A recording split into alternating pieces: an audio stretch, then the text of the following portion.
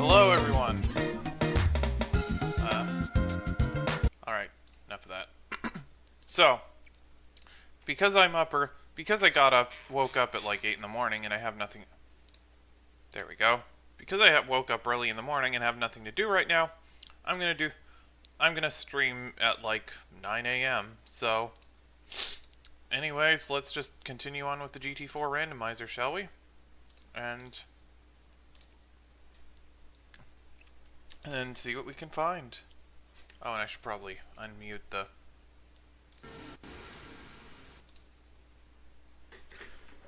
oh, waiting for the corner to... oh yeah, waiting for the DVD menu icon to hit the corner. Yeah. There are like... I just found a bunch of different websites that offer like an online version replica of the DVD screensaver, so I just decided to put that there since I have that setup window on the intro screen and I wasn't actually sure what to do with it.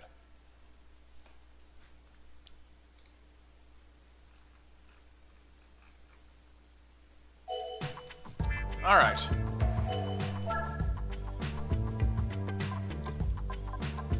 So, last time on Random Turismo 4, we got all golds on all the licenses, all in one go. Took me like 3.5 hours to do, but I did it, and I was even able to like blast through the super license in only like an hour, and won me all of these cars. Oh. So, anyways, well, I could get a... There we go. Didn't have PCSX2 in full screen.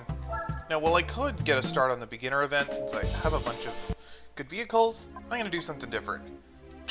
Let's do the driving missions. All 34 of them.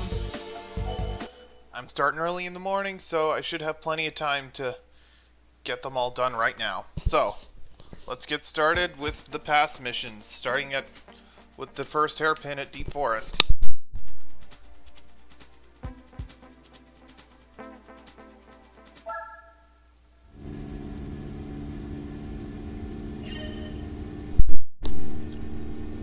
In the old Cinquecento, as Italians pronounce it.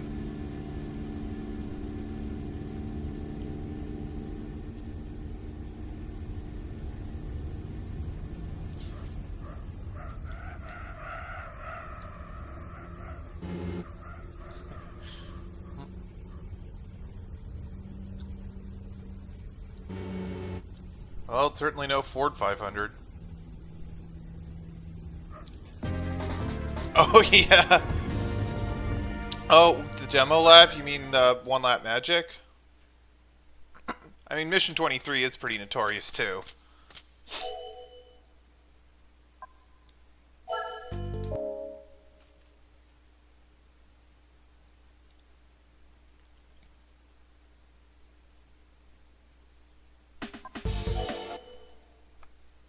Now, the past missions are pretty easy going. Some of the later ones can get a little annoying, but I've done...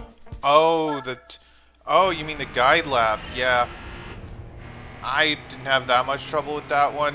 Then again, I have a lot of experience with the licenses. By the way, I am in the voice chat on Kuro's server right now if you want to join me, unless you're busy.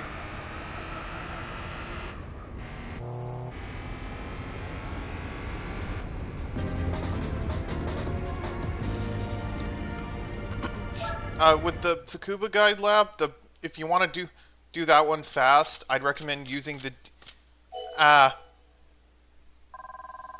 yeah, that would explain it, because in English they just call it a one-lap guide run, which is...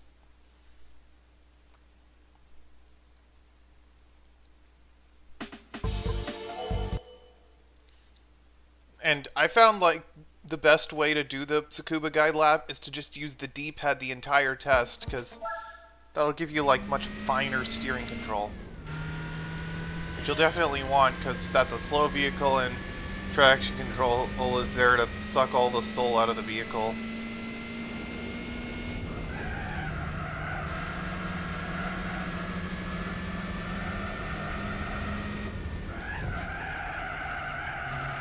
Ah, crap.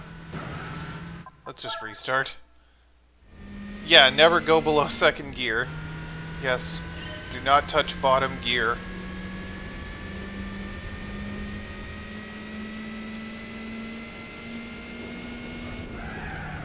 I mean, there are some other tests where you don't want to downshift it.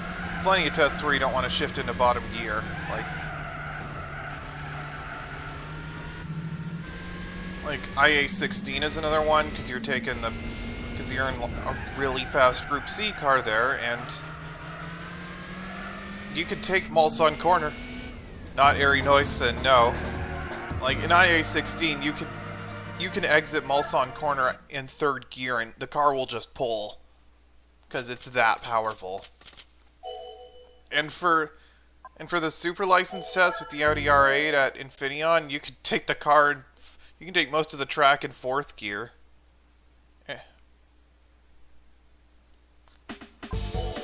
Because it seems in this version of the test, they got rid of the traction control. Because I remember in the vanilla game, you had traction control on for that test.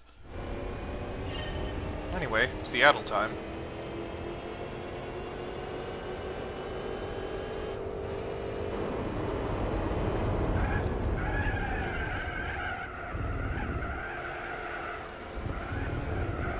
Hey, Fonty.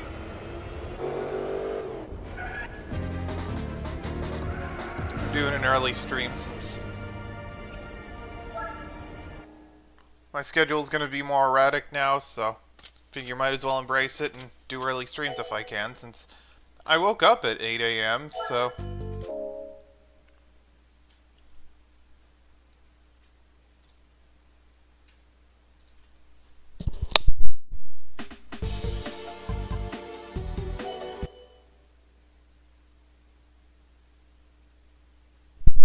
no.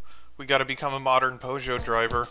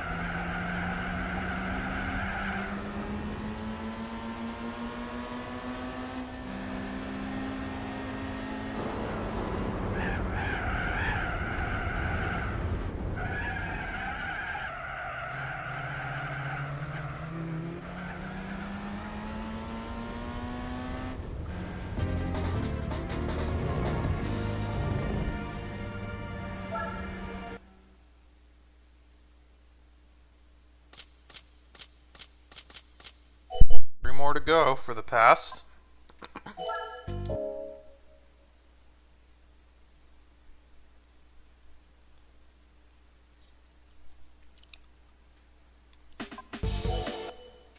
Trial Mountain.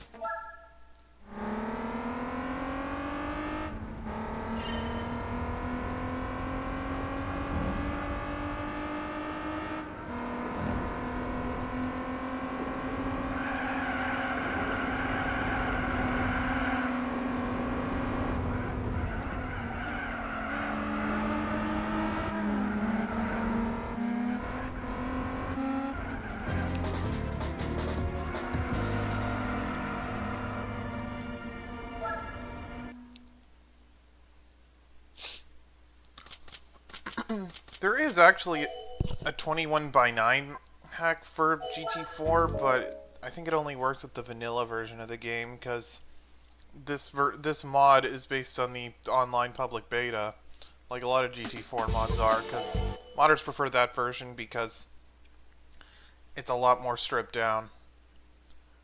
Like it's a much smaller ISO because like, they removed a lot of the license test demos and also the ending movie, so stuff like that.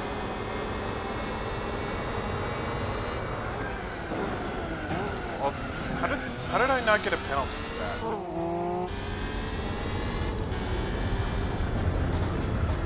Because the online public beta was, well, was just distributed for free, I guess, to people who likely would have already beaten the original game to begin with.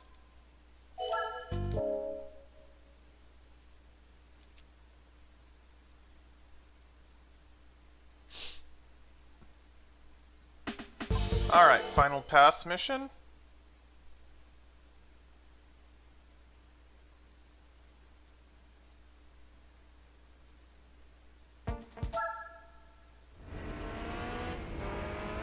And we're in this thing. Why was the Renault Aventime anyway?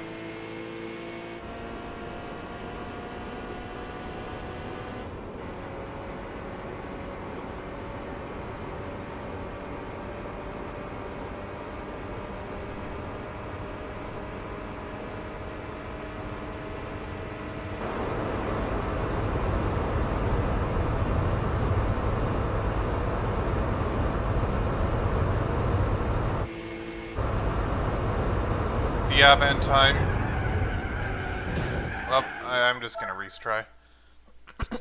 I don't know, the Top Gear guys apparently like it for some reason.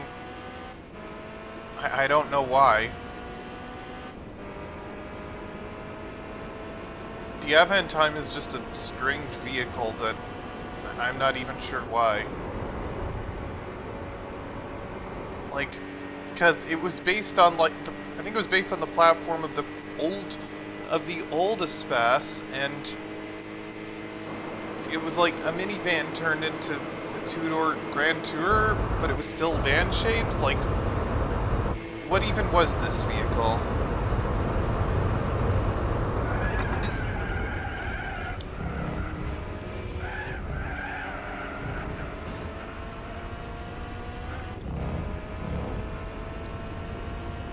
Yeah, 85...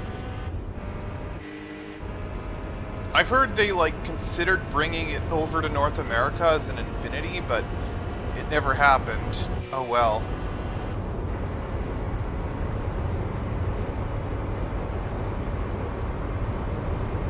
You know, this is almost...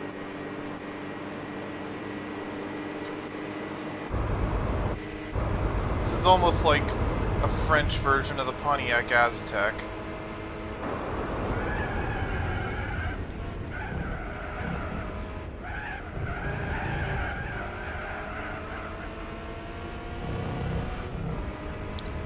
And also, I feel like fastback SUVs like the BMW X6 kind of fit in like the same niche as the Aventime, like taking a practical vehicle and turning it into something impractical, except for some reason the X6 is actually somehow how successful, and this wasn't.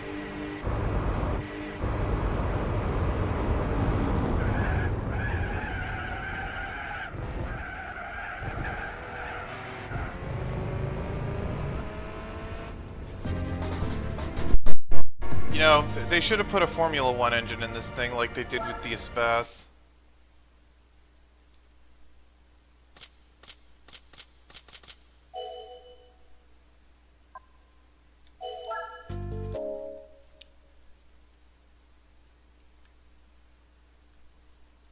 Anyway, prize vehicle time.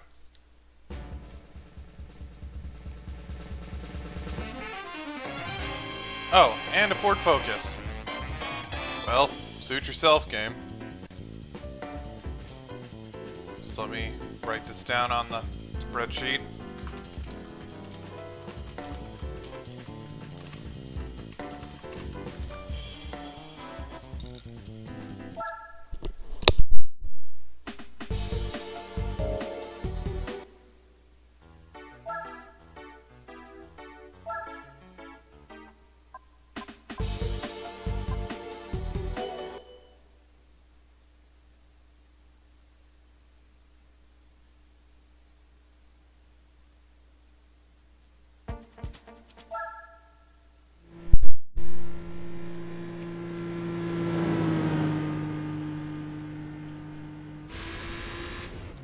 Now this one's themed around old Japanese cars, but then why are we taking them to New York of all places?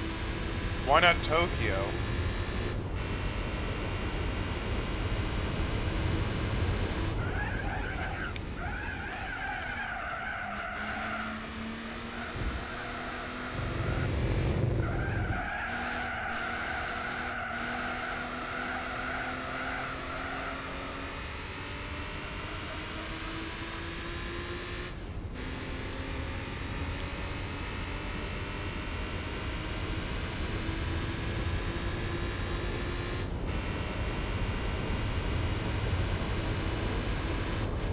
.7. Yeah, I'm just gonna climb right over the curbs, because they'll let you do that.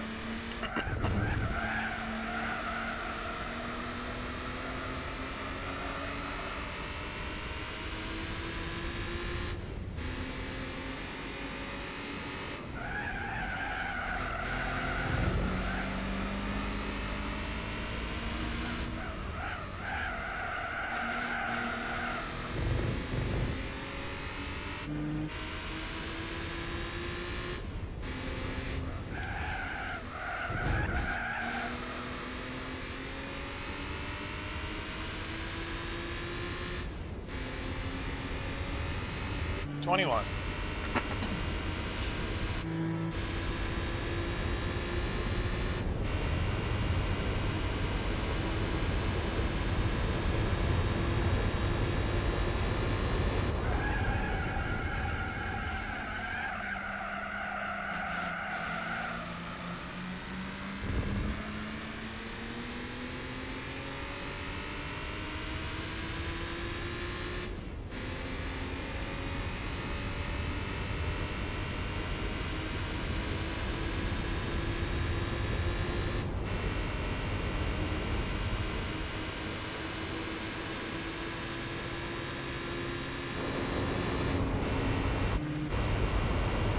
Okay, looks like I'm on good pace.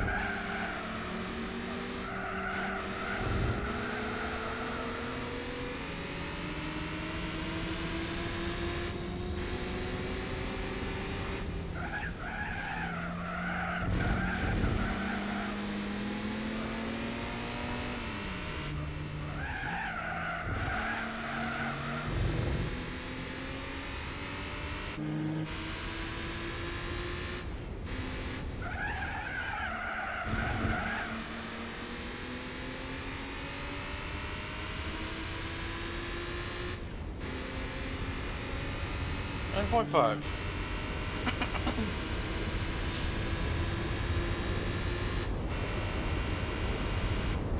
Alright, shift into 5th.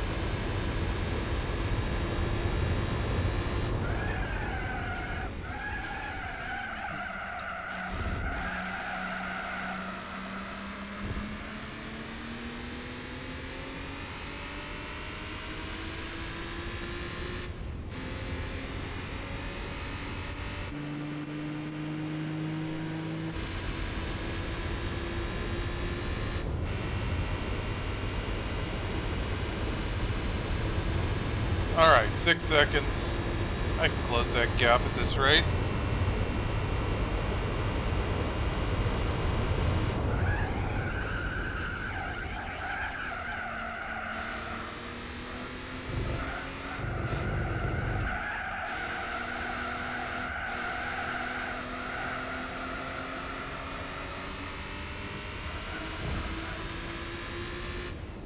Here I come, Mazda.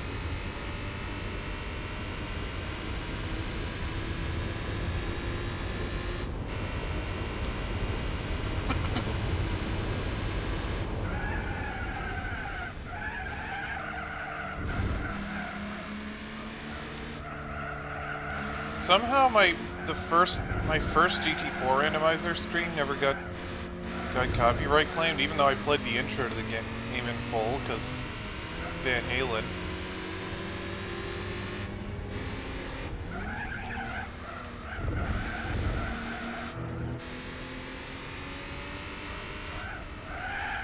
Anyway, got the lead super early on this mission.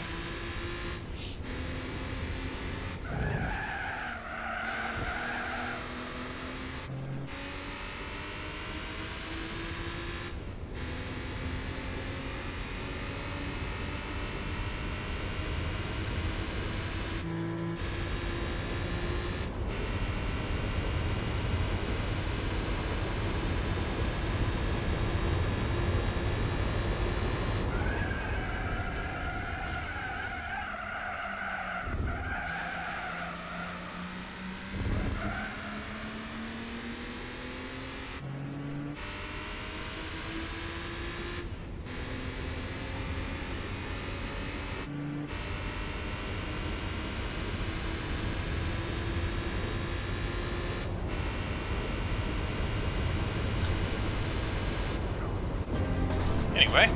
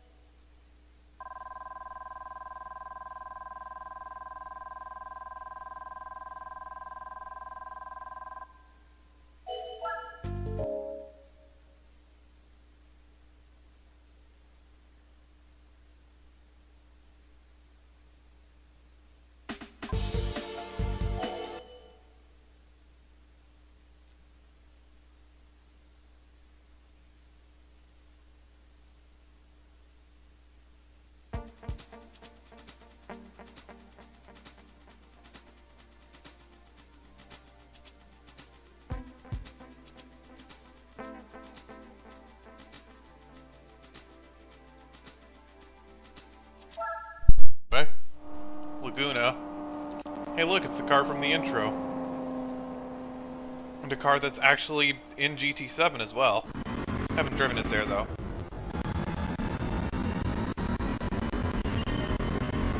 Alright, hold on, I'm just gonna... And...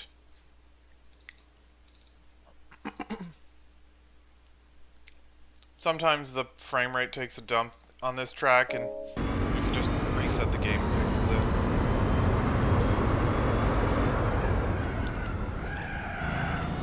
Like, otherwise it runs competently. Like, the person who made the HDUI and Indiglo mods recommended setting the blending accuracy under the rendering settings to basic, and that really helps, because otherwise the game sometimes just takes a dump in the menus with trying to render the in-menu models, which are apparently higher poly than the ones in Race.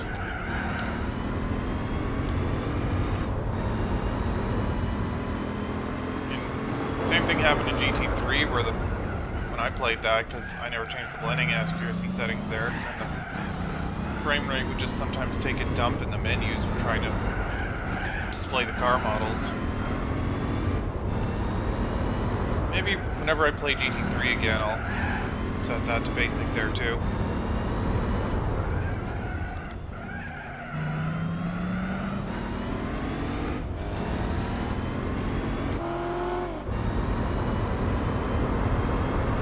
Alright, 13001. Definitely on good pace here. Also, traction control for this one is off, by the way. I think that's something they may have changed. I think that's something they changed, because I remember it being on in the vanilla version of this.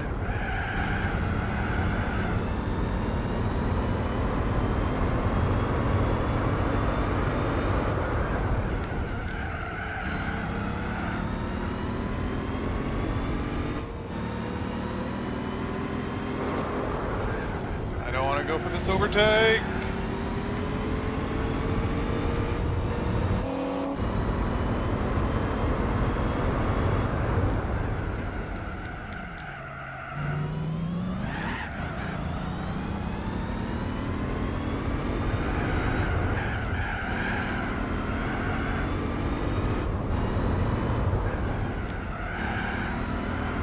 Still might be a good pace.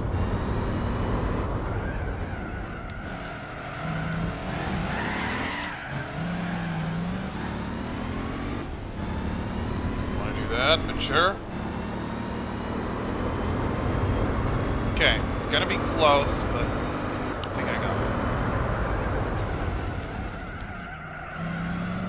Surprised I made that overtake.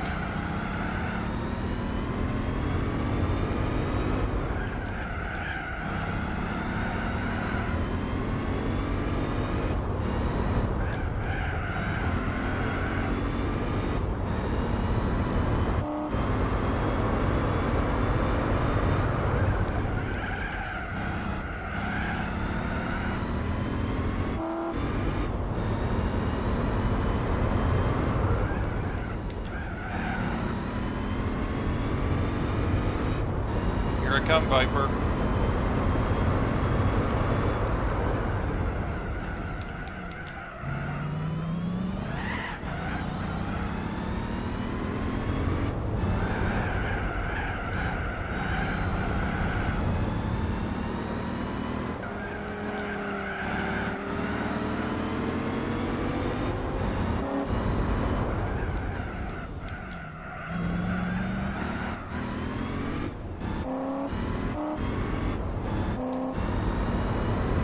Alright. That's it for Laguna.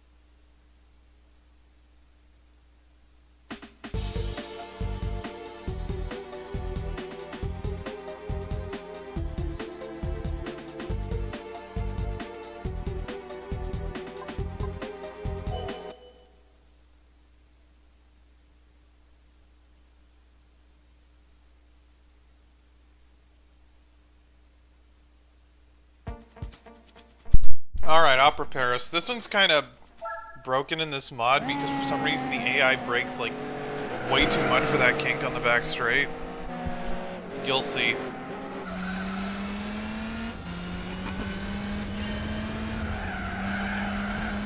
Alright, and that's kind of breaks the difficulty of this one. Which means on some occasions I've managed to actually take the lead after just 2 laps here. I mean, I've done the same thing on the last couple 3-lap battles, but that's beside the point.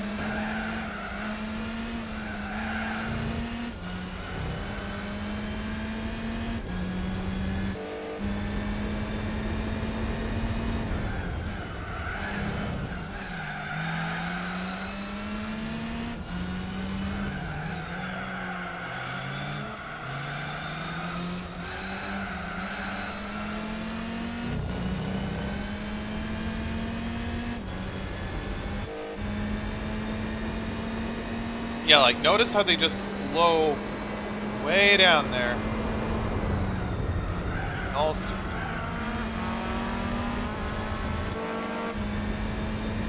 Like, I don't think they're supposed to do that. Like, you want to slow down a little there, but not that much.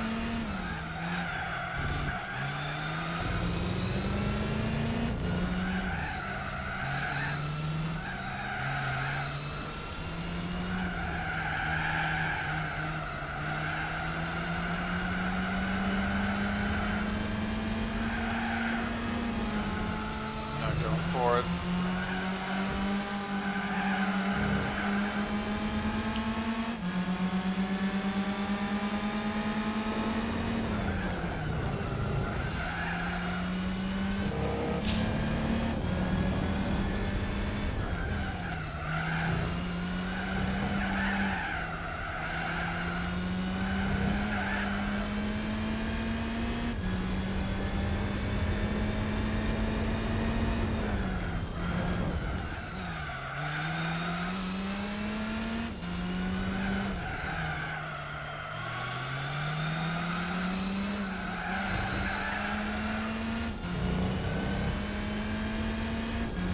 Alright, now to focus on the lead.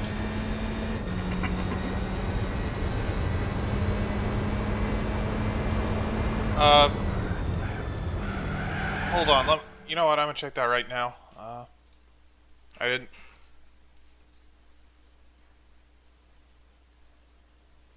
Oh, yeah. I see. I didn't notice. I never got that friend request, so I think I'm good.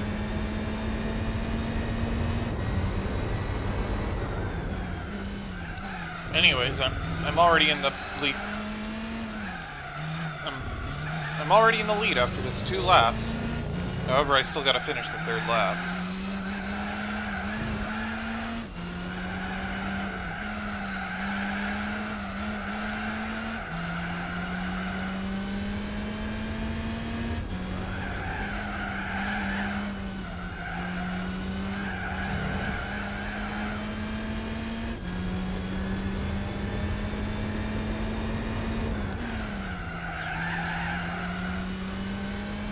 Yeah, okay.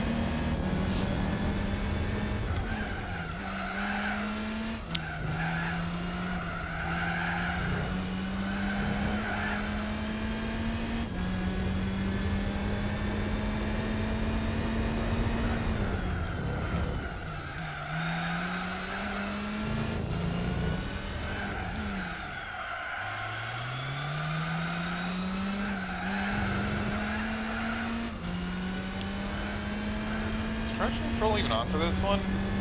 I never noticed. Doesn't feel like it is. Need it for this car anyway. Oh, it is.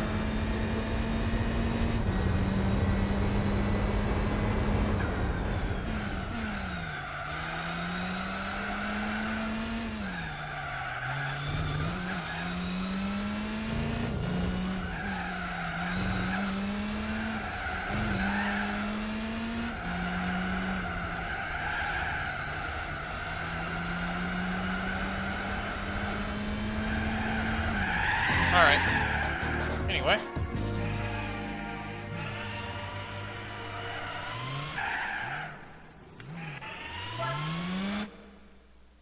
Why don't they let me press start there?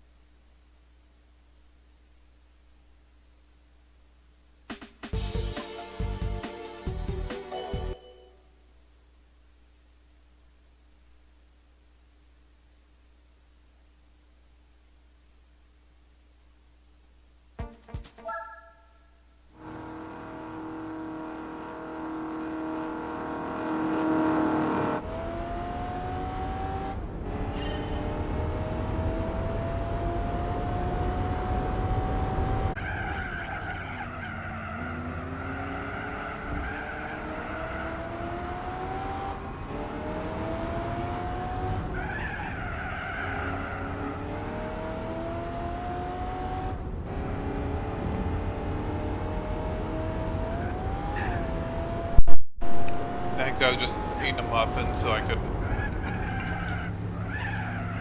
Anyway, with this one, you want to... The car in first is actually way faster than your cars, but it's on worse tires, so...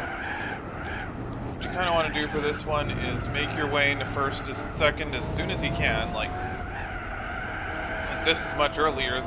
Like, this is much earlier than usual for when I make my way into second, and then just work from there. I think I managed to pull, like, the 2-lap battle on this one before, but...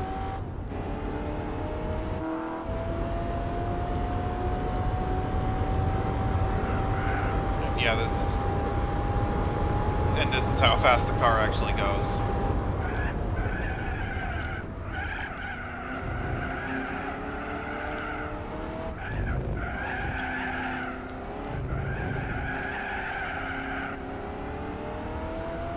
.1.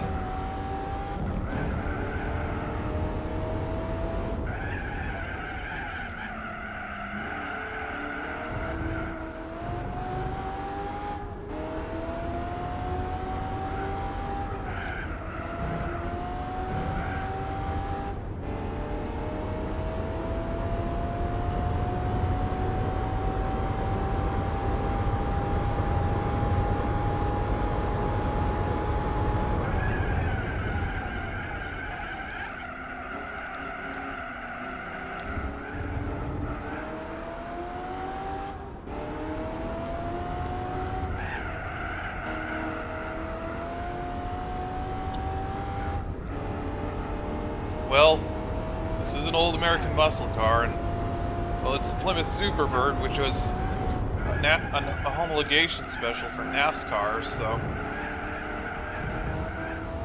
that's why it has an absolutely huge wing.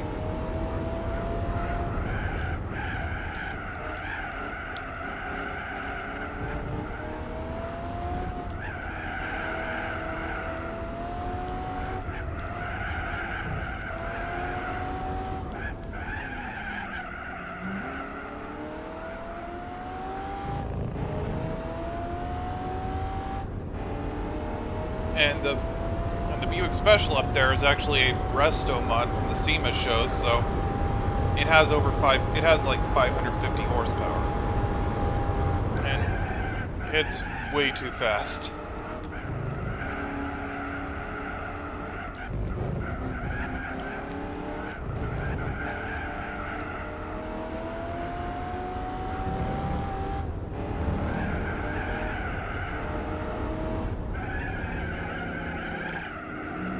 Making that overtake.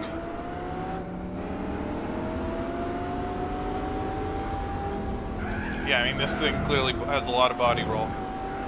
Didn't quite make the 2-lap battle there, but it's no big deal. I got a whole nother lap to make up that gap.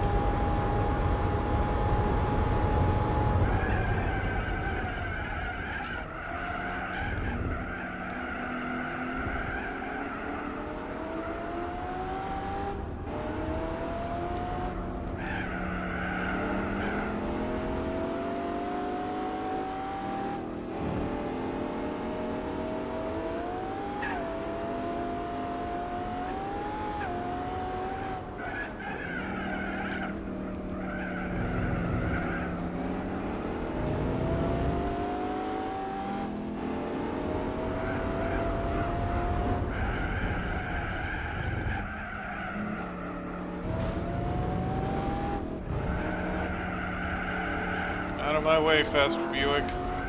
You don't belong. You don't belong here.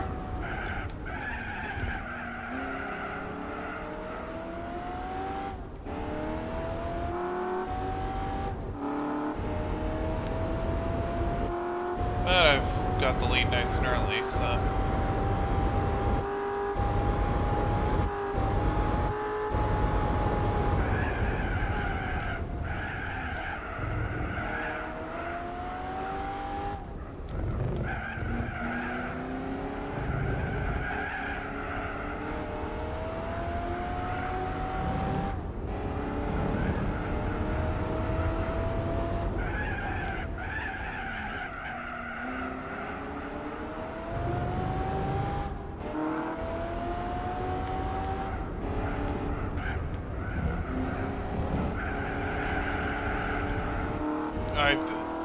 that specific Buick, it has like a 7.5 liter, actually.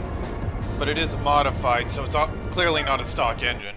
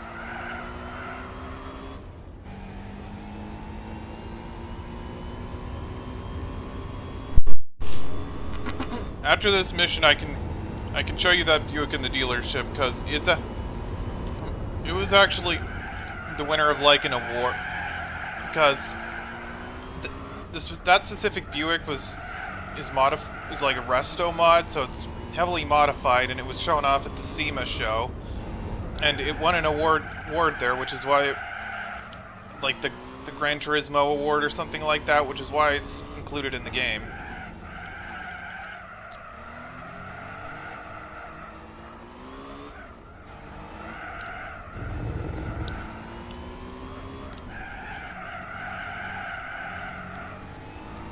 And the game even counts it as a tuner car rather than a normal car.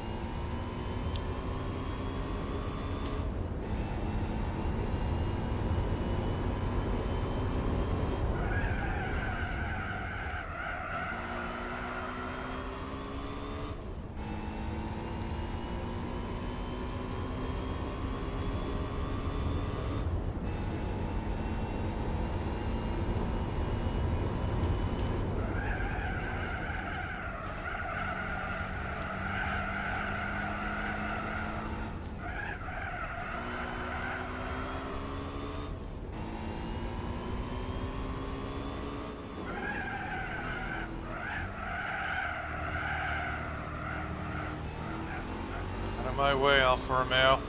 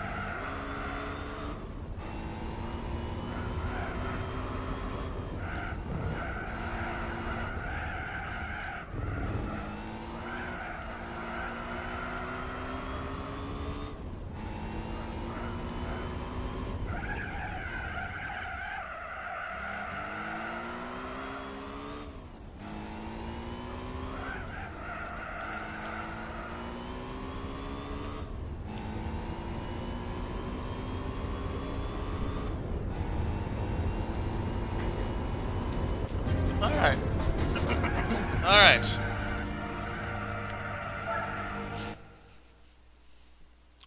I like how all these companies are under the Fiat Group. You got Lancia, Alfa Romeo, Auto Bianchi. I mean, they don't exist anymore, but I think they were under Fiat. And of course, Fiat. Alright, that's halfway through the 3-lap battles. Okay, so here's why that Buick is so fast. 556 horsepower. Like, and because yeah, this thing is modified. It was a custom vehicle called like the Buick or something. And also there's the GNX, by the way.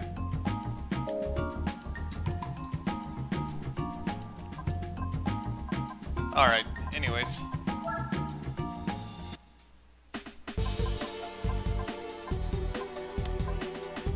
Next up, Suzuka.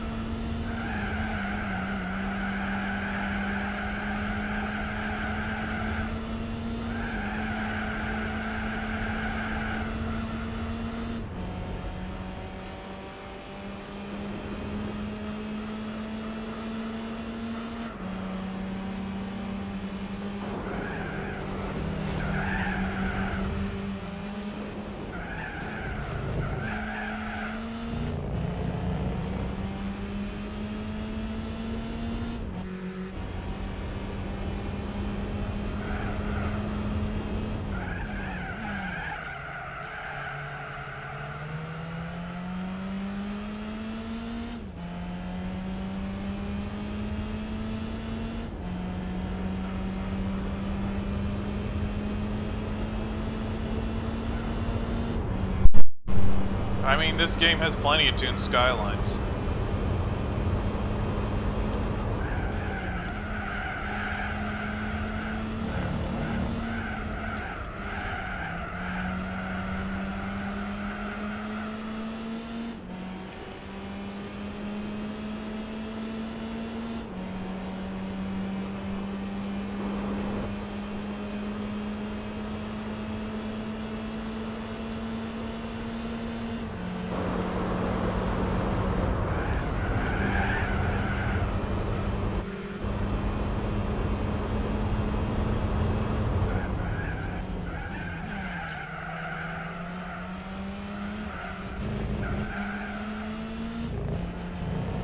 Most of them are.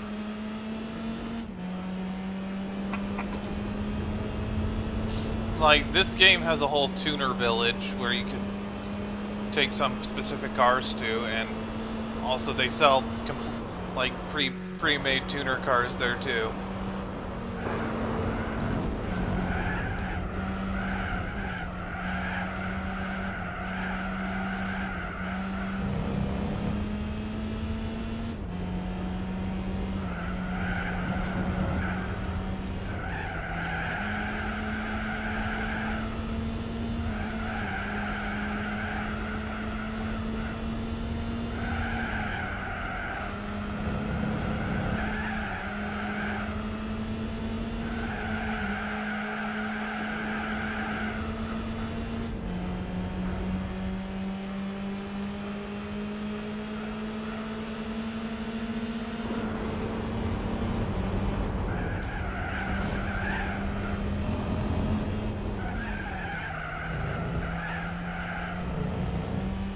No.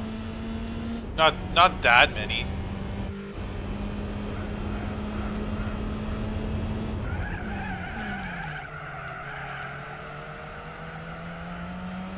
Like, production cars are listed as normal.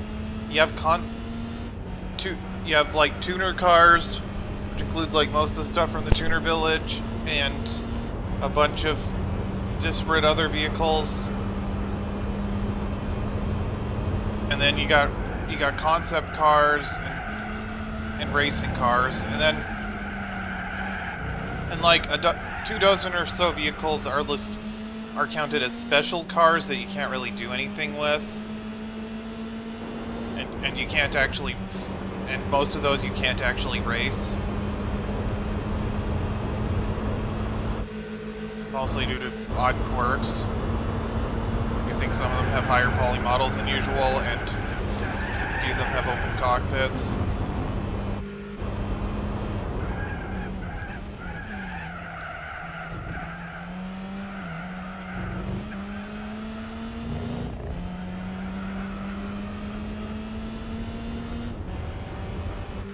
Well, yeah, with GT7, with GT7, the meta is mainly, like, detuning racing vehicles. I don't really play GT7 much anymore. I kind of fell off of it. Anyways, I have the lead, by the way.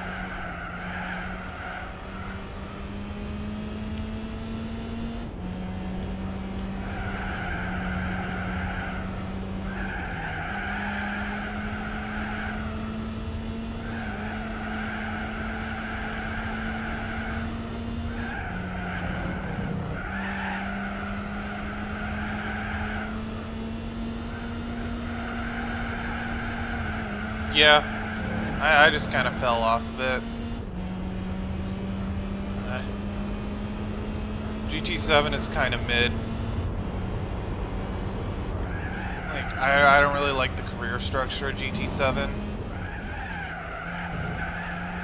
I think GT3 had the best career structure, because he had, like, some events because he had a number of, like, regular events that actually, like, recurred at the higher levels.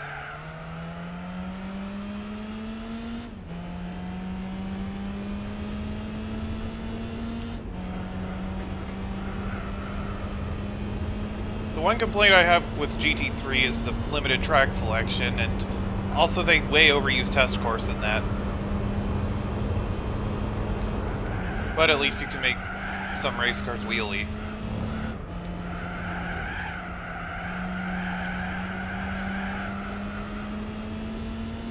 And GT4 has kind of grown on me with the randomizer, because the randomizer makes things a bit more exciting, because you never know what you're going to win, and also gives you the chance to actually, like, try more cars that you otherwise wouldn't care about.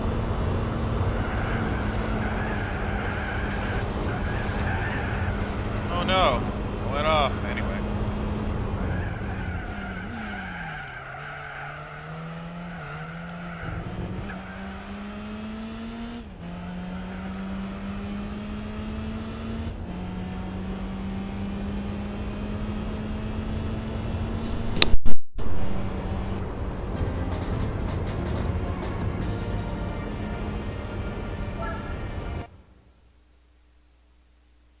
I don't believe I've heard a rumor about that.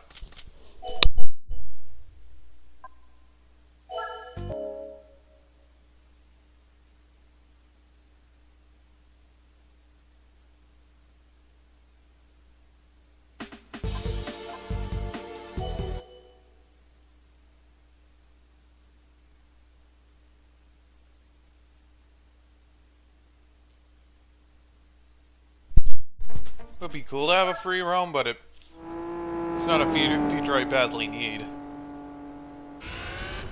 Have you ever played Test Drive Unlimited? That game is sort of a spiritual precursor to Forza Horizon.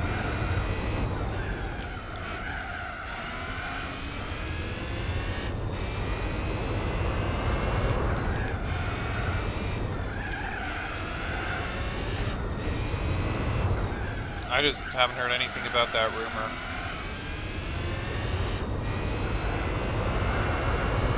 So I question the validity of it.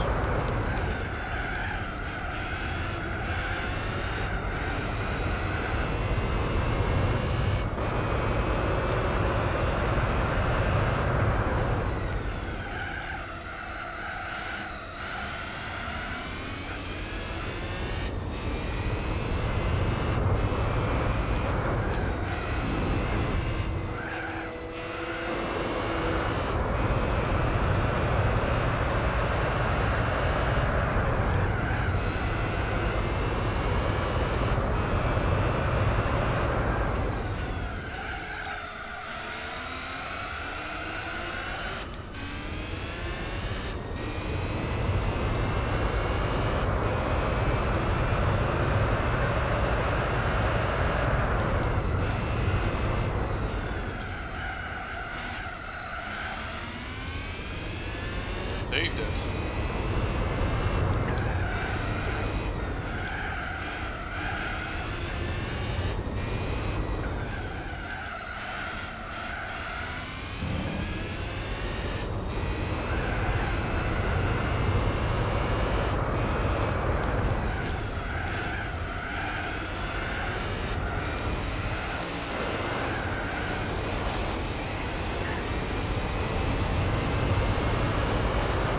Yeah, I'll be fine.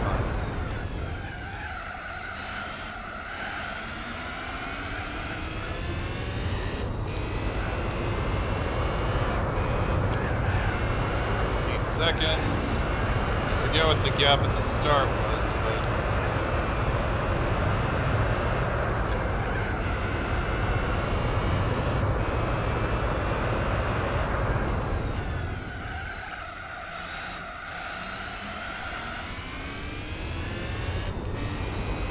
yeah.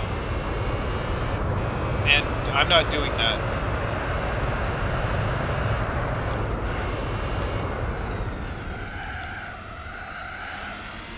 For that, I'd also have to sit on an older firmware version, and, well, I just don't care to do that.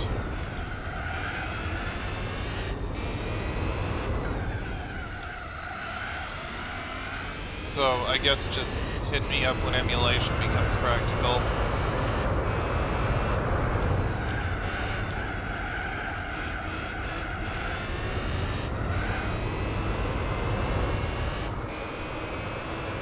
Yeah.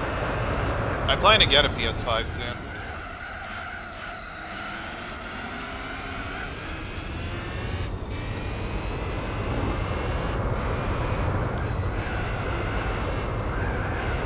Maybe after my extension cord comes in the mail. Because I ordered that last night.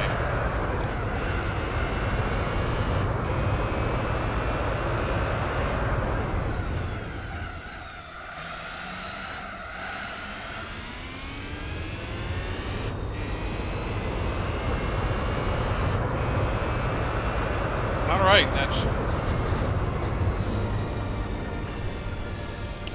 Alright, that puts us halfway through the driving missions.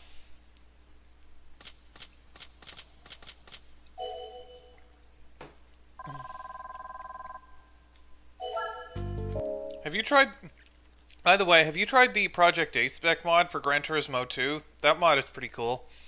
Adds a bunch of extra vehicles.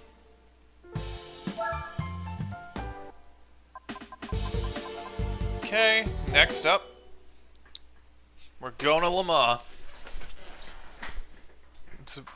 With a Group C monster. Same one we used in the final IA test.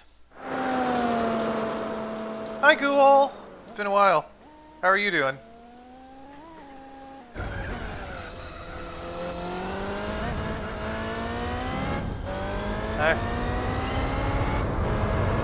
I recently got a job, so I'm streaming it more, kind of streaming more randomly now. Like, I don't normally stream Thursdays, but I figure why not? And I also don't normally stream this early. Like, we started at 9 a.m. my time. Like, I don't normally get. Like, I just happened to be up at 8 in the morning, so I figured, what? Why not? hit the wall there, but that's gonna be fine. 32 seconds. My best run at Turret Rouge, but sure. And now to just gun it down the straight.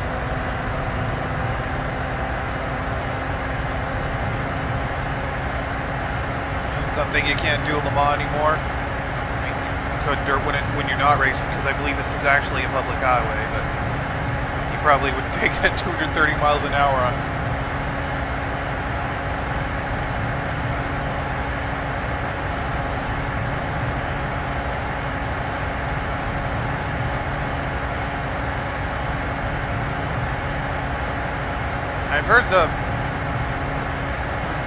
I've heard if you want to like keep the highest speed down this back straight, you kind of want to keep in the middle of the road. But also, I got to draft off the panos here.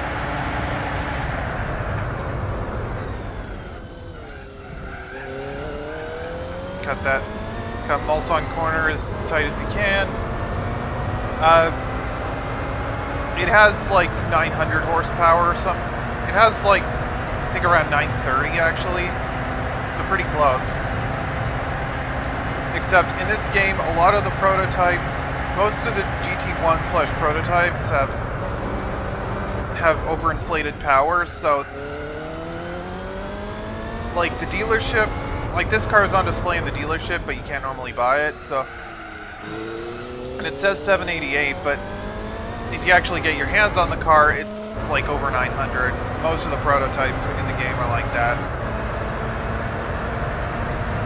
Now there is a mod called GT4 Retuned that's in development, and that mod will nerf the prototypes back to their real world power outputs. Yeah.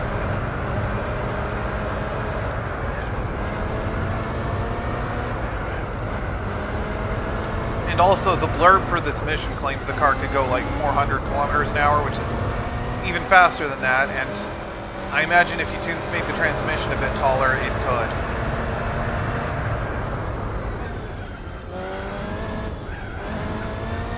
Also, this is what. Also, also in this game, you can, if you know where to look, you can find a black version of this car too. Like that's just all black. Cutting these curves as close as I can because why not?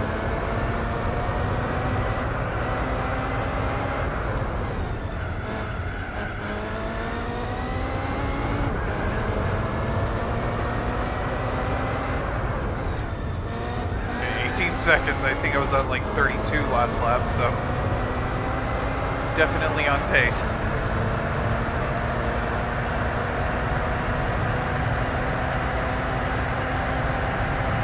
Now there are two more 3-lap battle missions after this one, but I wonder why didn't they make this one the finale of the 3-lap battles?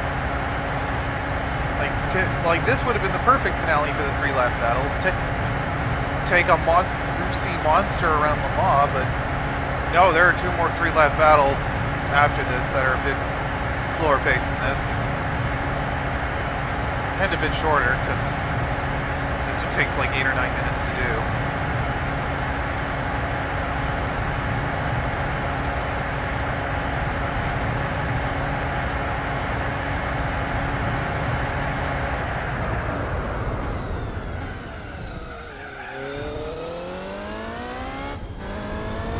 Yeah, the other two are side missions.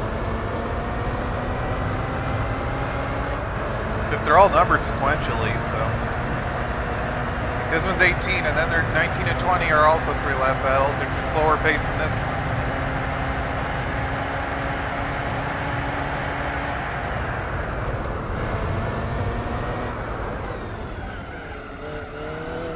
Because for 3-lap battles, you got 1 to 10 are the pass, then 11 to 20 are the 3-lap battles, then you got 4 slipstream battles, and then you got 2 sets of 1-lap magic mission. It's 5 each.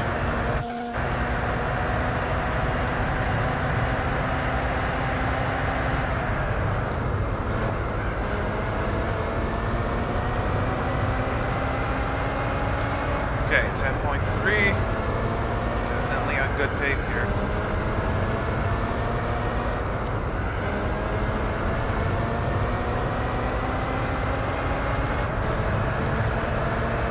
And this car is in GT7, by the way. So is the car up front, the Sauber C9.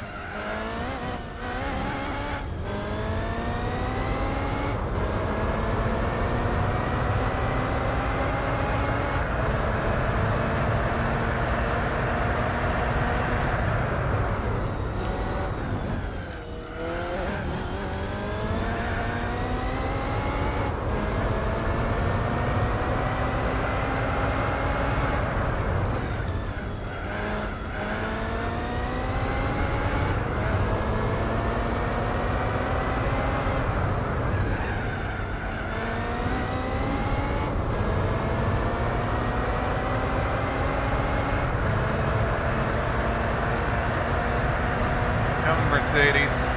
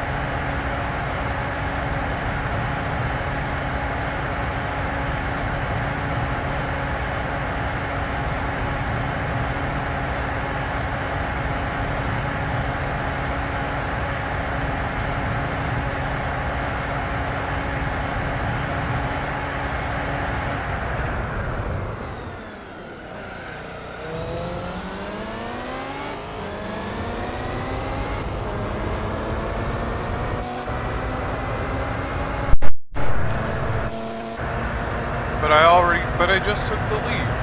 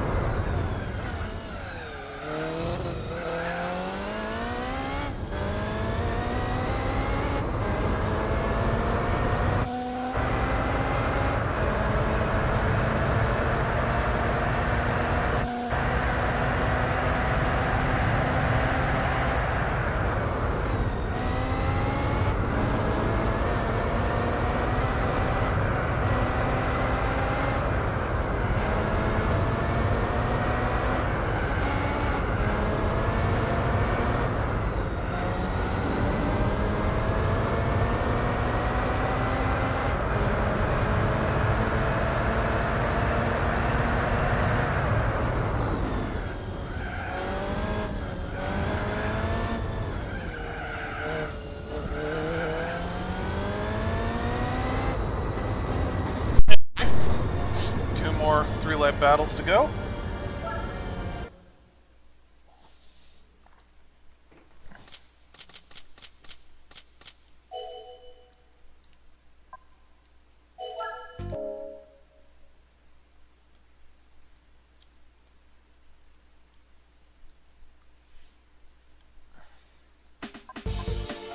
Suzuka East. And this is one of the tuner cars, by the way, the Amuse S2000. I don't know what's so amusing about it, but...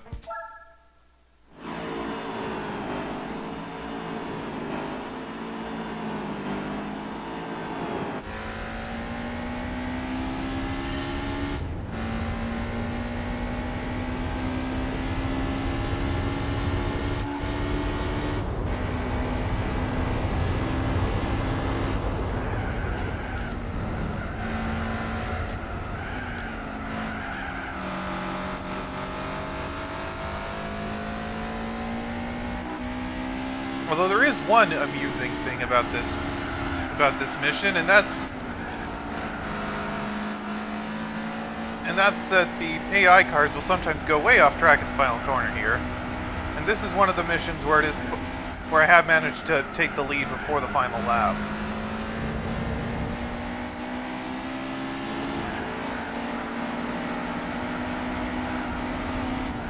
Yeah, like watch this. See, that just goes way off track there.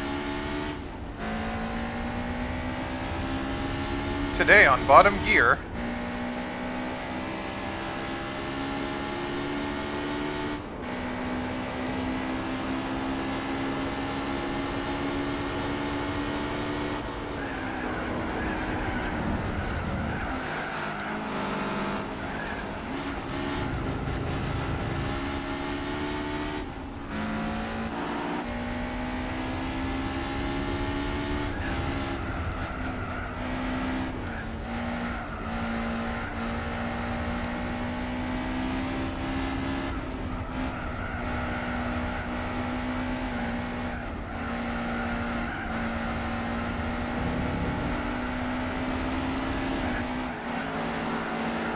There's already a bottom gear. It was a top. It was like this deliberately bad Top Gear parody video someone made.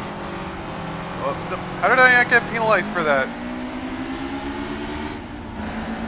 Come on, come on. Bumper cars much?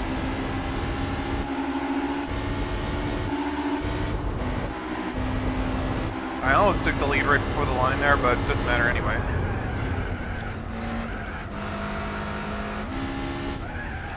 Also, I don't know what tires we're on, but this thing is sliding. I think we might just be on garbage tires, but it doesn't matter.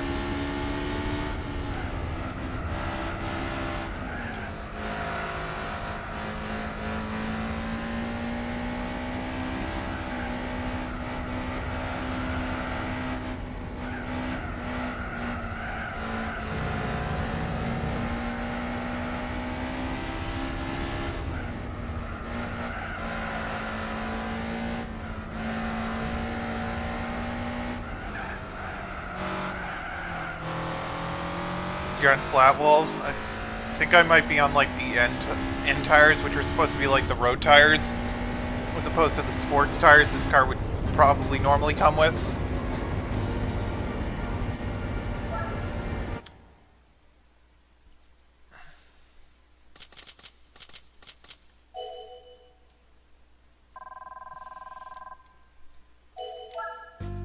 Alright, you know what? I'm gonna check.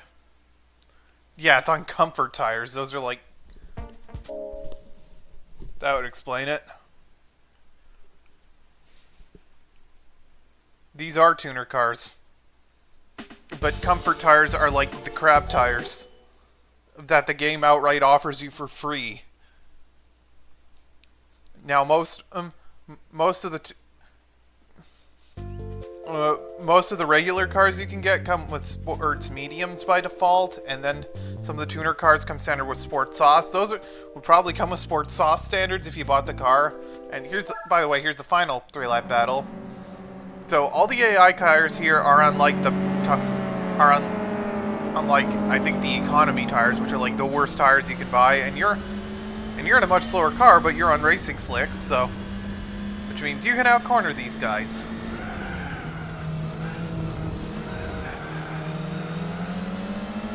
This is another 3-lap battle that's possible to win in 2 laps.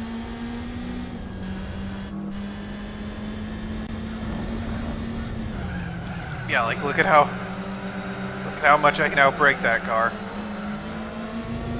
Although it also helps. Although front-wheel drive cars tend to have pretty strong brakes in this game anyway. Subarus, Skylines, yeah, all the classic. And you also got an Evo and an RX-7 here. And an NSX, all the iconic Japanese sports cars.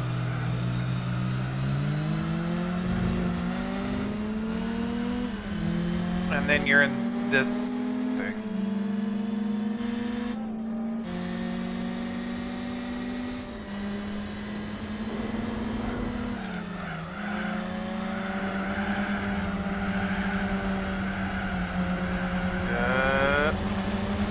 Oh no! Yeah, I'll be fine. No, that's an R34. These are all newer ones. And also, I don't think the R32 ever came in yellow.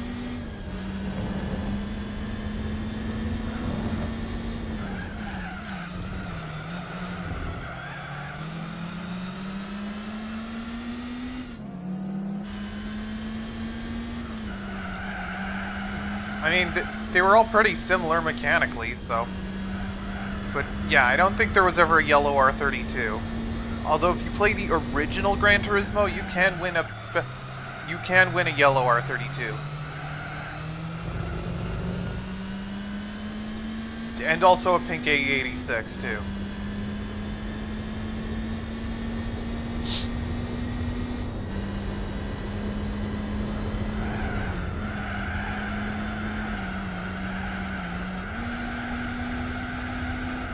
And of course, Gran Turismo 3 has the legendary pink vids.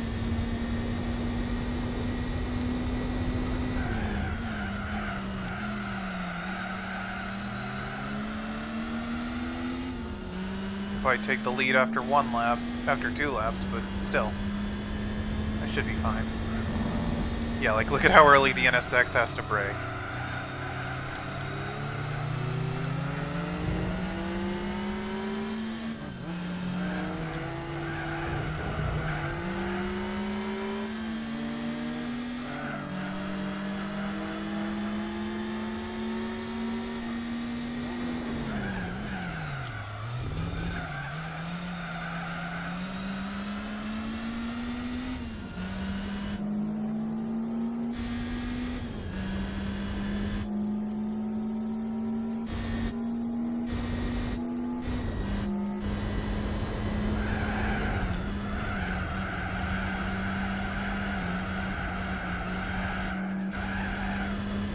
Alright, that's it for the 3-lap battles.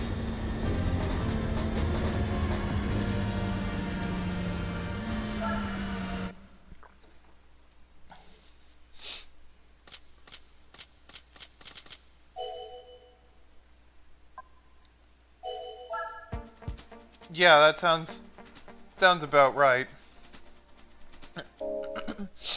Although the 276 brake horsepower is kind of BS. It was really closer to like 320, 330. Oh hey, I got a truck. Perfect. I need one of these.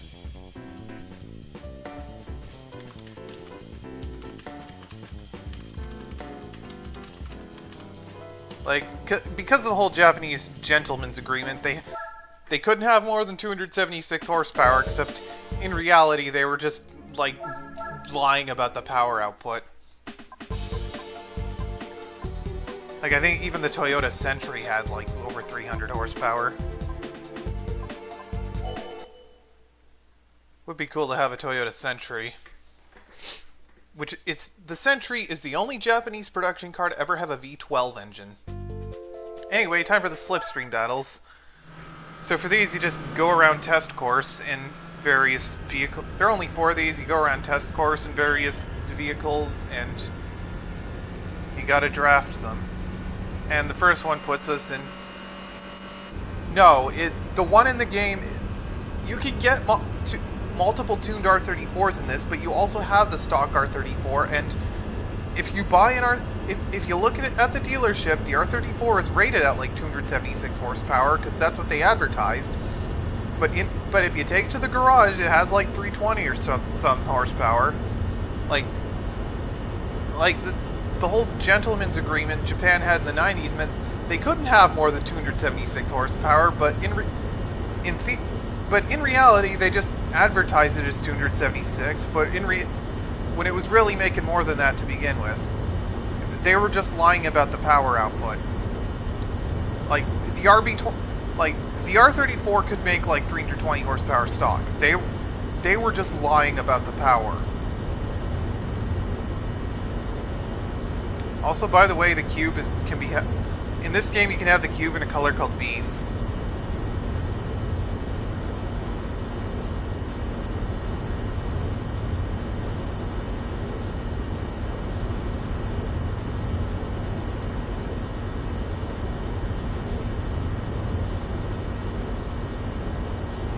Yeah, the 90s in general were a great time for Japanese cars. There were so many iconic cars of that era.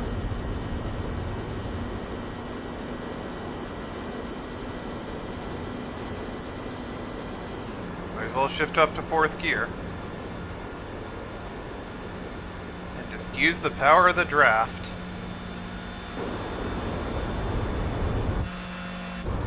It's like Sonic Colors. Cube! Early 2000s. Yeah. Yeah, the 90s gave us stuff like the FDRX7, A80 Supra, all the Skylines.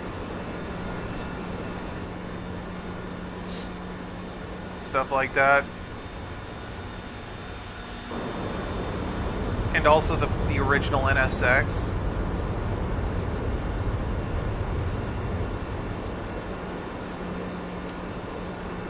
I thought 2002 was the last year for the Skyline.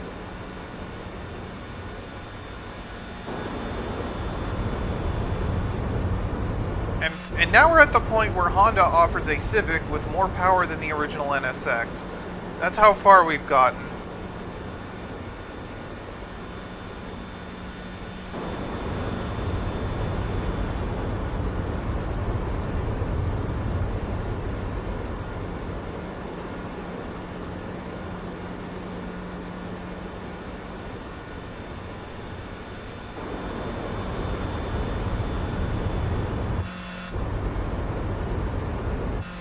Do you remember the Lotus Evora?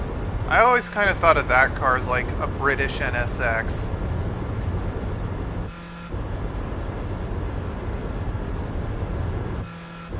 Because, like the NSX, the Evora was aluminum bodied. Yeah. And also I've heard the R35 might be finally going away soon, because that car's been on sale forever now.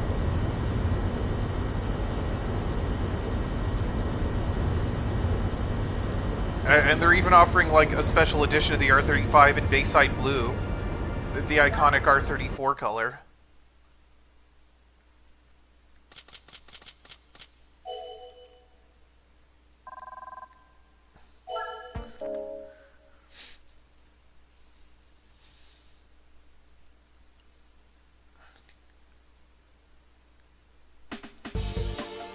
Alright, next up, Slipstream Battle in the Honda Odyssey.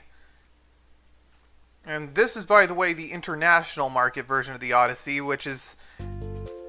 Yeah, I know the Skyline and GTR lines have been divorced, but...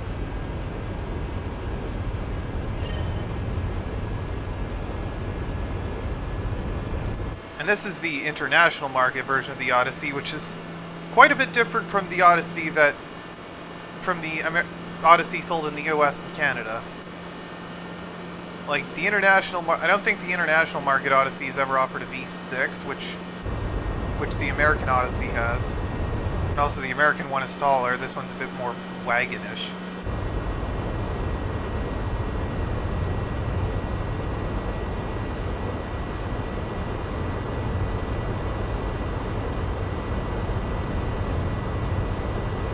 And also, this one has all-wheel drive, which I don't think the American Odyssey has ever offered.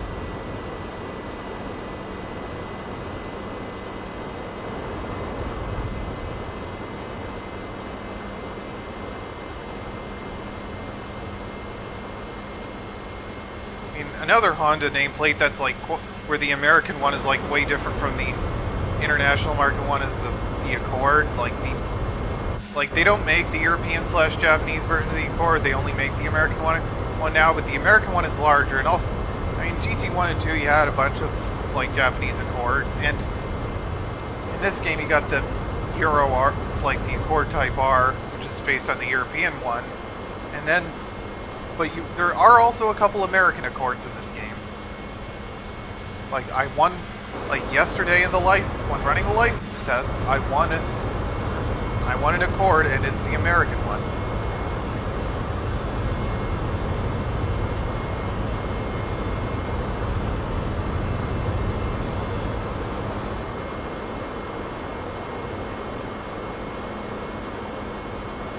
And when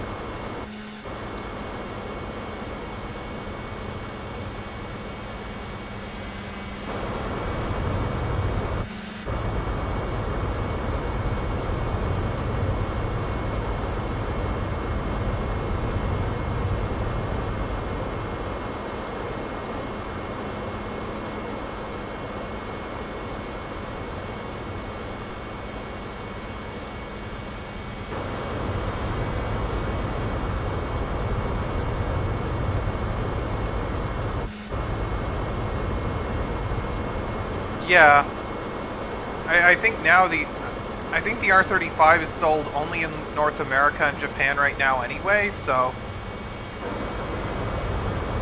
like they've discontinued it elsewhere. And the R35 has been around for a very long time.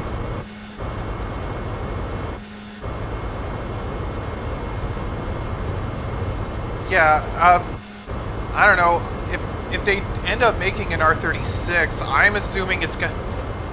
I was expecting they'd make it a hybrid. I think that's what I imagine a lot of people are expecting that. Maybe they could offer a full electric variant, but I'm expecting the R36 would be a hybrid because I think that would fit.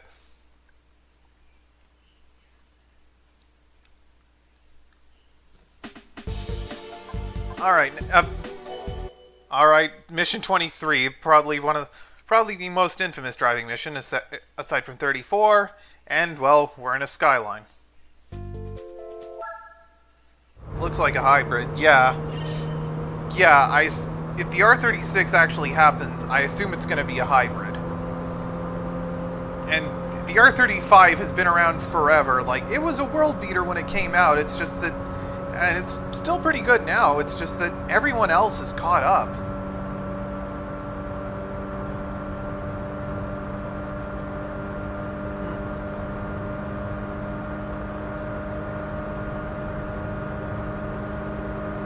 Like, for instance, when the R35 debuted, the 911 Porsche was making was the 997, which they've replaced twice since then.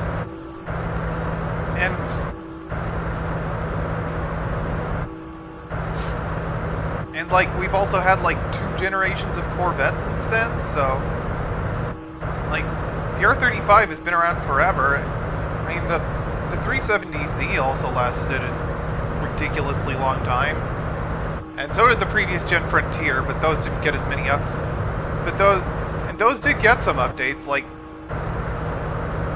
but the R35 actually at least got some more incremental updates as they kept producing them.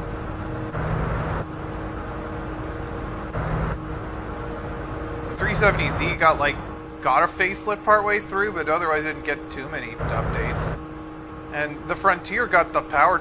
And the Frontier pickup, that got an update like just a year or two before they finally gave it a proper redesign, except the proper redesign was really just more of a facelift anyway.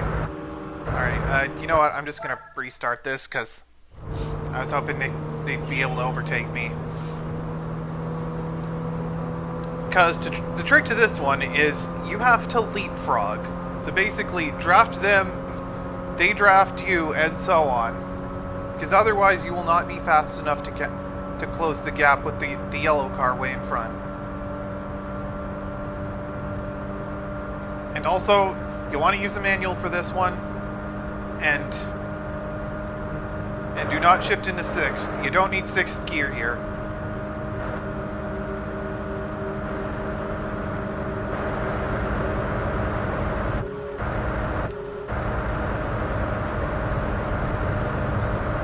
My dream vehicle would be one of those GMC motorhomes from the 70s. I think those are really cool. Or, if I could get my hands on one, the Vixen RV from the 80s. Which was sort of a spiritual successor to the 70s GMCs. Except the Vixen is incredibly rare. They only made a few hundred of them.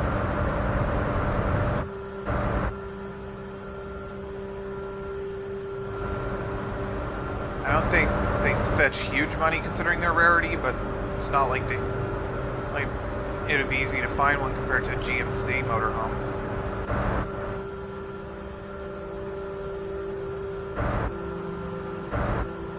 Okay. Draft you and then get into their suck.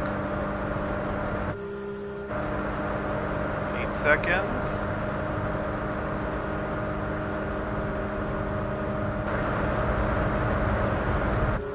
An automatic here, that's the point where the car would shift into 6th, but you don't need that here.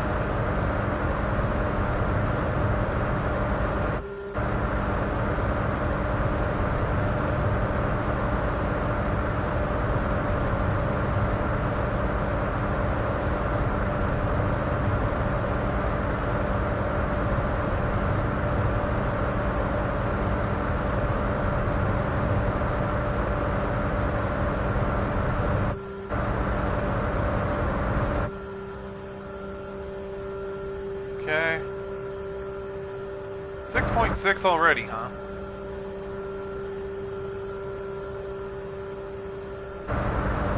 I'm still closing the gap slowly, but you want to be able to draft them. Oh, Spec 2, nice. Okay.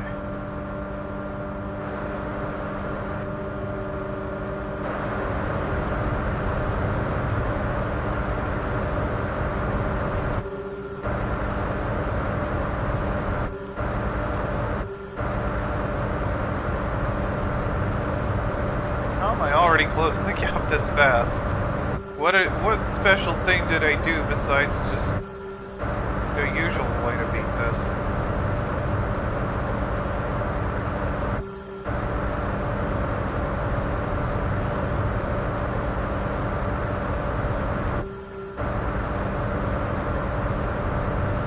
Yeah, but you can't have nitrous for this.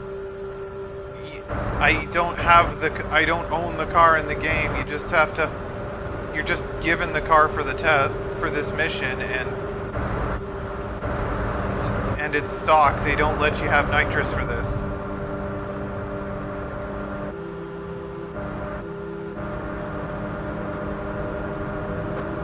Sweet, double draft. Why do they hit the brakes there?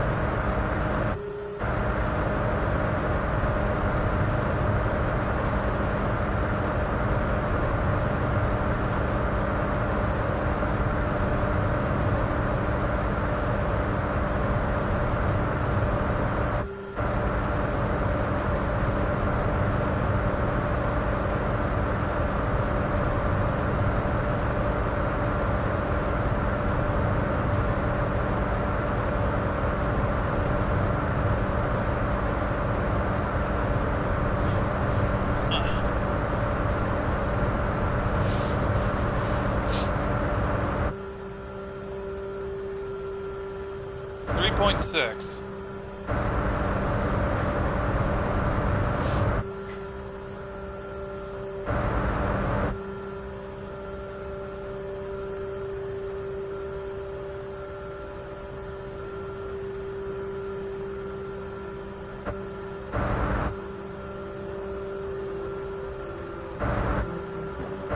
Why do they brake there?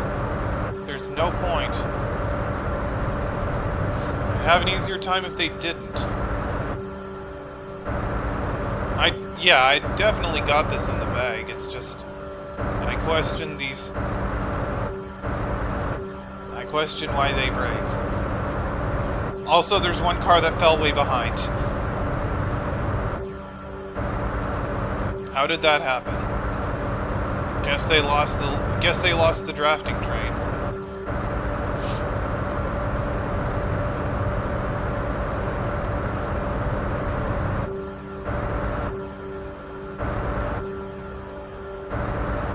All right.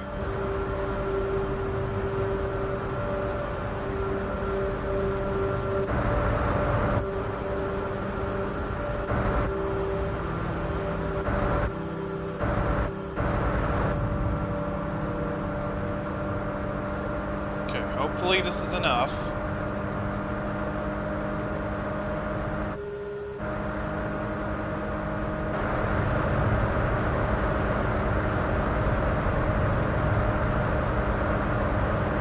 If not, I'm gonna be annoyed.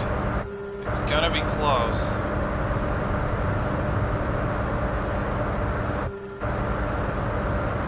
I don't think it's gonna be enough.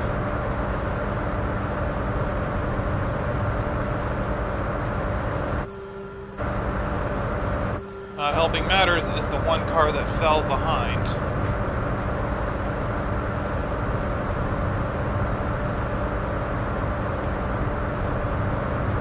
Nope, it's not quite enough. It's gotta do it all over again.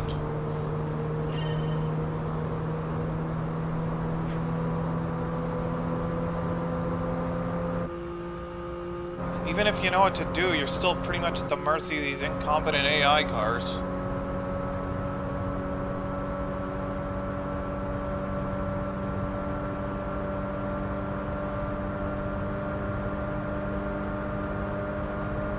Now the last slipstream battle and the rest of the one lap magic missions aren't so bad, except for mission 34, but, well, we'll touch that when we get to it.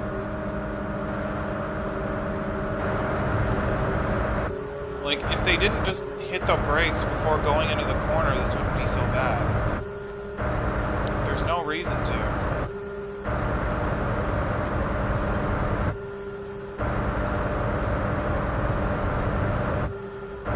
This track makes me wish we had Daytona or something in this like that in this game. At least GT5 had Daytona.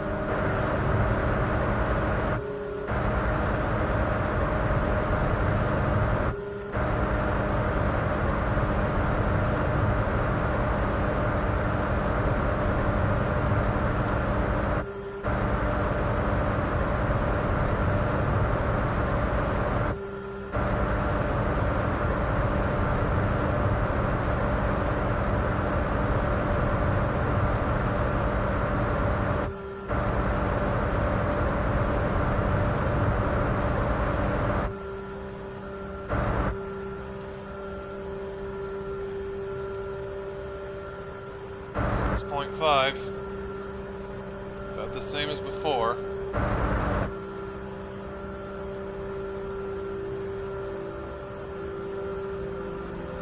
Okay, let him go around the outside. Why did you hit the brakes there again?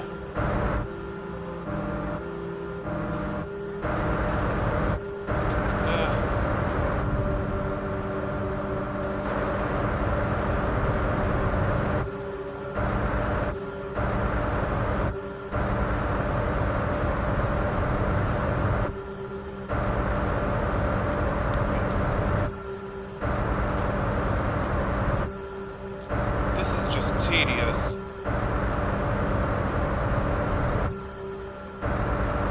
At least mission 34 has a lot more going on. It's not just driving on a huge oval for 7 minutes.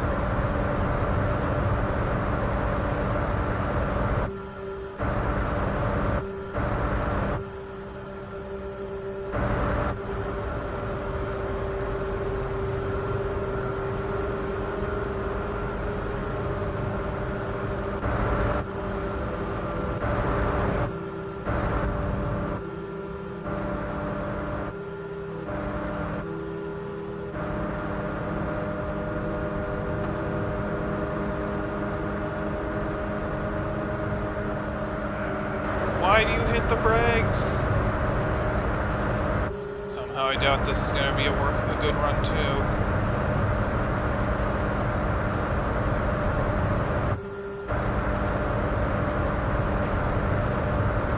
Especially with that, like, outside draft gaff.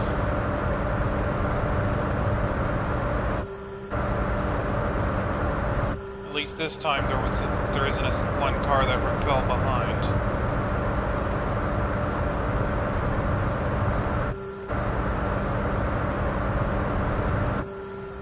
Oh no, wait, this time it's two.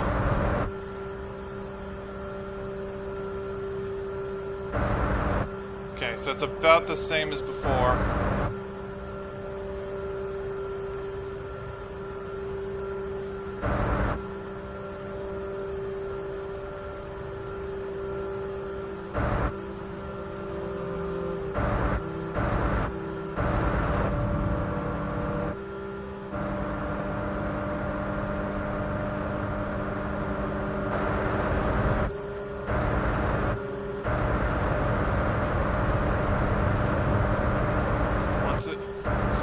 This is about the same as how I had it last time.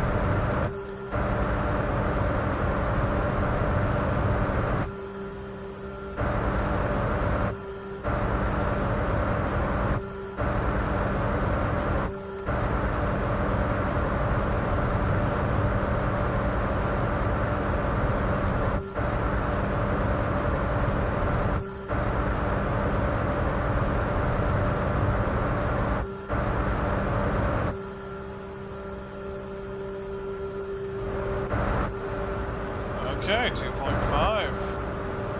Can I make it this time? Come on, draft me. Draft me, you useless skylines. Okay, at least I didn't get a penalty that time.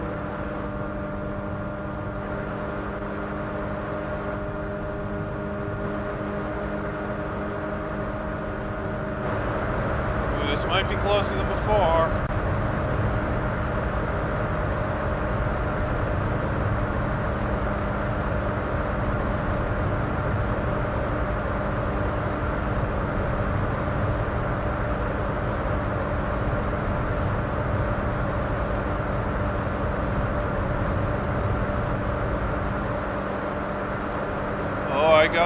I think I got the souk. It's gonna be close.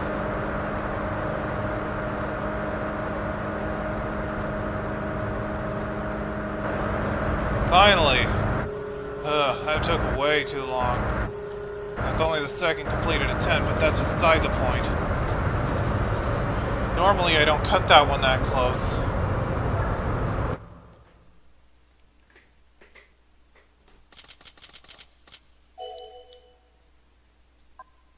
Anyway, the last lip stream battle is a little less annoying than this one.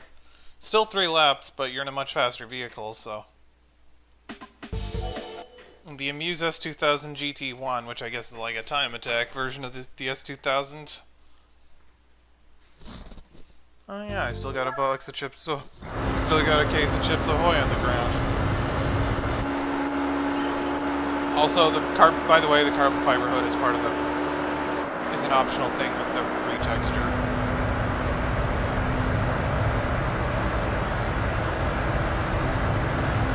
Alright. With this one, as long as you can get a draft on the first car on the back straight, you should be golden.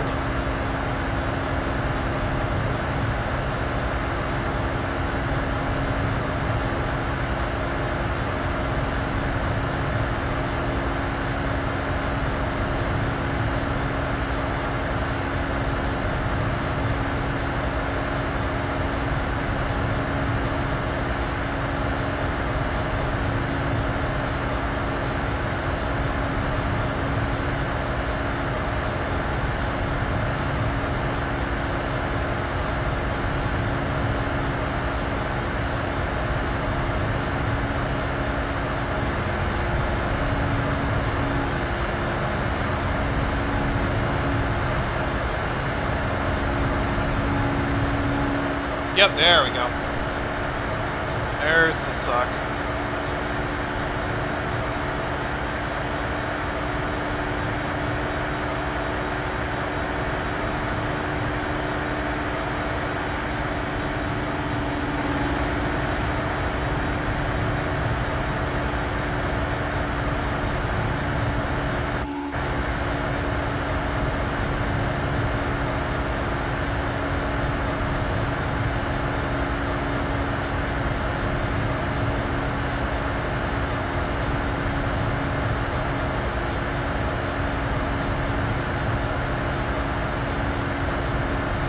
Alright, next up.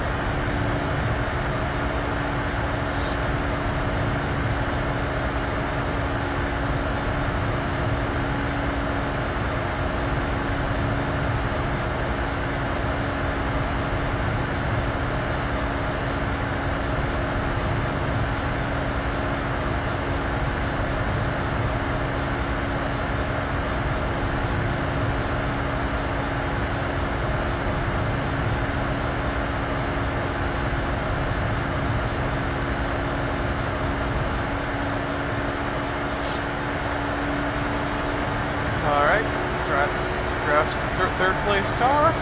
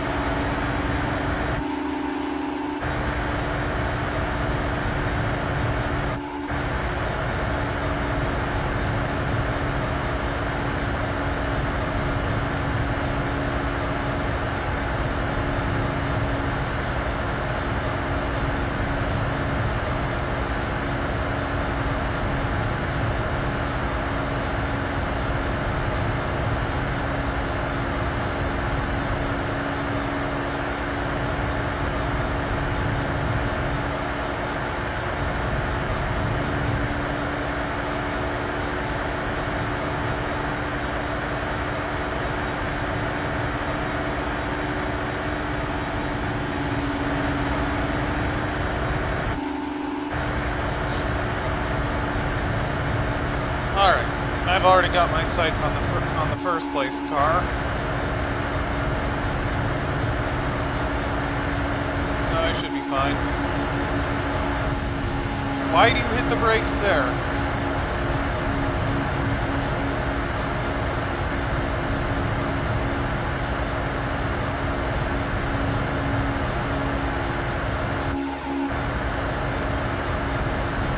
Okay, I think I am still closing the gap, so.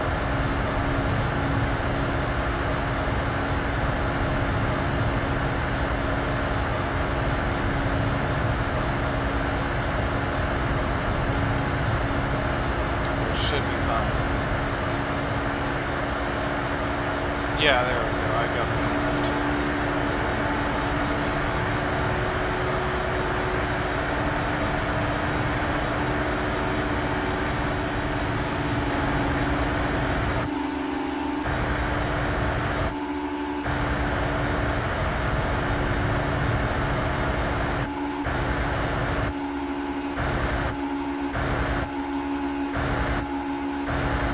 Take it way down low to avoid them drafting me, I guess. It doesn't look like they're drafting each other.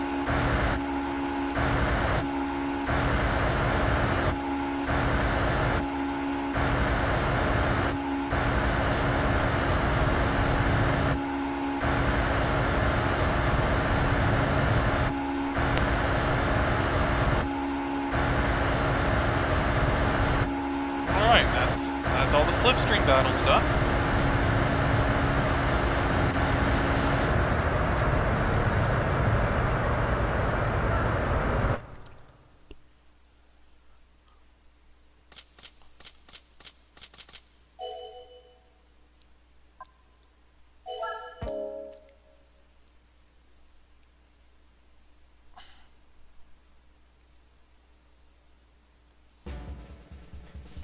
Alright, what do we win?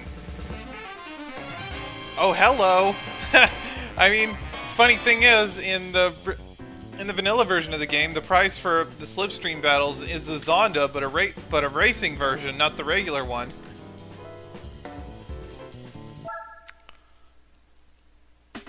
I mean, because normally the prize for winning the slipstream battles is this, but this mod promotes it to buyable, since there's no other way to obtain it otherwise. I mean, it's only the base Zonda, but still, that's a still would definitely have a use for that car.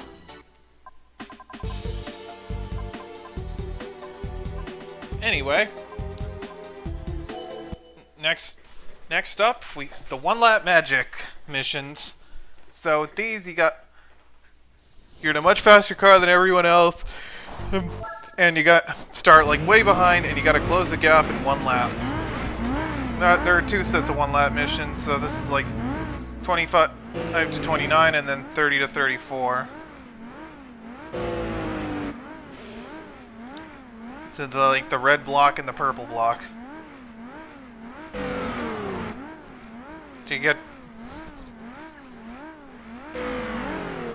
So you'll get 2 prizes for doing all the one lap magics. Most of these I don't struggle on, except for mission 34, which is the last one. And also, this mod, GT4 Spec 2, is supposed to add at least a few more driving missions, because there was a series of cut chase battle missions that were themed after like toge racing, and this mod plans to restore those. And also, I've heard the GT4 Retuned mod plans to tweak these so that you don't have to sit for the entire countdown, which will definitely make mission 34 a lot less tedious to restart if you fail it.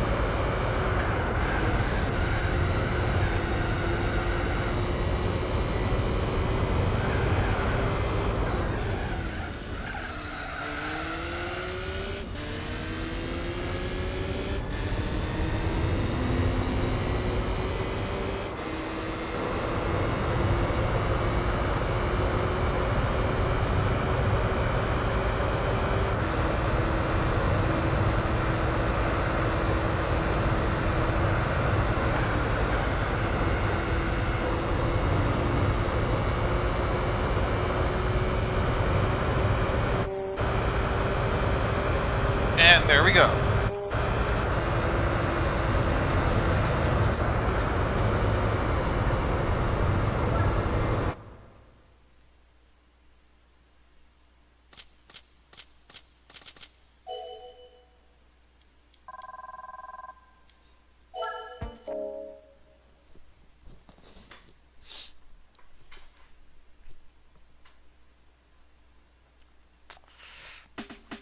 Alright, next up, Suzuka. Might as well.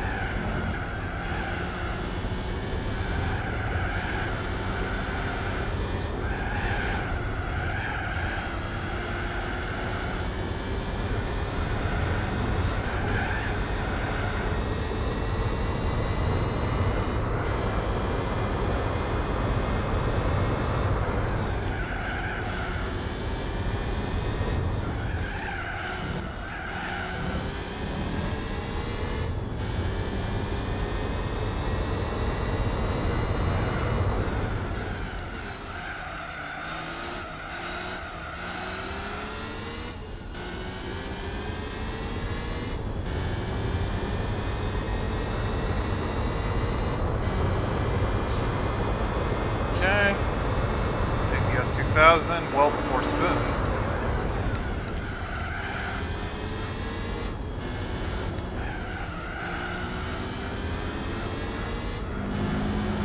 Take the Integra on the outside, out of Spoon. I don't want to take the Civic through 130R, but sure. Okay, it's well before anyway. Probably possible to take that flat out, but I don't care to.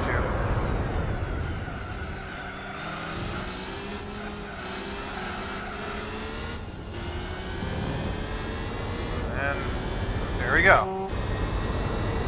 I've done these numerous times, and so these are not difficult for me, except for 34, of course, but that's mission 34, and well, we'll get to that.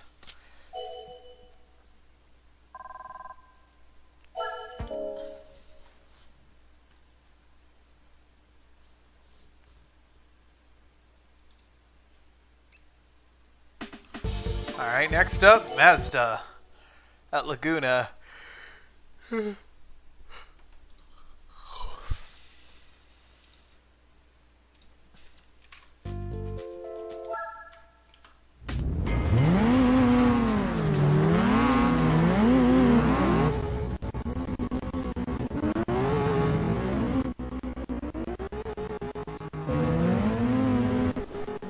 Okay, I think it's chugging here, so just give me a sec.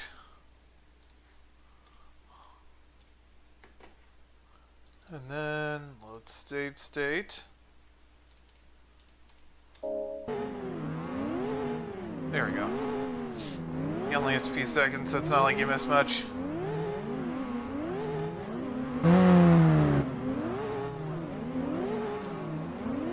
mean, this is billed as a Mazda showdown, but it's really only a rotary showdown. Also kind of funny that there's another race car on the grid, but I mean, it's a GT300 spec car, so it's not like it's super powerful compared to this thing.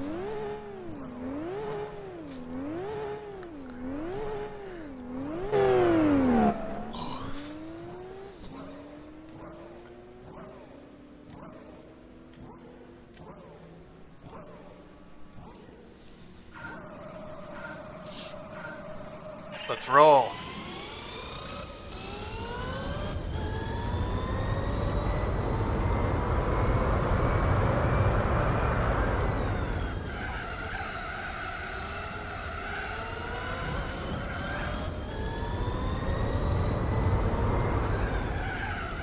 All these one-lap magic missions have traction control on, so...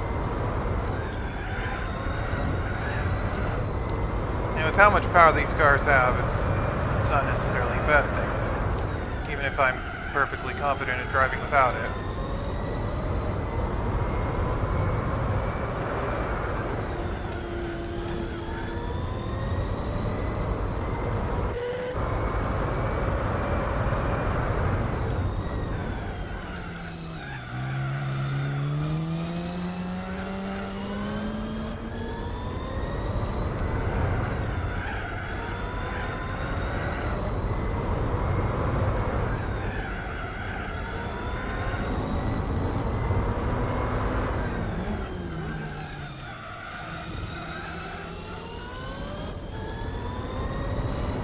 And there we go.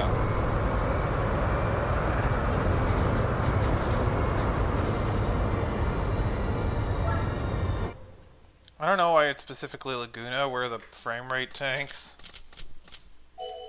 With GT3 it was sometimes on like the night and evening tracks. Like Route 5 in Seattle.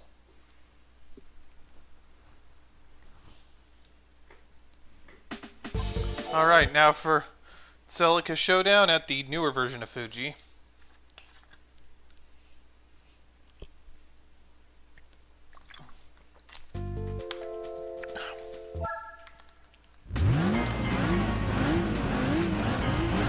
Also, I should actually break into that Chips Ahoy I got on the ground.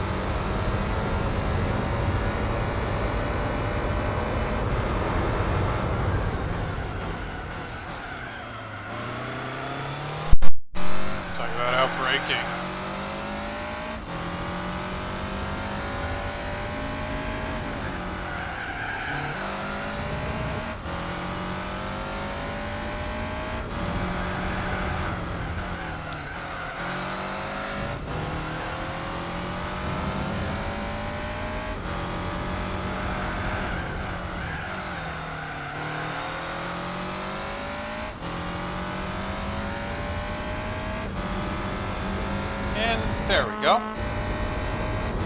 At least just one more for the first half of One Lap Magics.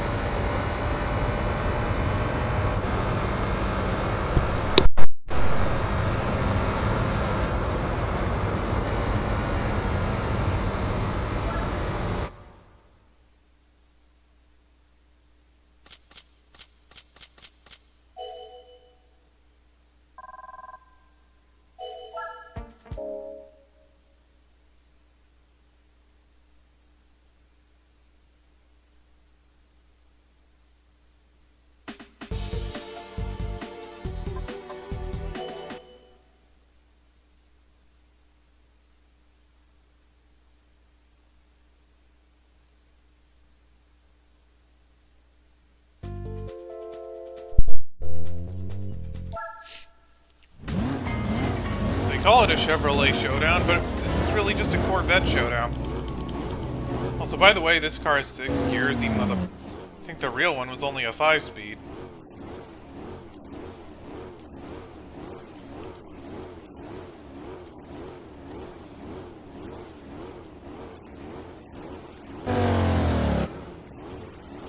Sounds like the NASCAR Cup cars on the from the PS3 GTs.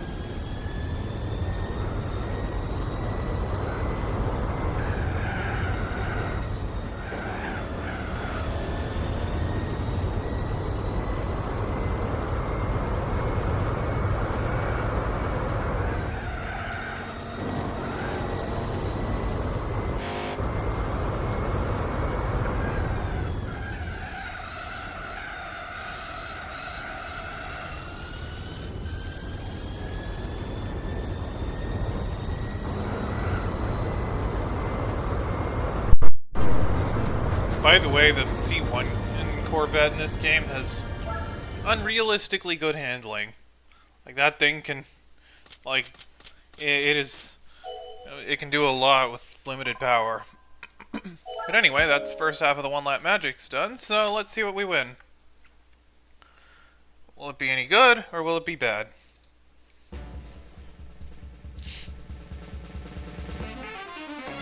And it's kind of mid, honestly. Like, FTO is cool, but I don't really need this. Alright. Anyway, time for the final set of One Lap Magic missions, starting with the Subaru Showdown at Tsukuba. I could use the FTO for the front-wheel drive challenge, but I already have other cars that can do that. Like what else do I got? The Prelude, the Accord, the Spoon Integra. I could probably do it in the Ibiza if I really wanted to.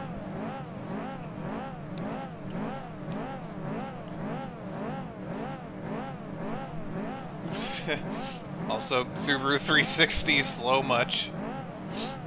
Gotta use that monstrous 15 horsepower two-stroke to its absolute limits.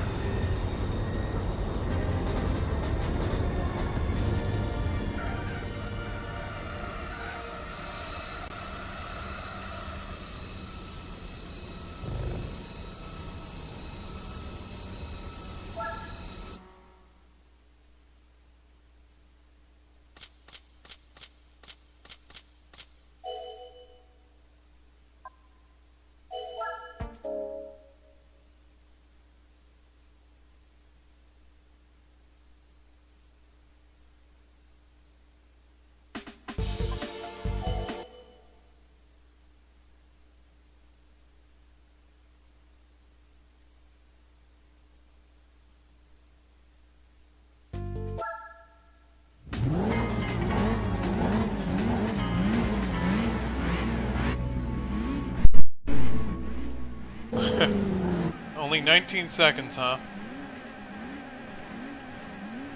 Now, considering that the retune mod will get rid of this entire countdown and just make them start on track where they already are, why didn't they just do that to begin with? Like, they would have saved us a lot of time, especially in Mission 34.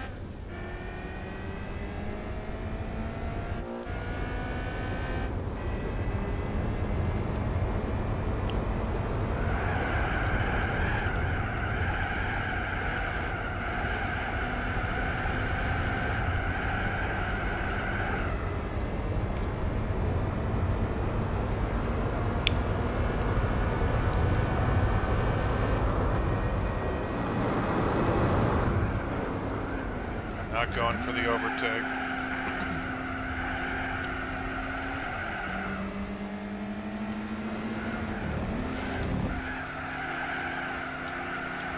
The Lotus Carlton, the craziest sedan of the 90s.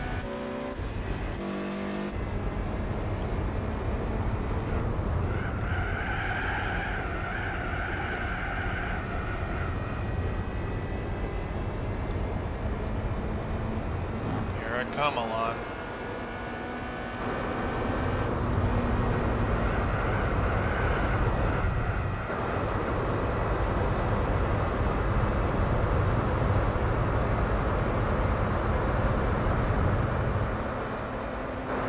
And boom.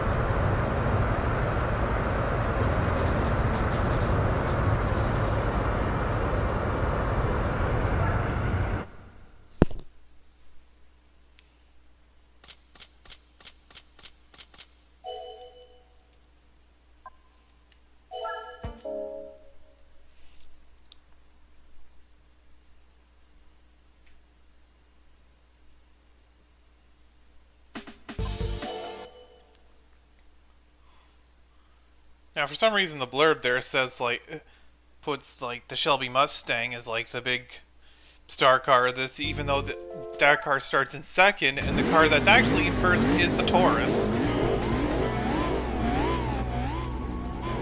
And also, we're at the reverse direction of Seattle this time around.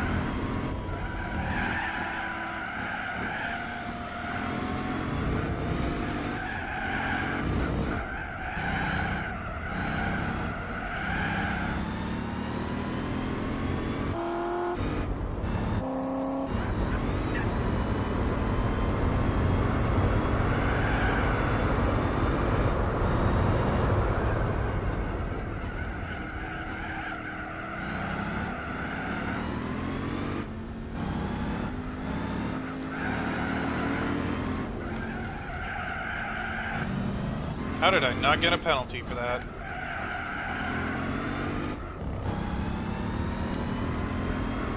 And I'd probably be fine anyway.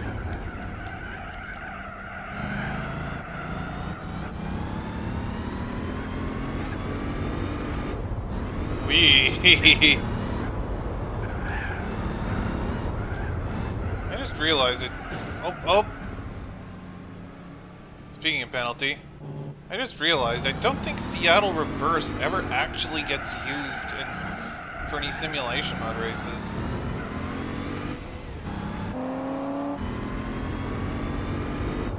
Oh no, wait, it does. I forgot. Just don't see it that often. Yeah, there actually are a few races where they use Seattle Reverse. Not sure what I was thinking. Anyway, 2 more to go. And one more until the big one. Alright, GM Showdown. Yes, we have 2 one-lap magics at Infineon. I know some of the tracks get recycled in the one missions, which is fine, but why are there 2 one-lap magics here? This time around, it's just, well, a General Motors Showdown, if you will. With the Cadillac CN, which in the vanilla game has a very slow gear transmission. So did the Peugeot 905, but I think this mod kind of makes it a bit better. Also, that red line.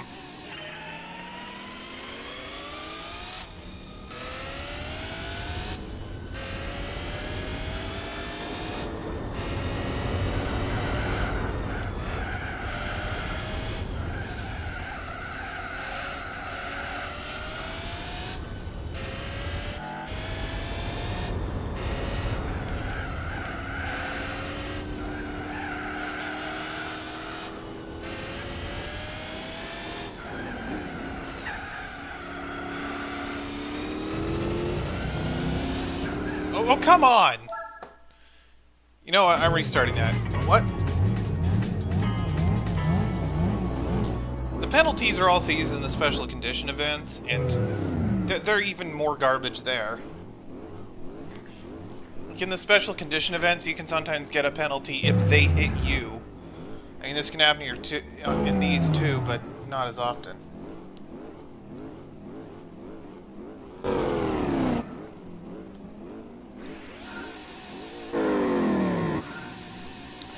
At least I don't have to wait 2 minutes like in Mission 34, which, well, we'll get to that.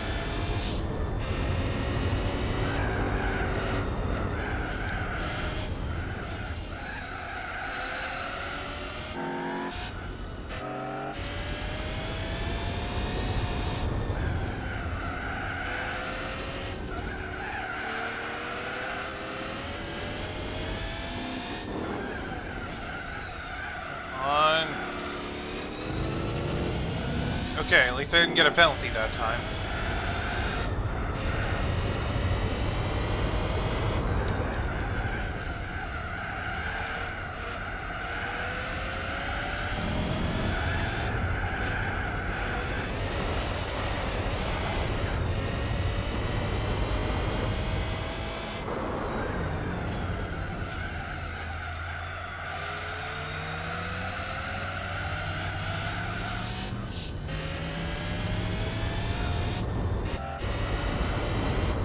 Alright, now to chase the Buick.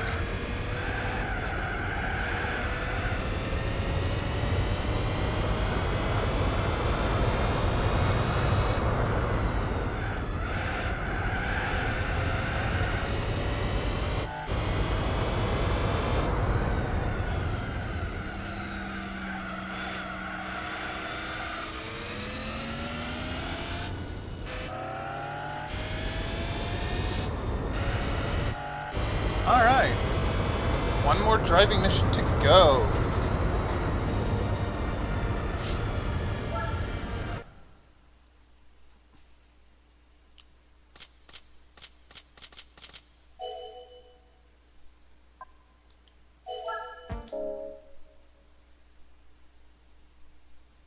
And it's the big one.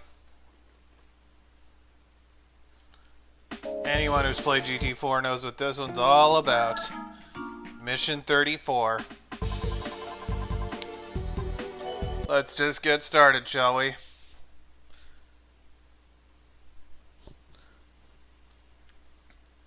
And this mission is why the countdown is ridiculous. Kind of for the one-lap magics is kind of silly, because we're at the Nürburgring, and this track is of course huge.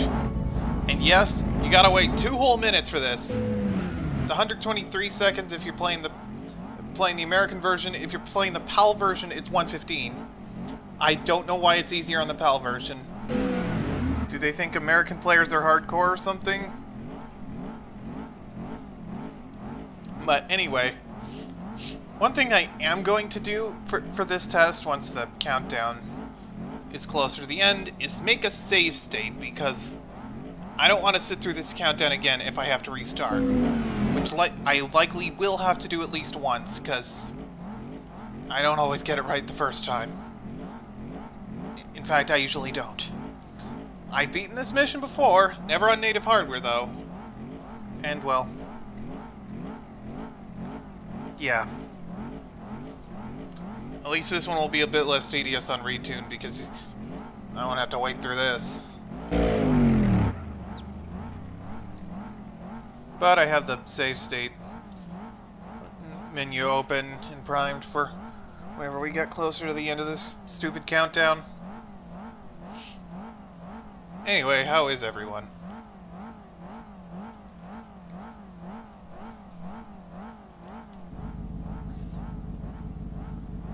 You can't...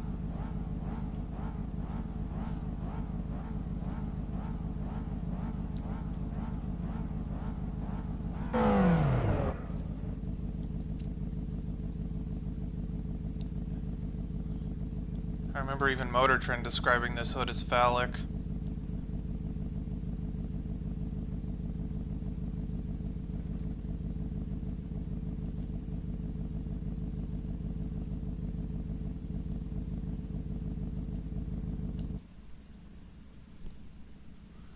Alright, you know what, let's just make the save state now.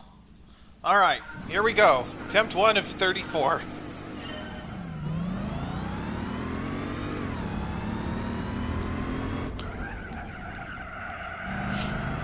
Take 1. Take 5003. I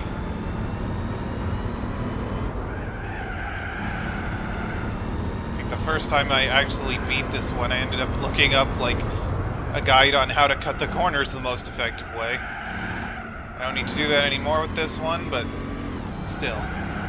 Like, I know that's one of the most... That corner there is one you can cut pretty effectively.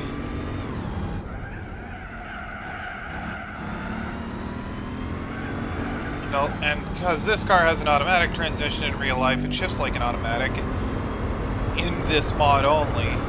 In the original... In the vanilla version of the game, it didn't.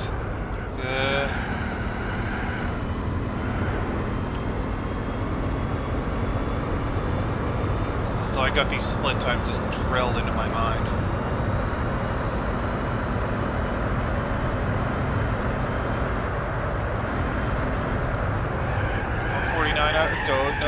No. Oh.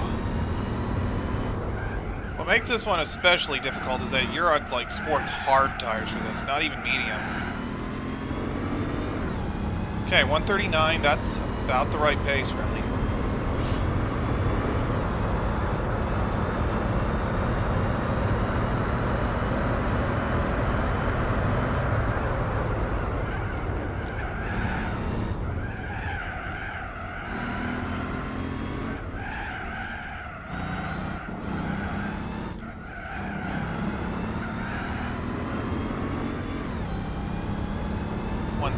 I think that's still good pace.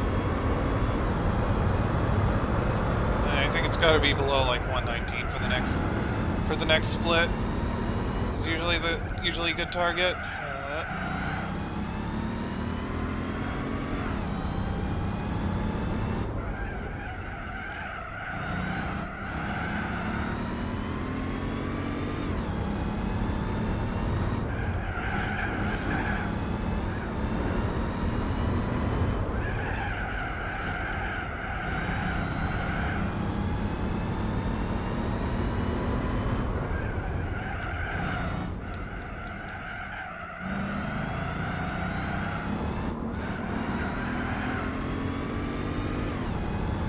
Oh yeah, 117, we're talking.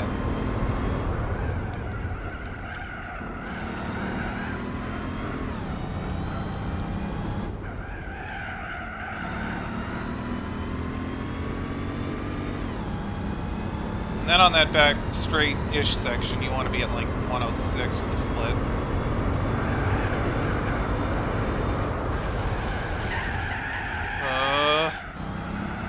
And it should save that. then you want to overtake the first car at least sometime after the carousel. 104, that's good.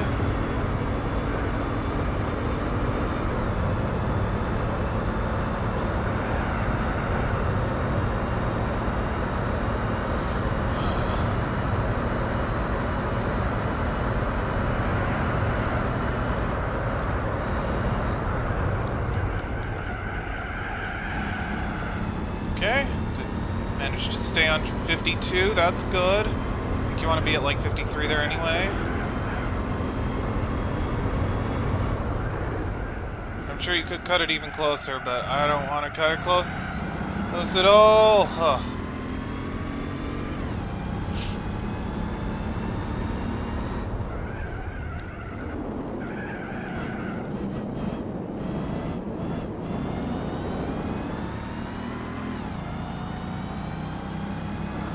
Overtake the first car shortly after carousel, so looks like we're on good pace.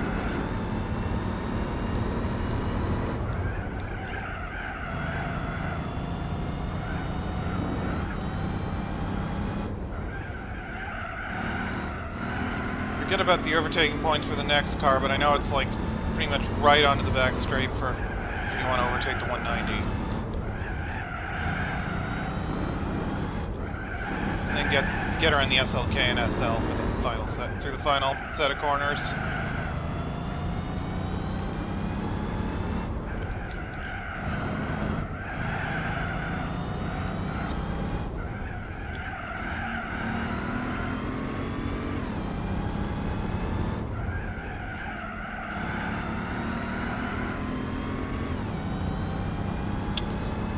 This is gonna be dicey.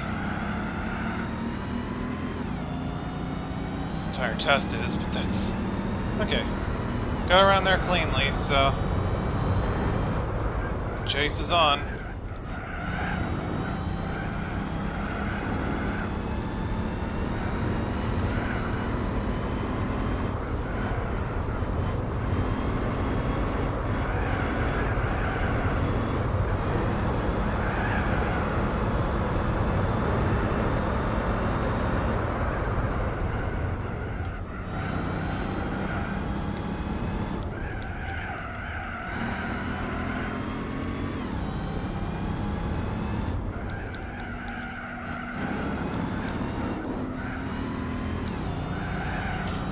Oh yeah, I'm making great time here.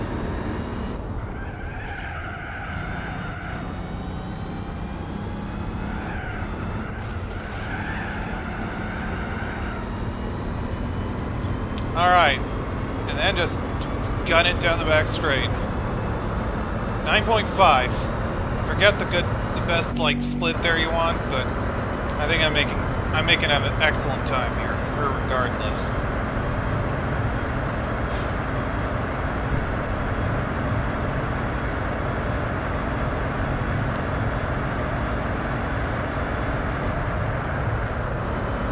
Safely just decelerate a little through.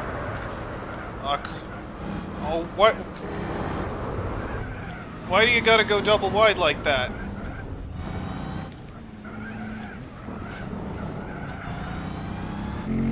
But I still got it. And on my first try. Boom! That's all driving missions on GT4 done in just over 2.5 hours. Hey, Bryn! Yep, I did it. Beat all the GT4 driving missions, and that was a first try in mission 34. Now we're talking. Let's see what we win.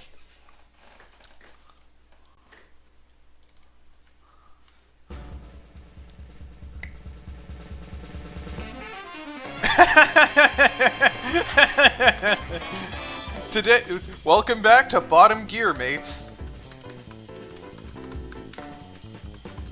Well, you know, I kind of wish it. My only complaint is that the color is not beans, because you can win this cube in a color called beans. Like, I think that's the. Yep, back to the studio. Like, I think this is the exact same color they give you for the Slipstream battle too. Air Blue Pearl. I mean, I don't need the cube. I already have another... I mean, I can use it for a 1 meg, but I also already have the micro.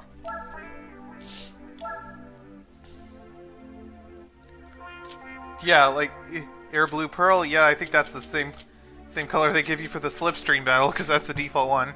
Paprika Orange, Super Black, Beam Gray, Diamond Silver, White Pearl, Ivory White, and Beans. Like, why is the color called Beans? And also, why isn't this color called Beans?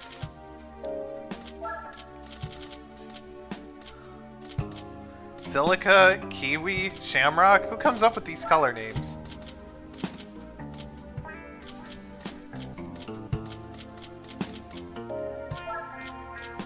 Champagne Silver?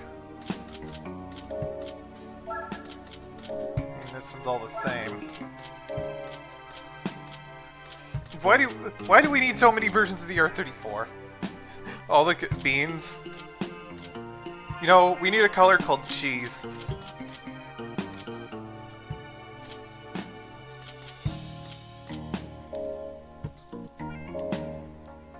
Alright. Anyway, you know what? Now with that done, how about we get a start on the beginner events? Lima beans, kidney beans, black beans.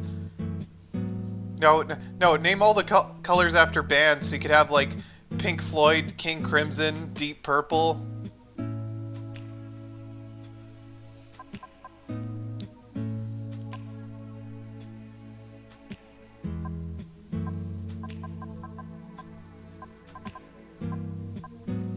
Alright, so I need a cup. So what should we pick for the Sunday Cup?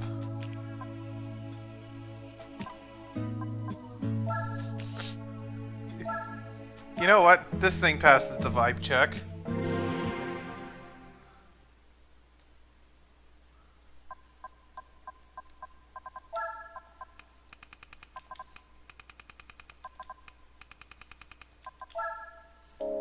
I mean, this is a car I would otherwise never use, but I got a free one, so might as well.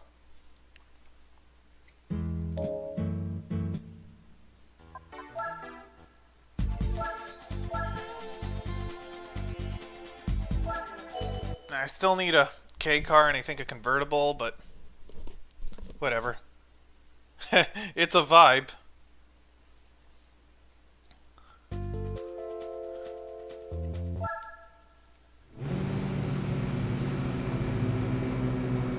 Kinda wish we got the 4-wheel drive version of the vibe, but whatever.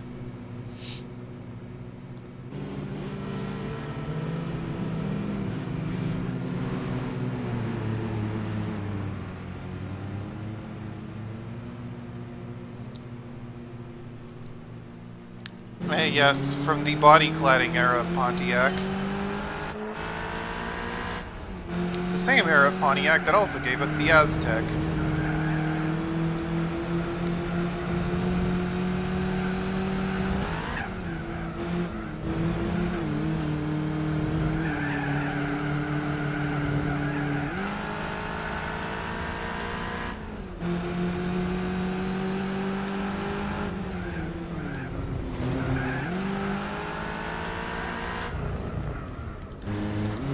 Sweet, this thing is a 6-speed.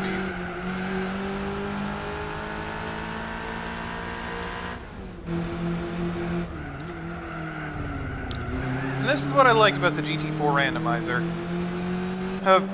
This is a car you'd probably otherwise just never care about in this game, but with the Randomizer, well, here's your chance. If you get a free one, might as well use it.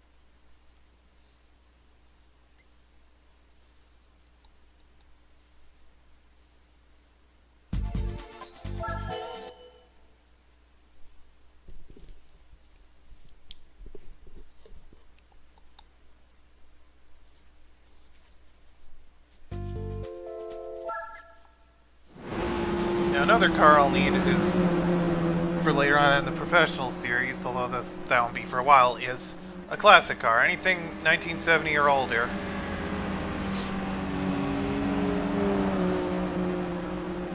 But at least I got a few more some chances to win extra vehicles. And the fact that I did all the drive missions gave me a lot of extra money for these, but whatever. With all these vehicles I have, I can avoid spending money for a while now anyway. Like I'll need a K car and a convertible, or a convertible K car. There are some options for that, but neither of those will cost me much money, and everything else I have taken care of for the beginner events, and most of the professional events for that matter.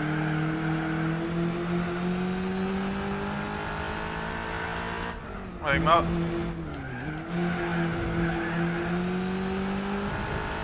Clubman Cup, I can use whatever for that. Tuning Car Grand Prix, and I got plenty. Could easily mod something. NA Turbo Cups, and I can figure those out. Like, I could use the Zonda for the NA Cup. Now, I know that Legacy is one of the Flat 6 powered models. Not sure if I can turbo that one, but we'll see.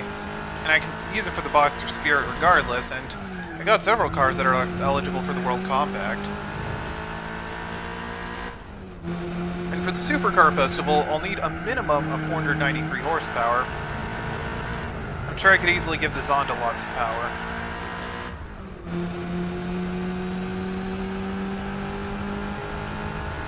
So at least I'm set for most of the beginner and professional events.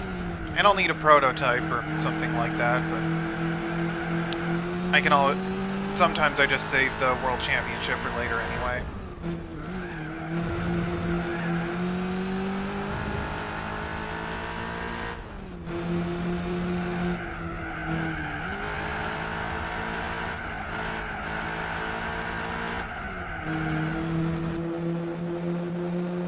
So what is this green color?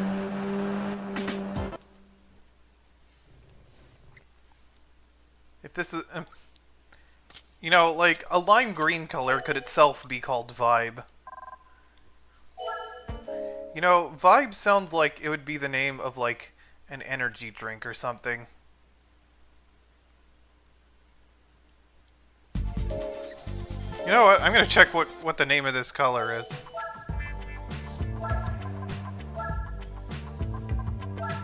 Hi, Miss Pontiac. Envy. So, okay.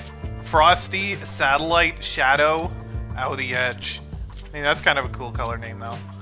Lava, Salsa, Envy, Neptune, Abyss. What's with the...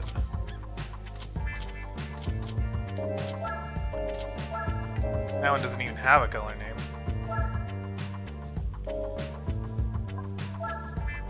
Like... outside of the random, look at all the colors this thing offers. Skyline Blue? Who's ripping off who now?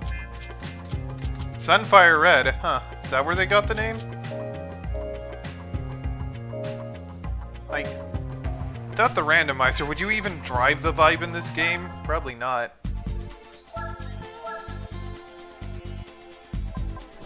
Anyway, High Speed Ring, kind of an odd choice for the Sunday Cup, but sure. And in GT1 and 2, this track was used in the Sunday Cup as well, so I guess it's traditional. And in GT3, this track was absent for some reason.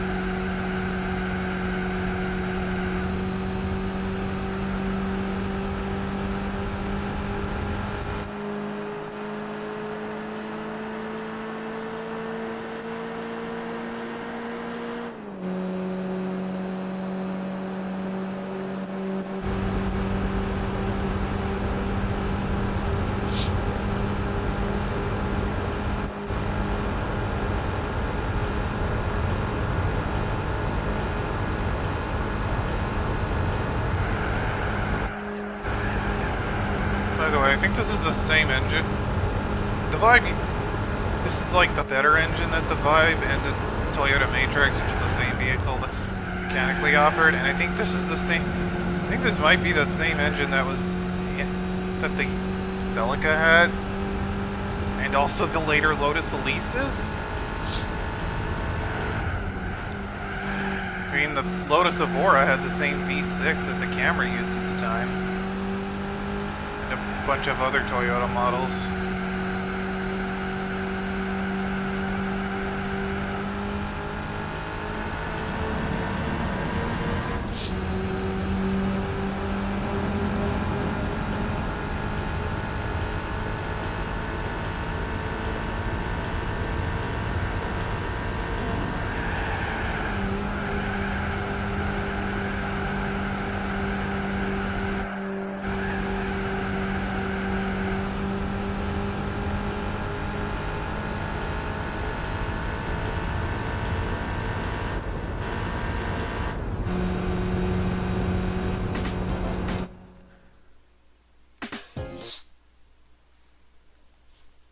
At least expecting the MGF to show up here, because that thing's like the fastest car that can come here.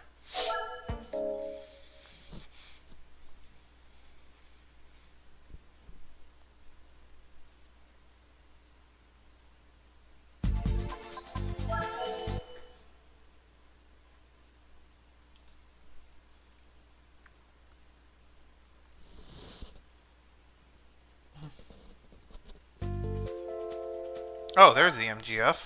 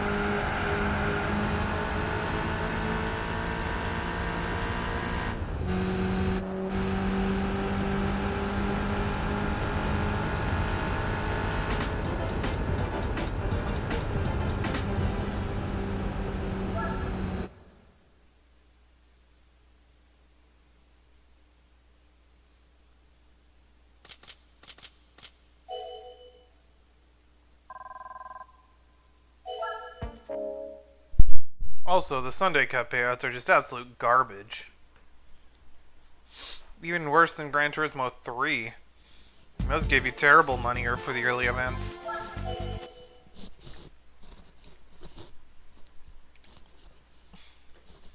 At least I might get a decent prize vehicle. Or something terrible.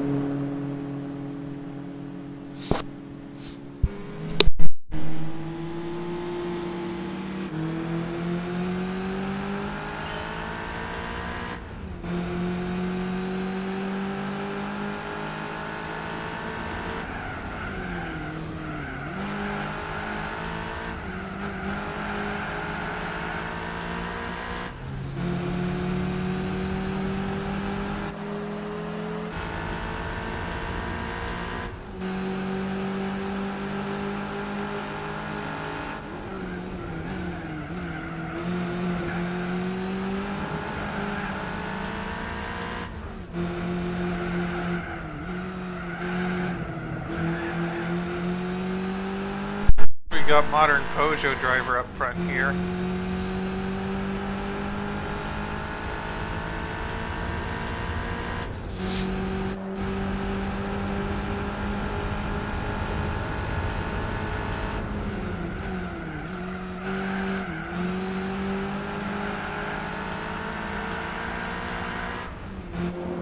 Power without braking.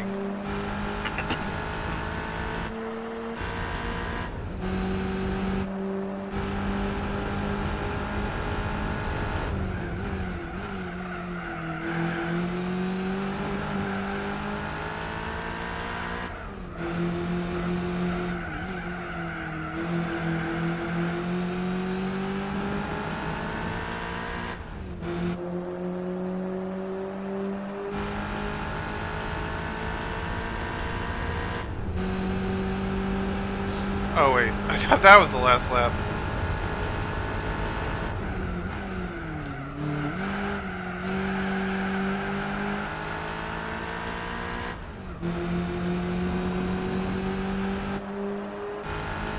Anyway, I got a big lead because this car was a bit more overpowered than I expected. So I was at least hoping the MGF would show up more.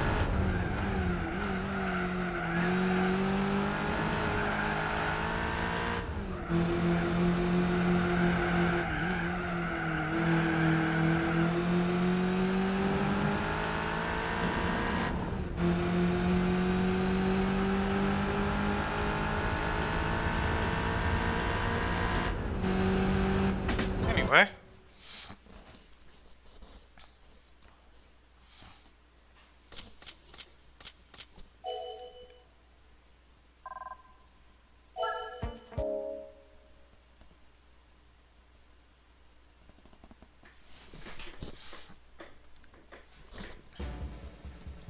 Alright, what do we got? What? Another one? It's the exact same one I got for the B license. Well, that's our first duplicate. I mean, it's a car I definitely have use for, but I already have one of these. And that's the thing about the randomizer. Out of all the randomizer runs I've done, they've all given me at least one duplicate. I even got one triplicate on one run. Anyway, let's go find a another front-wheel drive car to use.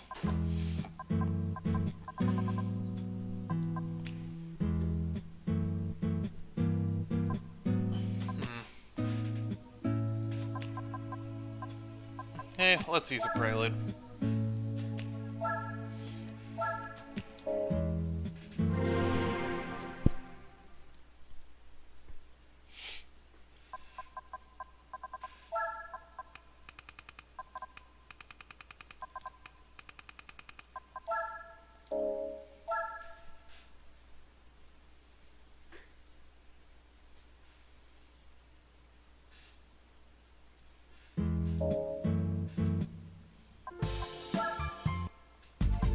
Alright, time for the front-wheel drive race.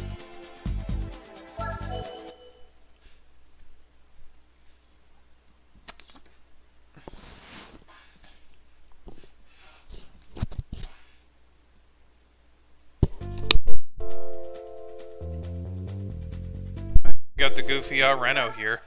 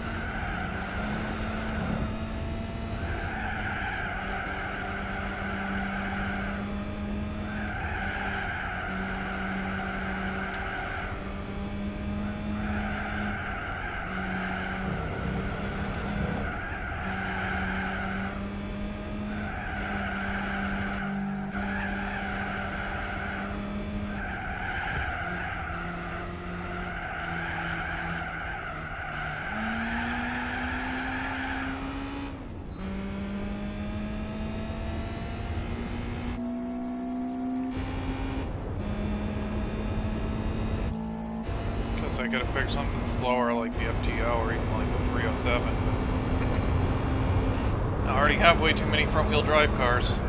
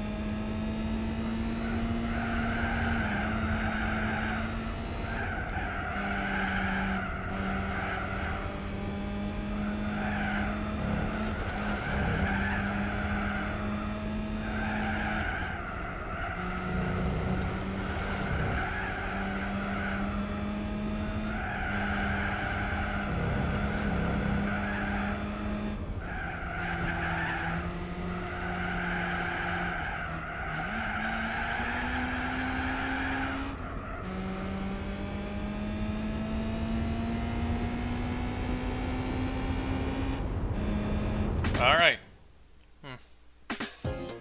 Probably could have done just fine with the vibe here, but with the randomizer I like to try out as many vehicles as I can. Because random. It allows me to try more random vehicles. Anyway. Onto the reverse direction of everyone's least favorite track in this game, Hong Kong.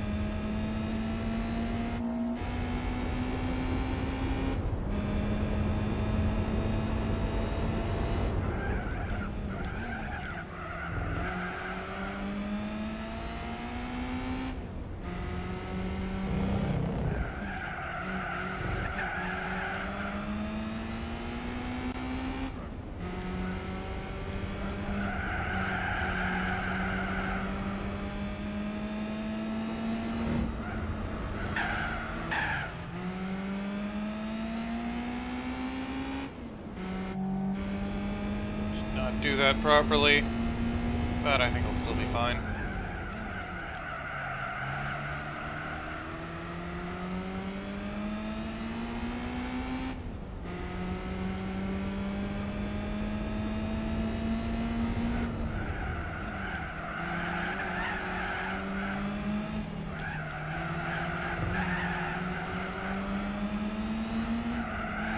Also, the classic Mini is cooler than the modern one.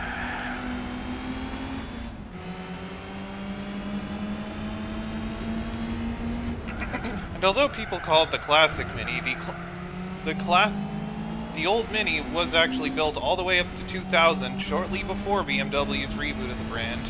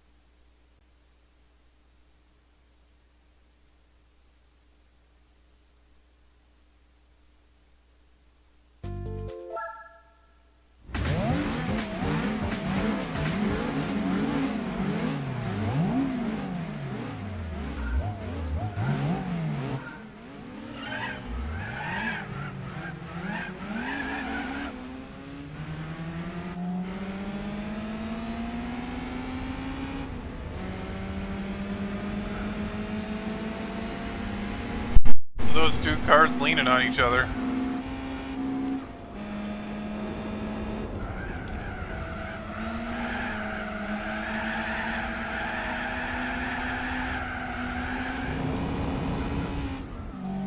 The Mirage, back from when Mitsubishi was interesting.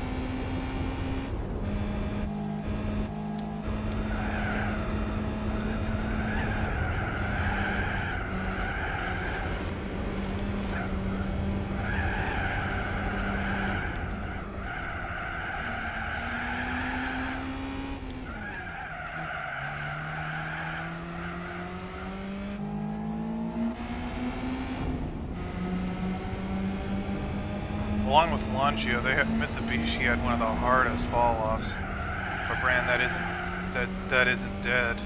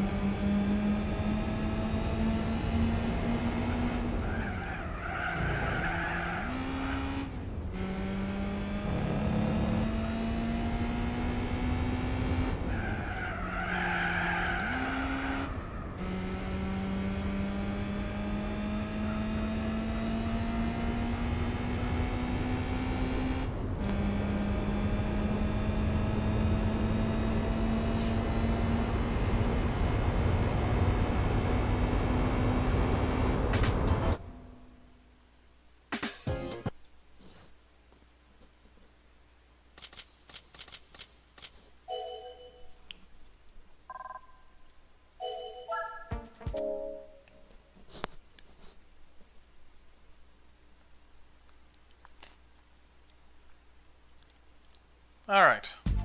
One more round, Motegi East.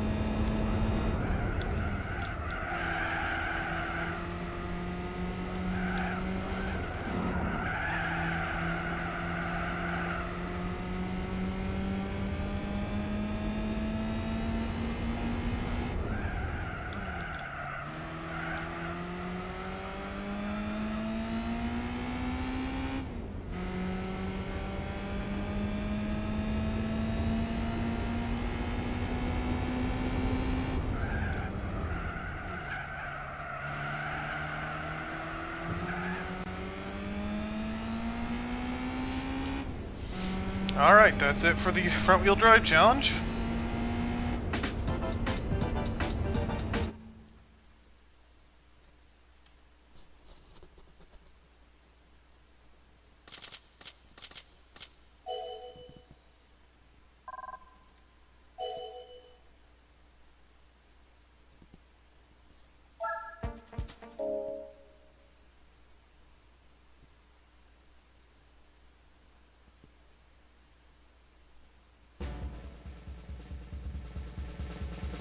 Alright.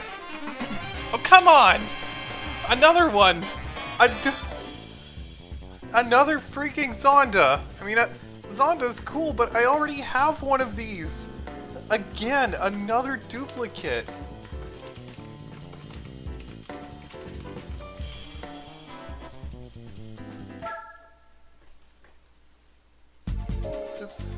Apparently they only made 5 of the originals onto C12, and now I have 2 of them.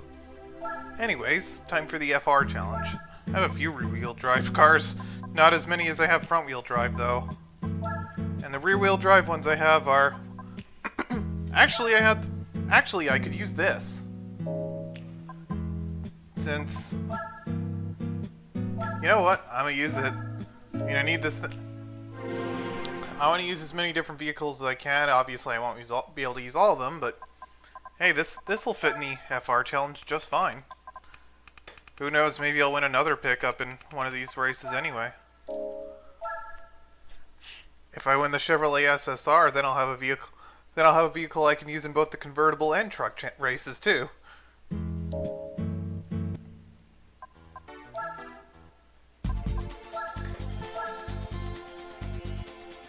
And I could also soup up the Bluebird, but whatever.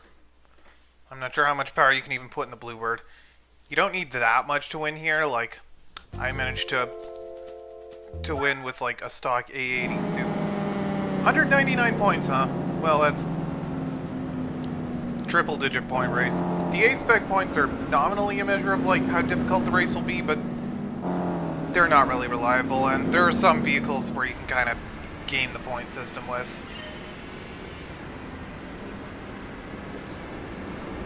And with this specific race series, the triple-digit point ratings don't actually mean much. Like, for instance, I've taken a stock A70 Supra here and won with no issues. It had like 230 horsepower, but was obviously also much lighter than this. And look at this, I'm just slaughtering them all anyway.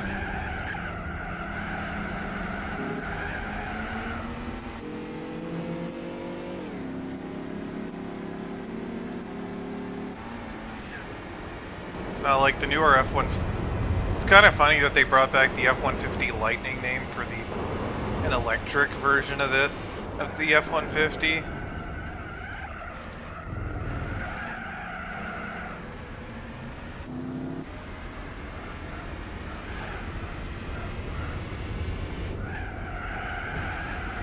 I mean, Maserati's doing pretty much the same thing by badging their electric models as Fulgore, which also means lightning.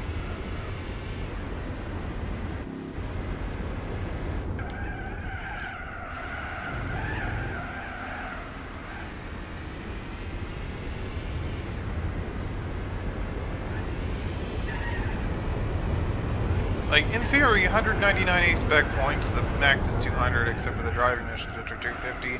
That should mean this is a difficult race, but obviously look at this. I think the point ratings are probably based on like just on-paper spec of the vehicle, but obviously that's not necessarily a reliable indicator of how it'll do on track. Like,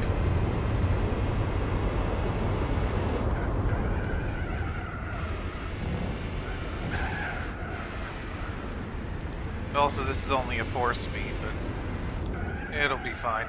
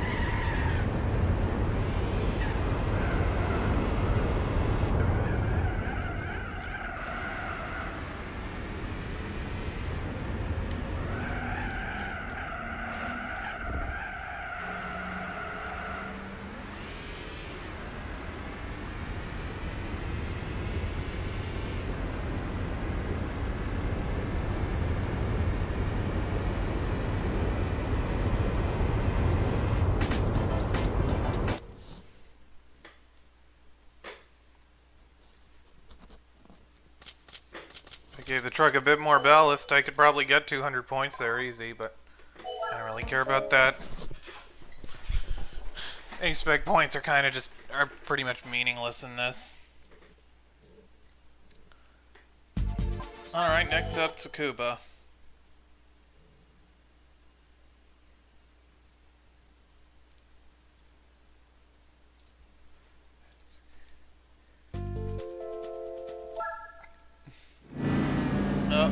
Only 185 here.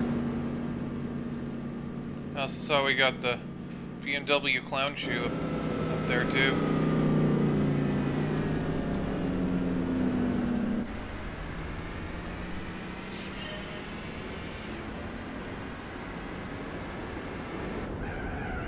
Oh, and where the appears to be the GTS-T too.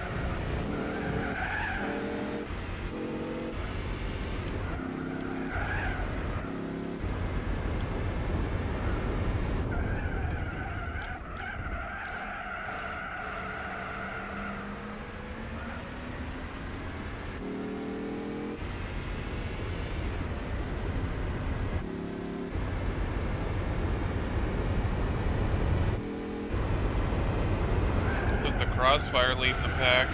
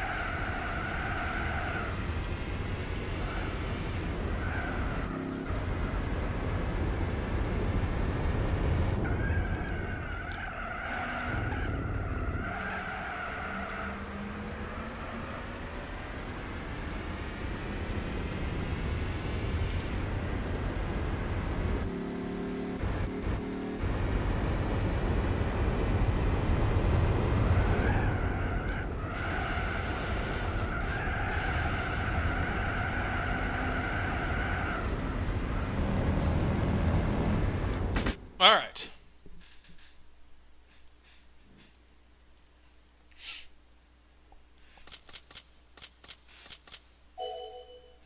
More money in the bank. I mean, considering that I did all the driving missions before any actual races, that's not... I'm pretty much set.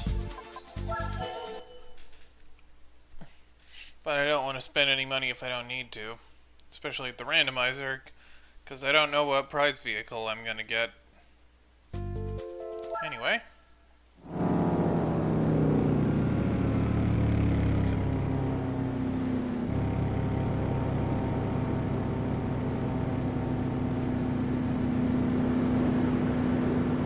Lightning. Oh, it's got side exhaust too.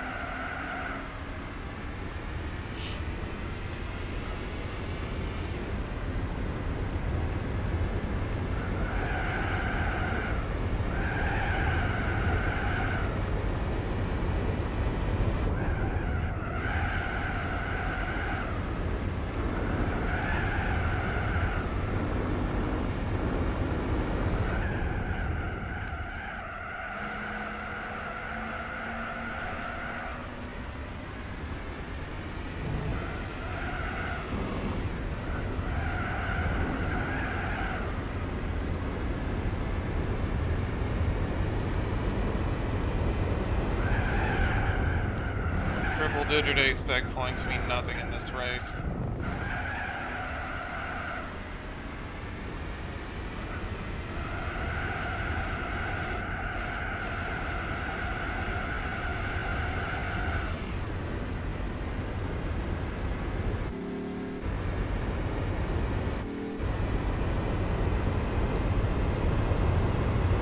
And there are some cars where you can easily just game the entire A-spec point system, like C1 Corvette has just unrealistically good handling, so it can punch well above its weight, and also the Lotus Elan.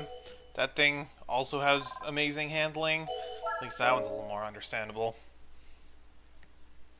And the Elan is incredibly lightweight and small. Kinda wish you could put more power in it, but who knows, maybe we'll win an Elan. We'll probably end up buying one anyway, since there's a one make I need for it anyway. Well, unless I win one. You never know. Oh, 200 points. Here we go.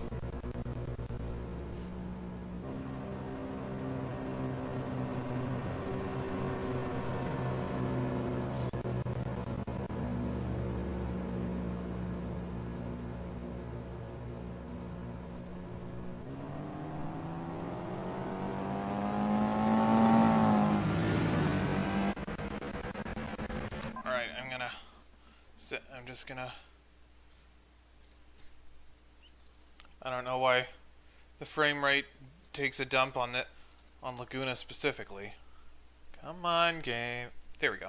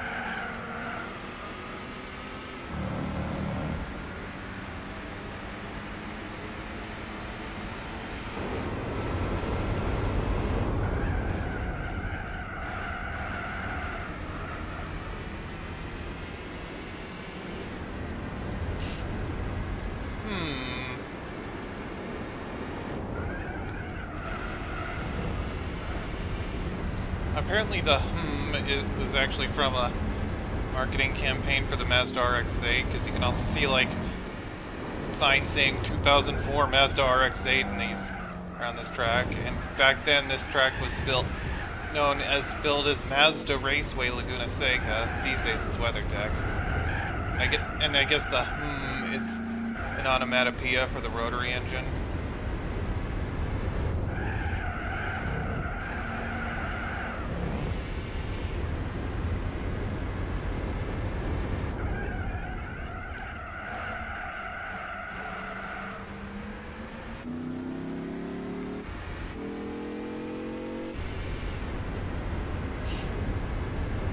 Start the revolution. And the O is like shaped like the rotor.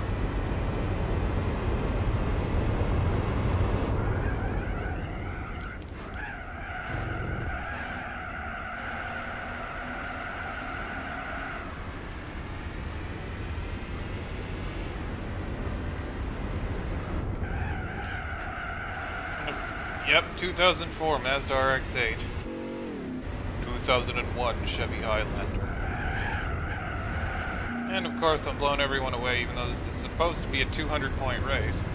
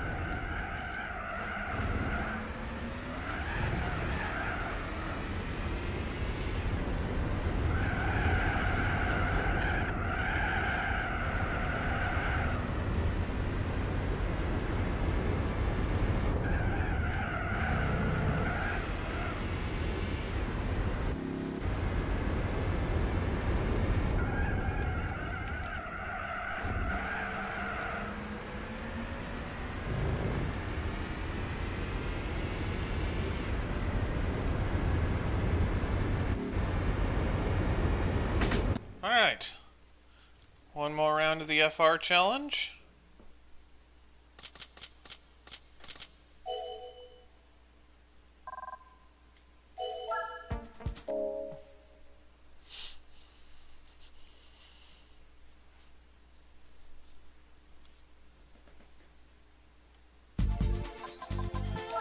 Motorland reverse.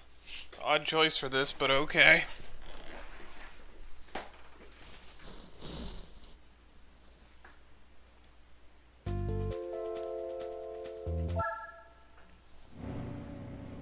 $178 points.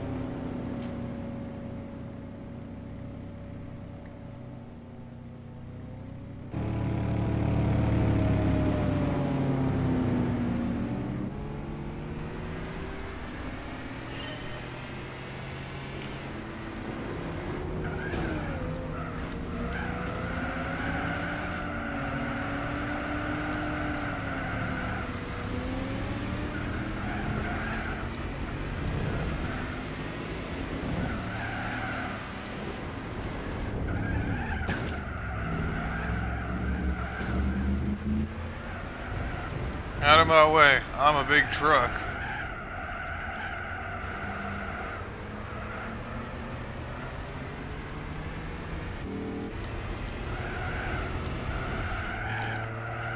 And yes, the other Z car.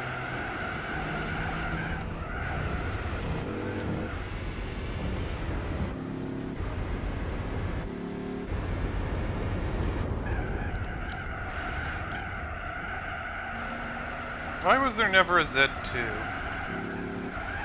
they make a Z2 as a concept? Because there was a Z1 and a Z3.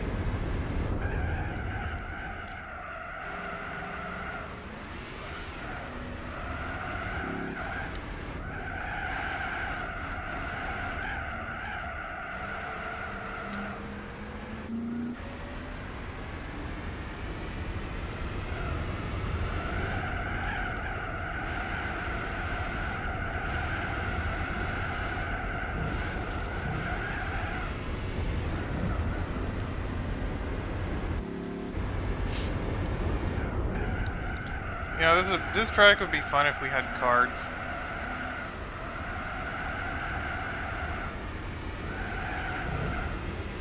I think the GT5 Master mod brings this track back.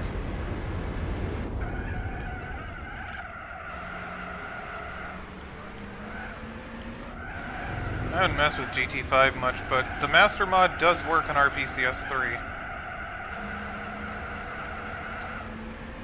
Like, I never had a PS3 back in the day, so I didn't play the PS3 era installments, but back in the day, but I have messed with GT5 a little, because it will work on RPCS3 pretty alright. However, GT6 not so much, at least I want to try one of the later updates, because the GT6 spec, I wanted to try like the GT6 Strato mod, which is a mod of a mod, but that requires the latest update of the game, which doesn't work on the emulator yet. Because the Strato mod is based on Spec 2, which is from the same creator as the GT5 Master mod, and the Strato mod adds a whole lot of extra stuff, including real endurance events. And a bunch of recreations of old events, too. I'd check that out at some point if it worked on emulators. Anyway, that's it for the FR challenge. Let's see what we win.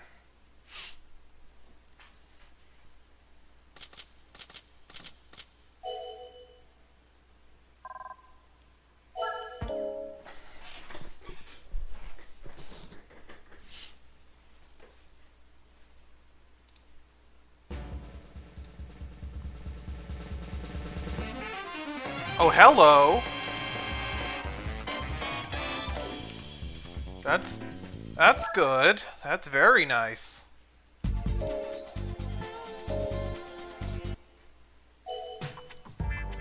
I'll take that. Anyway. Next up, four-wheel drive challenge. I mean, I could take the RS200 there, just give it garbage tires, but I'm not gonna do that. I have other four-wheel drive cars anyway. Sort by drivetrain. Yeah, let's use the Infinity. I could use the Legacy too, but I already have other plans for that car. Also, I kind of wish the sport truck race let you use SUVs like this too. Would make it a bit more interesting. I know Spec 2 is supposed to add some new events. Like I thought they have like a station wagon event planned, and also a Viper race, I think. Would be cool if they had let you use more vehicles in the truck race.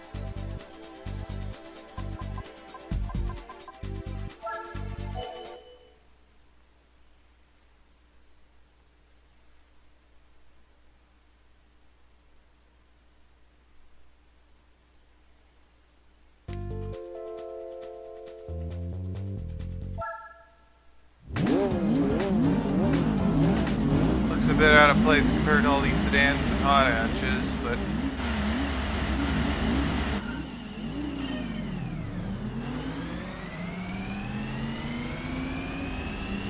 also for some reason the gearing is like this. Like it has a 5-speed, but for some reason it goes all the way to like 150 and third. Like I'm pretty sure the transmission on the real car is not like this.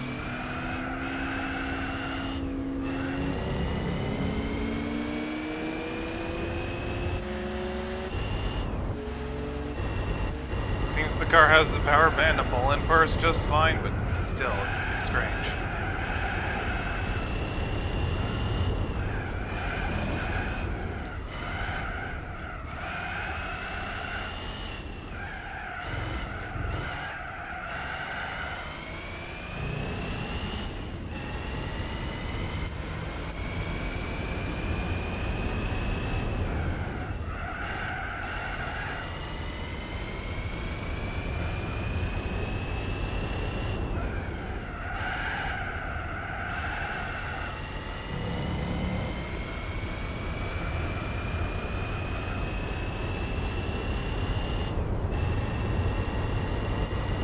Look at how tall third gear is.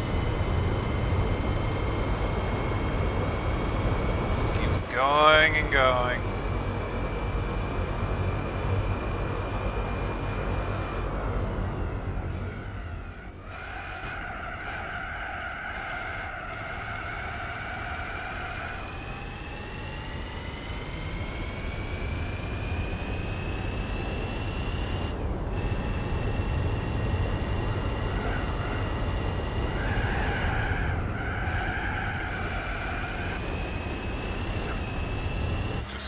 Cones!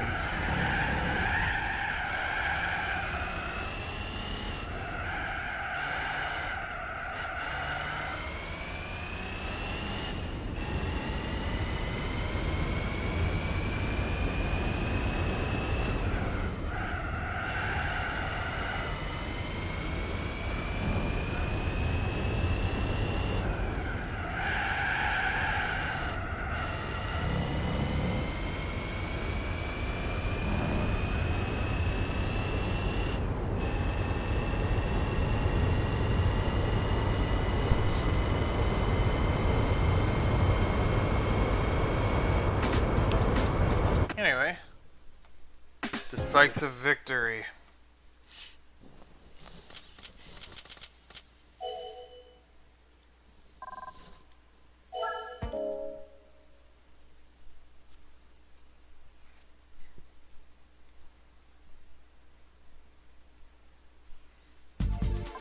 Bottom ring mini, huh?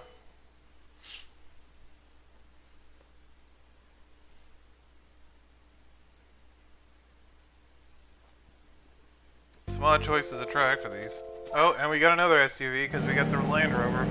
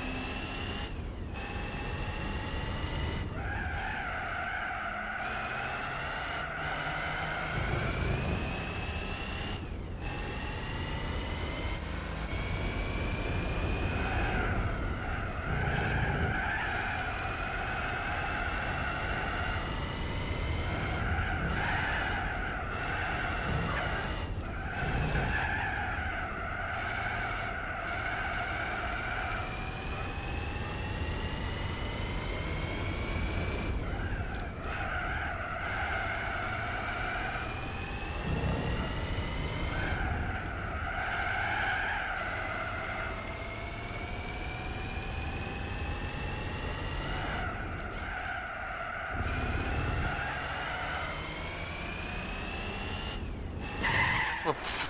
I was not paying attention there. Just kind of zoned out. But I got the lead anyway.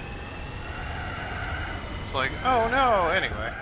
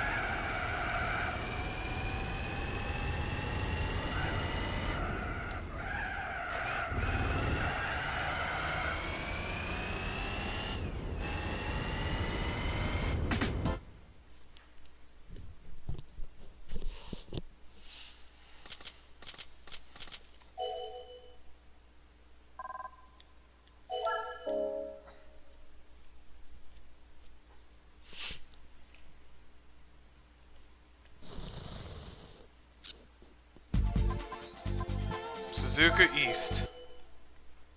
There is actually a Suzuka West, but it's never used in this game. Suzuka West doesn't even have a pit lane. I know it's also appeared in at least one other game, because I know at least one of the Forza games had it. And I think in there it actually had a pit lane, but in this it doesn't. And you can drive on it and race on it, but it doesn't have a pit lane and is never used for any sim mode races.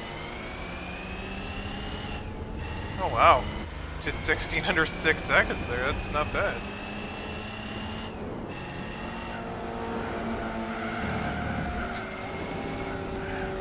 Surprised the tall first gear doesn't bog this thing down.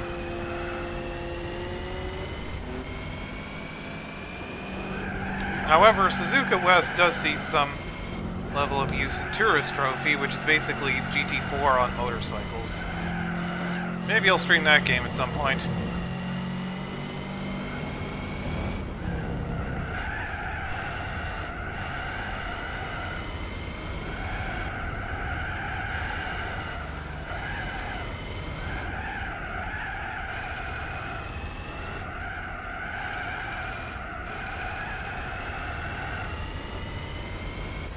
And also in Tourist Trophy, all of the tracks have the pit lanes closed down, and when people have ported the Tourist Trophy tracks into 4, things have gone rather silly. But people kind of just did that as a joke.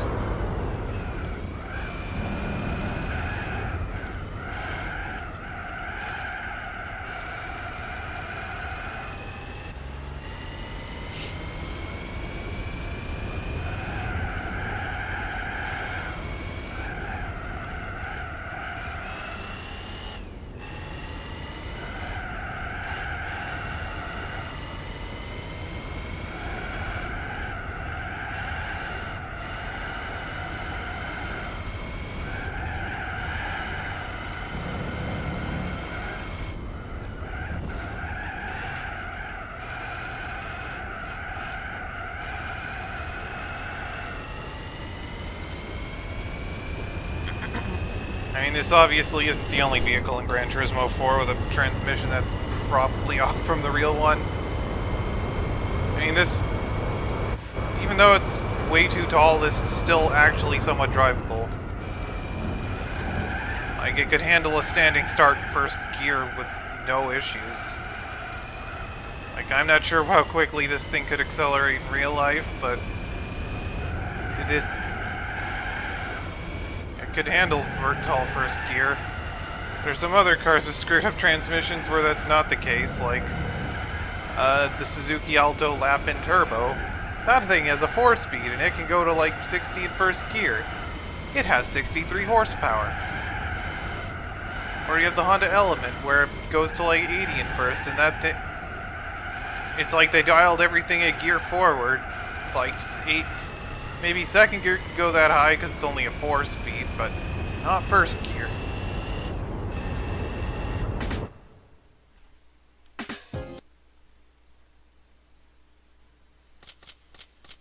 Would be funny to mess with hybrids and use that the transmission from the Honda Element.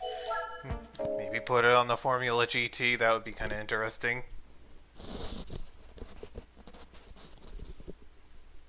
Anyway, next up, El Capitan.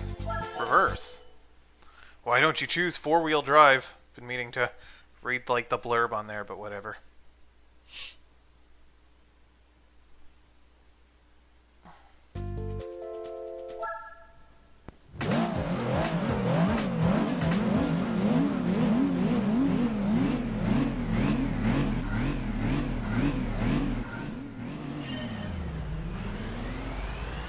How does first gear even pull? Yeah, like, that was about 6 seconds to 60. It's probably not far up from what the real one can do. If the real one probably didn't have gearing like this.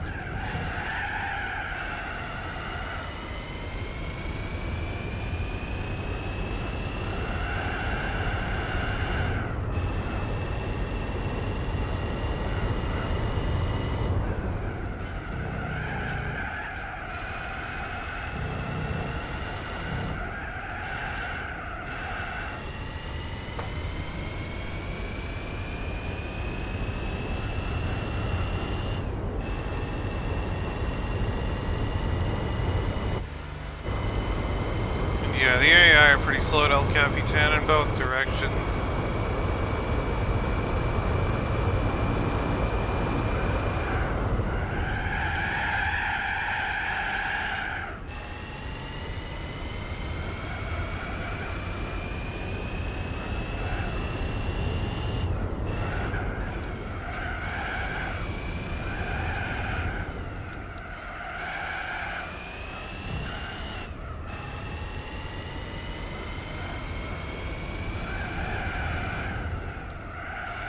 I wonder what the close transmission is like on this car.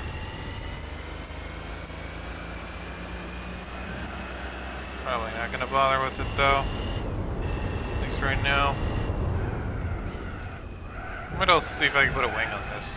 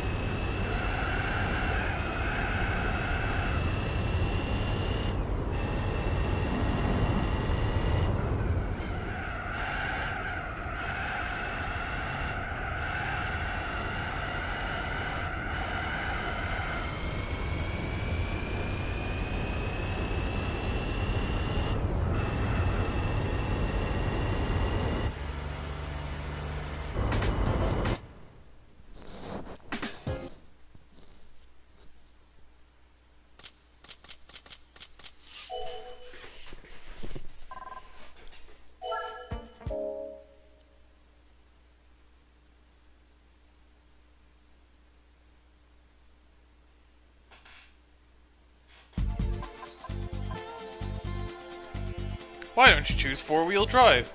Though it is the composition which became most and stands big output. Now you declare four-wheel drive is the supreme.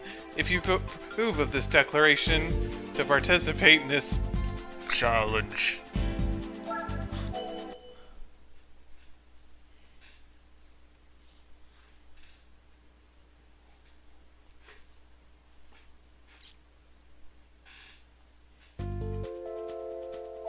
Alright, final round of the four-wheel drive challenge.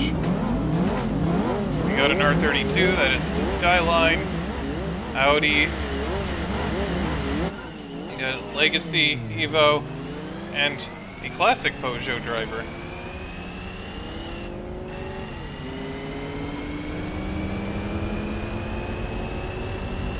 Now I remember years ago taking this, testing this thing with the stock transmission, and it could go all the way up to like 150 in third, so.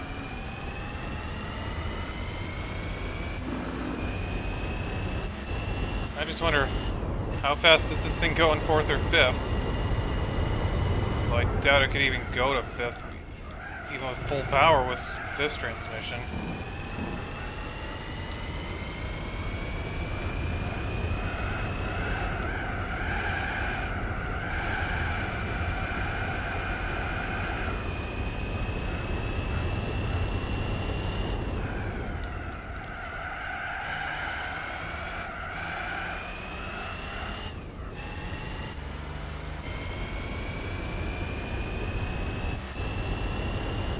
If this really was only a 4-speed, I wouldn't even complain.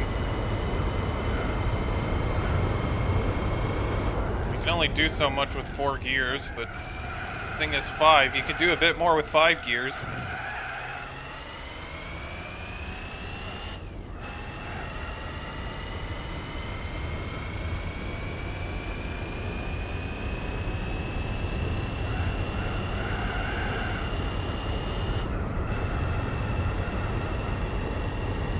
Alright, let's see what this can do.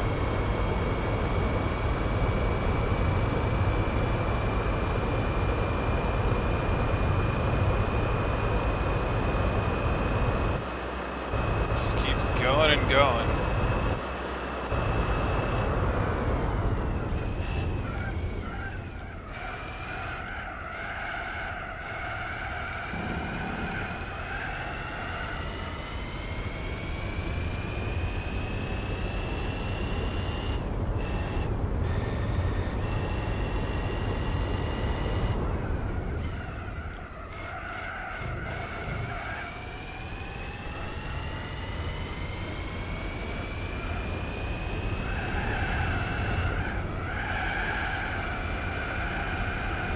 Yeah, I forgot to check GT Auto. Guess I'll do it after this. Because I want to see if I can put a wing on this. Probably not, but...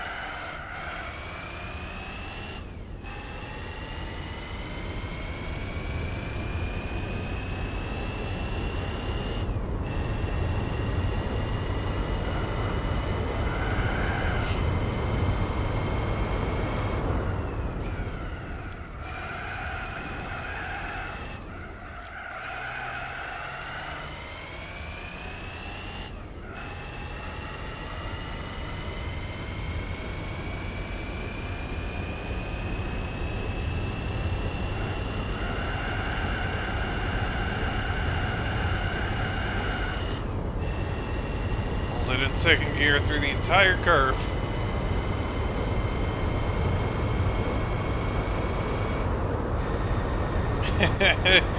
And then drive it in fifth, and then it just doesn't gain any speed.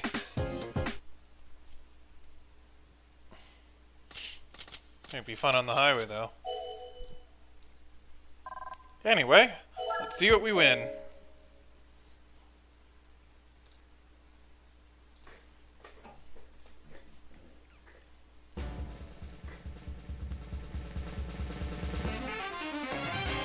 Oh, come on!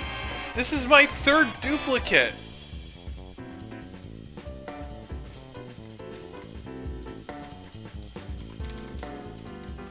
I already have an Accord. I don't badly want another one.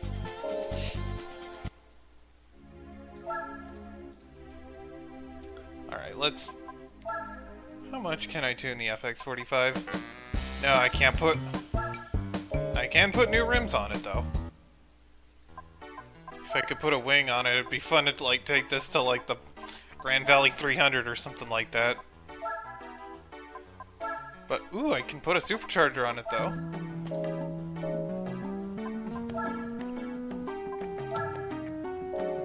$478. I think that one was, like, $474, so...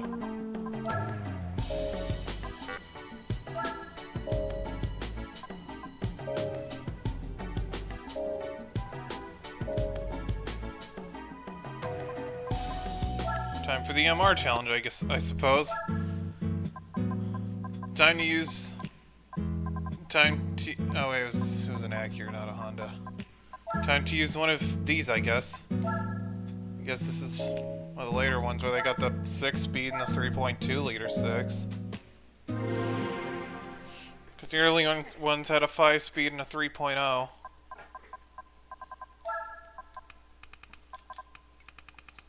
I wonder, is this one of the Targa-topped models? Because they did offer the... Because this game seems to count the MR2 as a convertible because it's a Targa, and some of the NSX models did offer Targa tops, so... No, it doesn't. That's fine. If I need a convertible, I'll probably just buy like a cheap Mazda Roadster or something. I realize money saving doesn't matter at this point, but... Alright.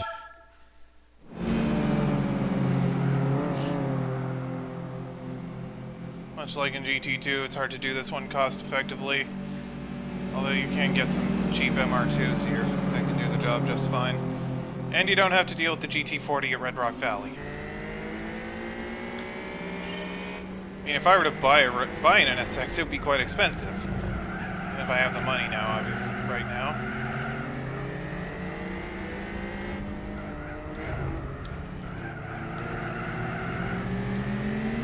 Just cut through the corner. The ASL Garaya, a car that never actually got made it to production. I think that car was actually like an update of the Tommy Car ZZ.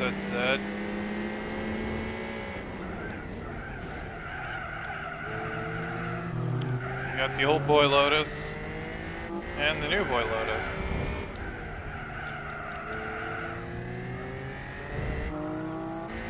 And a newer NSX up back there, and another Elise.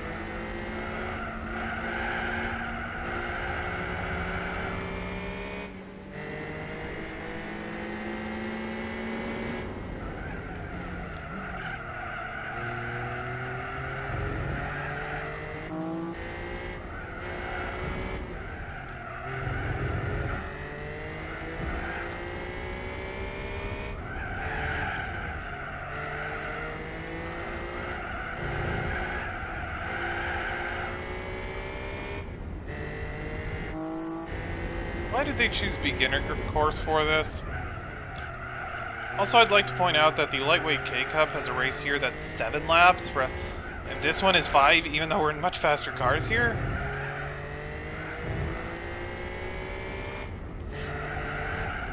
Now, if I don't win a K-Car here, I'll probably buy a cappuccino, if I can find one. Even though I already had coffee this morning.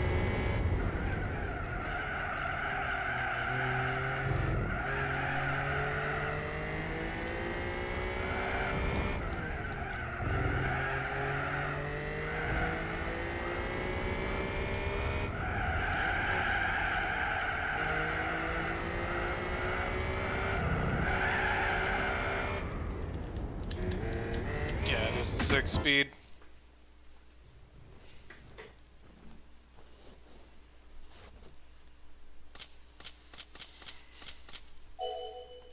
The earliest ones with the 5-speed are a bit slower because the gearing is a bit too tall.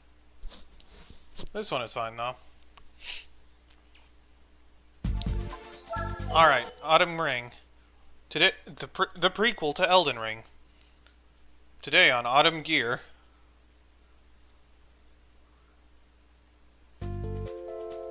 If there's such thing as an Elden ringtone, can I get an Autumn ringtone? Also, sometimes with the autopilot here, it pushes you right off track in that hairpin. At least with faster cars.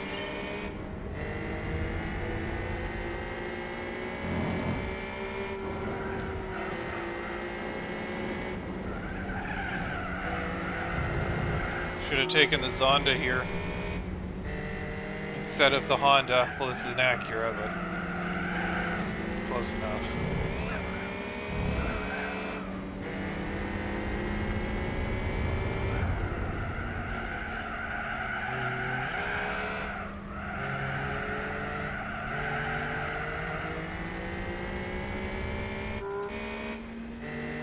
If I win the Garaya, that would be a fun car to mess around with in this.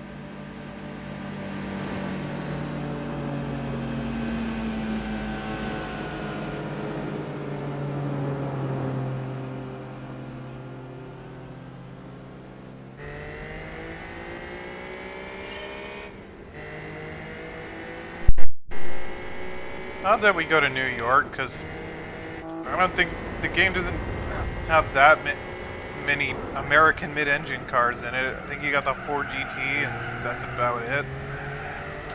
Oh, and the Selena 7, but nothing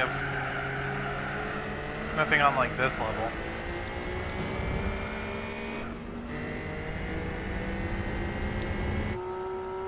You got some Japanese ones, and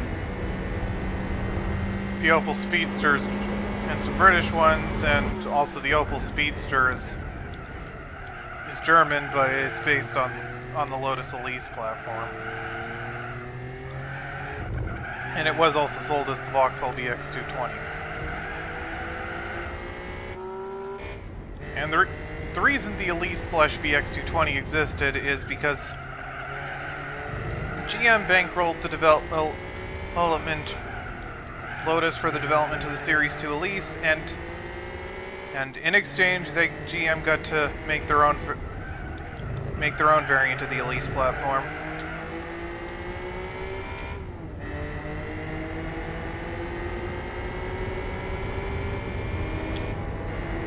All right, we got a newer NSX up here, the early 2000s Type R.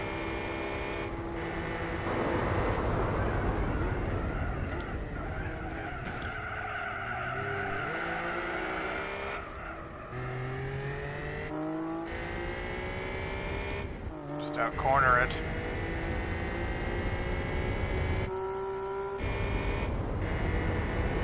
I always thought of the... Does anyone else remember the Lotus Evora from the 2010s? I always kind of thought of that car as like a spiritual... That's basically a British NSX. Like that car is pretty clearly meant to be a spiritual successor to this car. Mid-engine, aluminum body, transverse V6.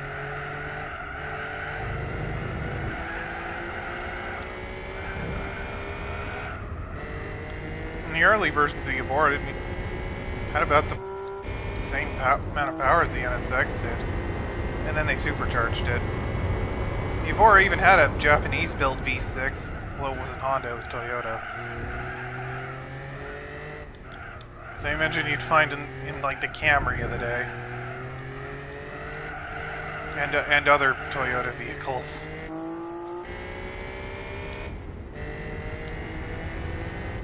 And that engine was also...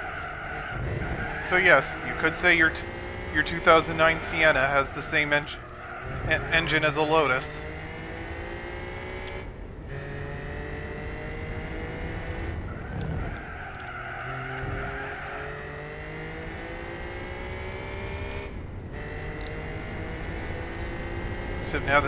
Except the Sienna doesn't come with a 6 anymore. It comes only with a 4, and it's a hybrid. I'm just kind of going on a tangent here.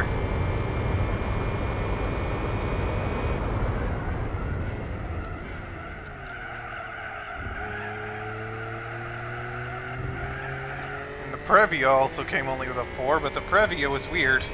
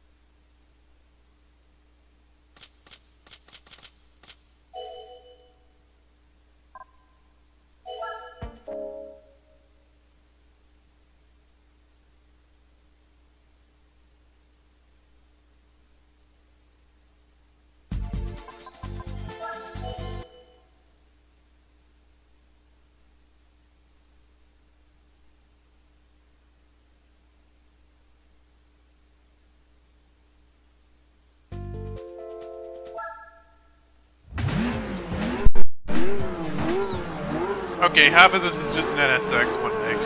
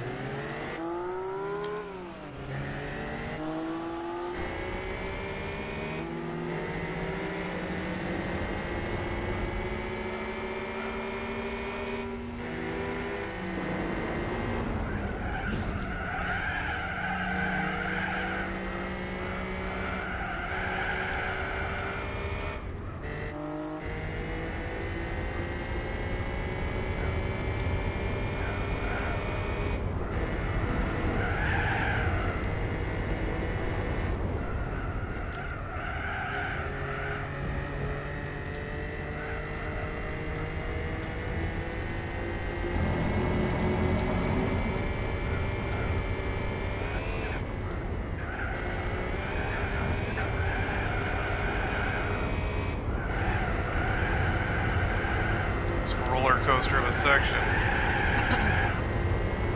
And of course I just outrun everyone. Because they're not that fast around here.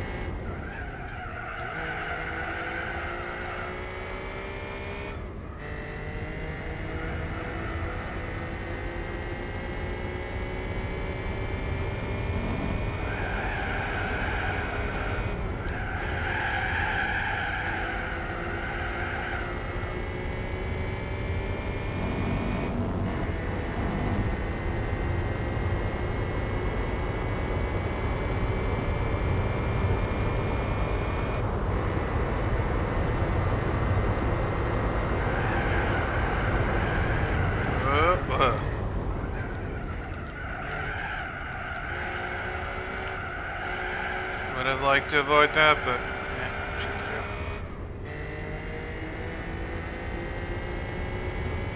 they're not that fast here anyway.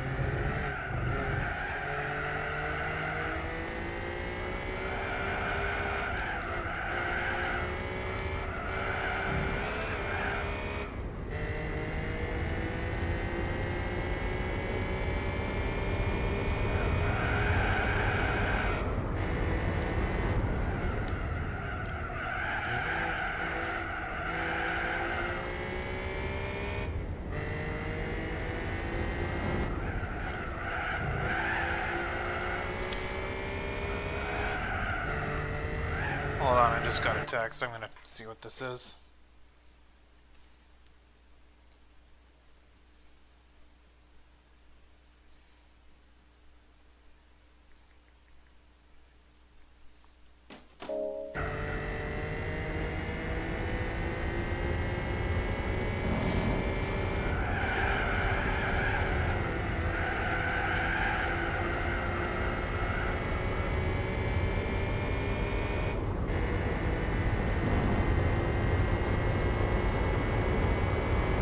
Alright, that's it for the MR challenge. Let's see what we win. I hope it's a K car. Because I need one of those. If not, I'll buy a Suzuki Cappuccino. It's not a big deal.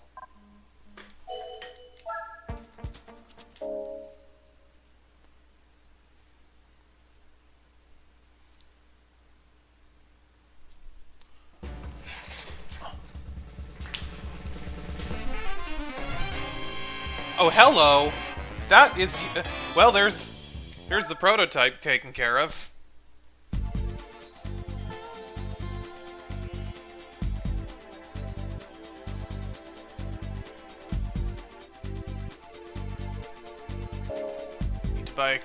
Need to buy a K car, but that's fine.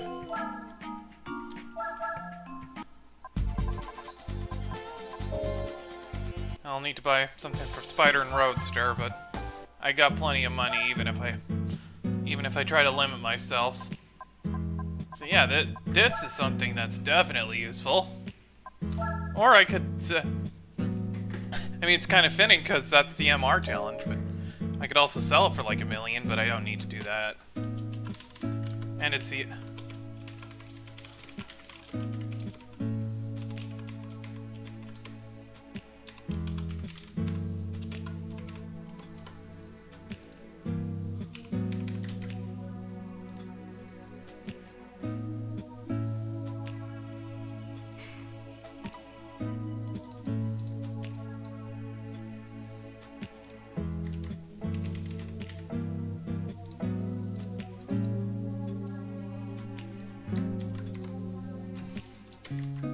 Anyway.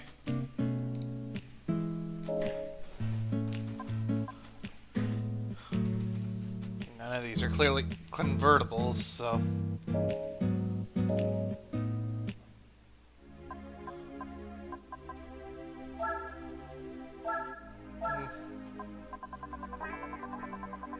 Do they have the... Oh, hey, look! It's a low-mile Civic. I don't need it, but sure. Alright.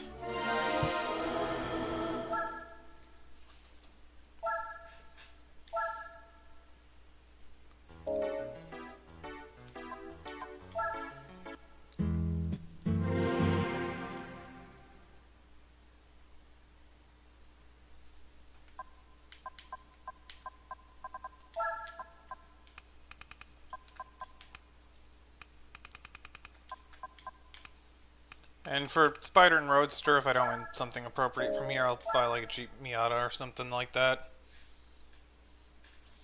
I'll probably win $1 million of those anyway. Already 10% of the way through. And Cappuccino can easily win these stock. Also has a handling advantage because front engine, rear wheel drive. I mean, this is basically the same thing as a Miata, but smaller.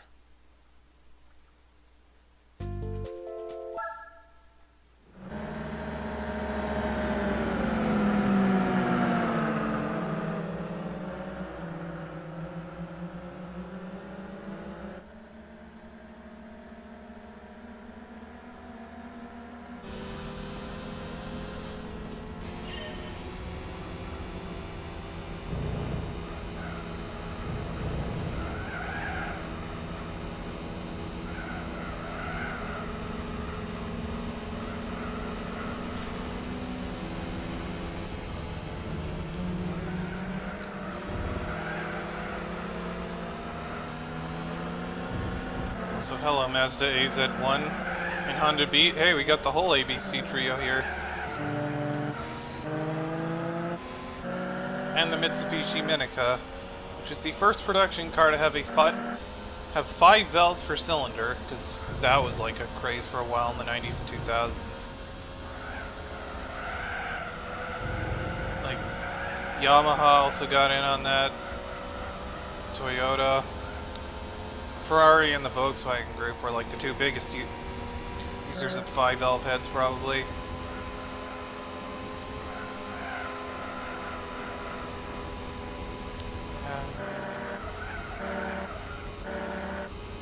The Suzuki Wagon RRR. It's rated R.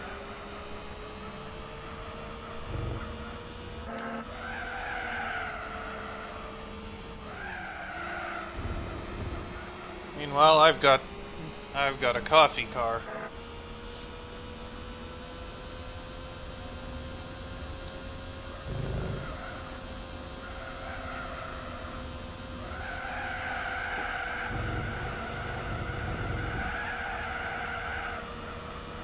Nope, I know people swap Hayabusa engines into Cappuccinos. That would be a wild vehicle to drive. And people even turbocharge them. Well, even without a turbo, a Hayabusa swapped Cappuccino would already put you in the same power to weight territory as a Lotus Elise.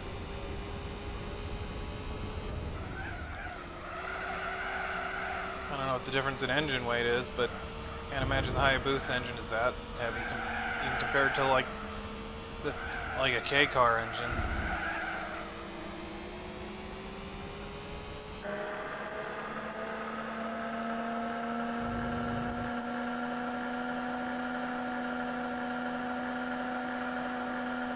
Also, this randomizer mod comes with a pack to give you the loose GT3 style chase cam, but I normally use hood cam, like the hood/roof cam anyway. It's the next best thing to having a cockpit cam.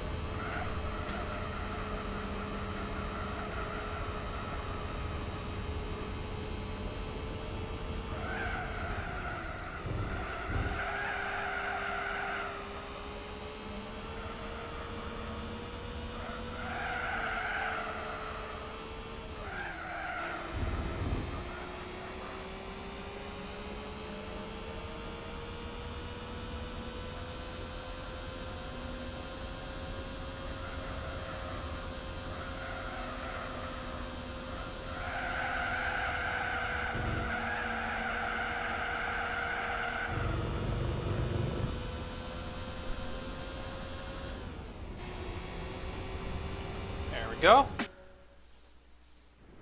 Cappuccino just rips around here.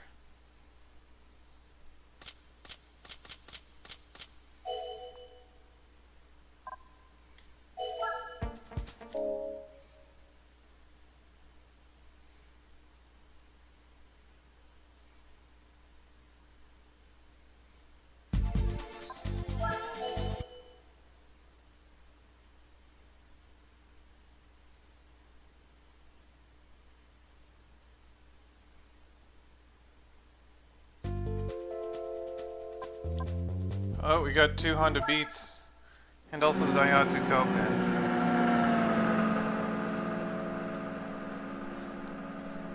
Except the Copen is front-wheel drive, so...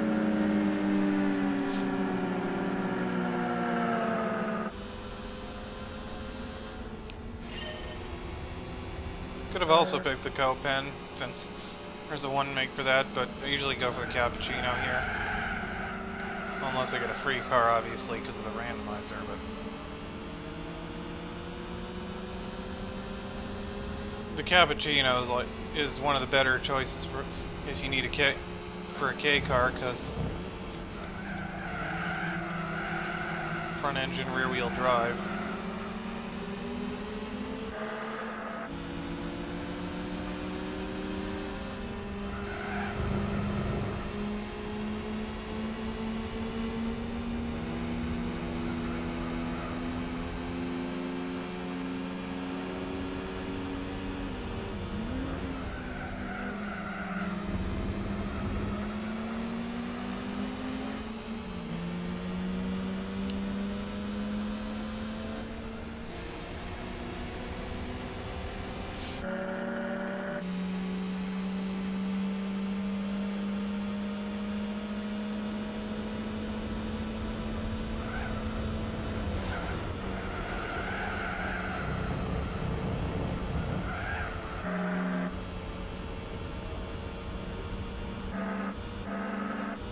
The ABC K car trio is the original Holy Trinity. Years before the hybrids that everyone else calls the Holy Trinity.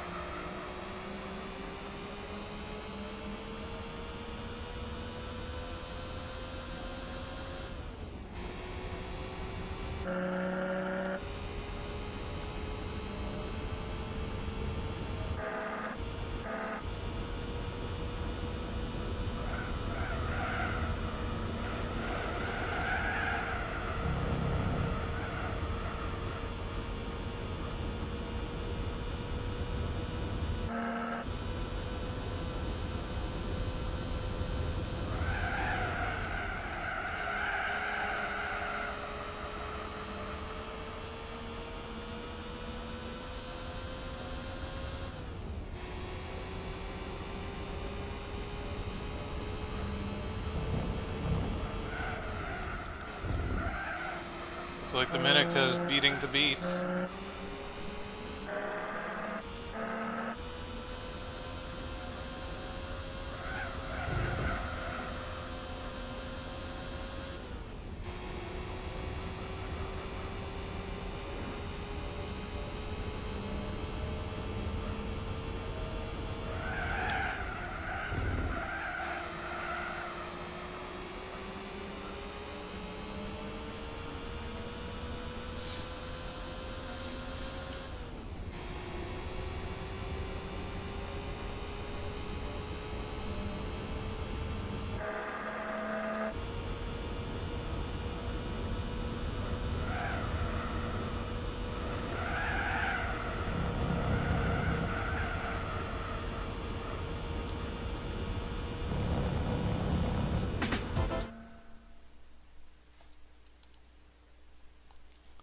Alright, and the final round will take us to beginner course for 7 whole laps, even longer than the MR challenge, which also went to beginner course for some reason.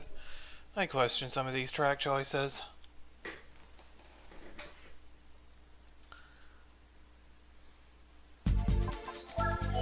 I'd also kind of wish there was like some way to implement a track randomizer. In Spec 2 was supposed to have an event generator, but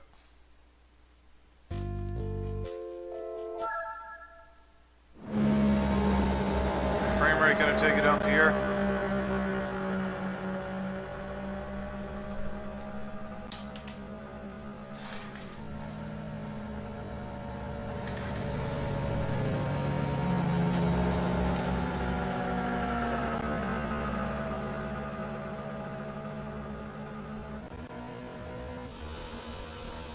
Looks like it, so might as well just. And then I just. And there we go.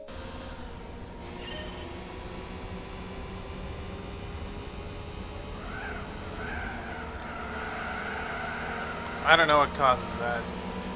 Could be a memory leak. I don't know.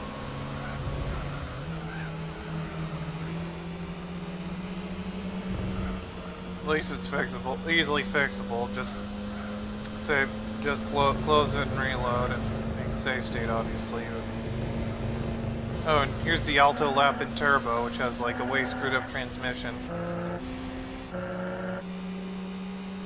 Some of the old Slowpoke Hondas are similarly screwed up, but not as bad as that one.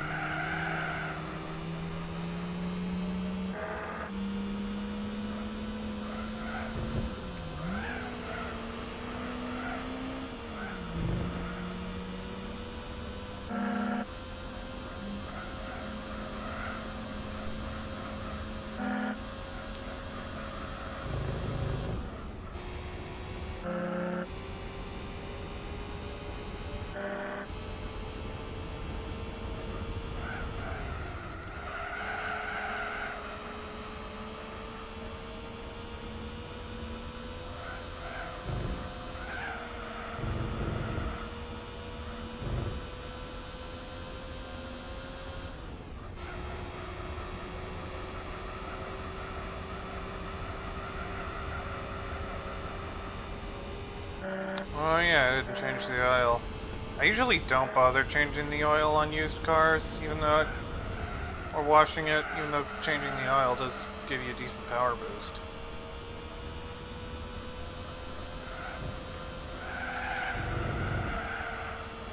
I'm just like, screw it, I don't need the extra power.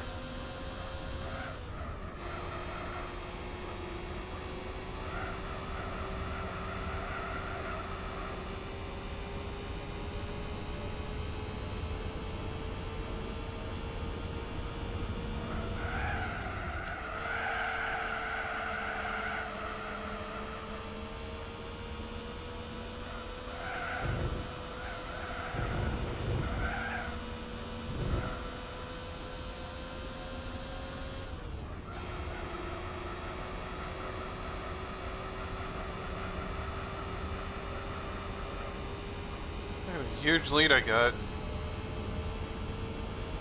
Maybe I should have got the Copen. Yeah, this one's cheaper anyway. I can get a co-pen later. Could I be dreaming, or am I just co-pen?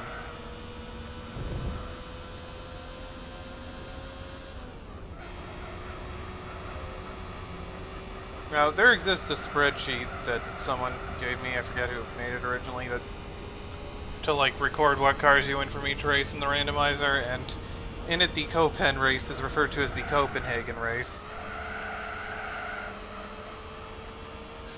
Can I lap the lap in turbo?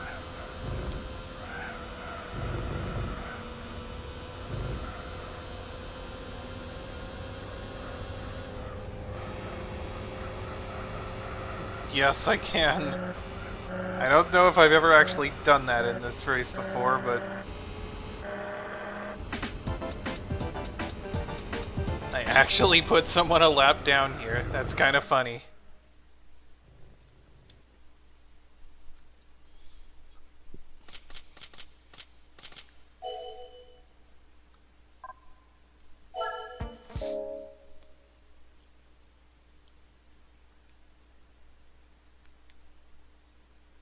Alright, what do we win? Oh hey! Well, I did say... I did say I would buy like a Mazda Roadster or something from the used lots if I didn't win like something for this buy. Yeah, the Cappuccino is pretty cool.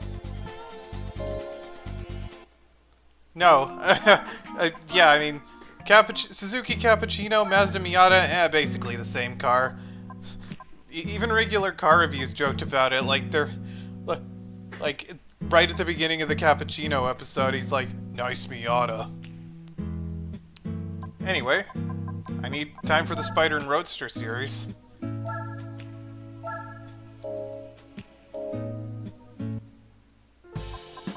Alright.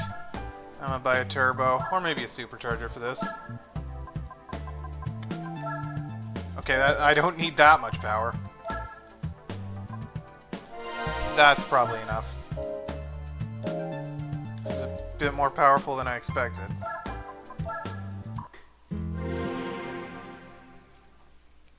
Because I know the Elise can show up there, and I think also the MR2.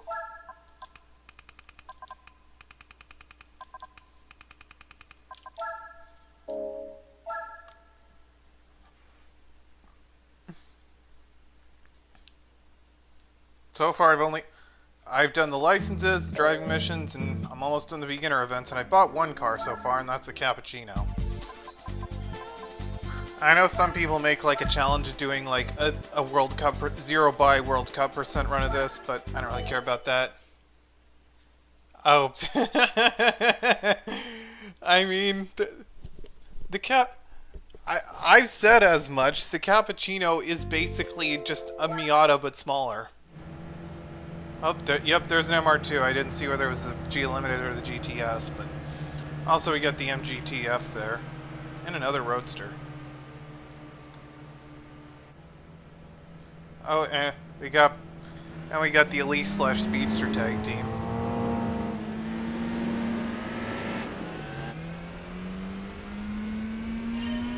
Have people ever done rotary swapped Cappuccinos in real life? Because in Gran Turismo 7, you can actually rotary swap a Cappuccino.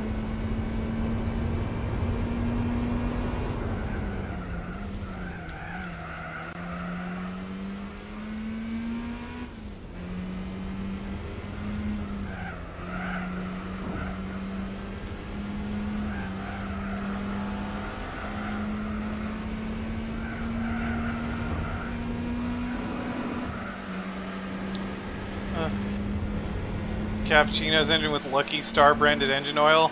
Okay, that's kind of funny brand name.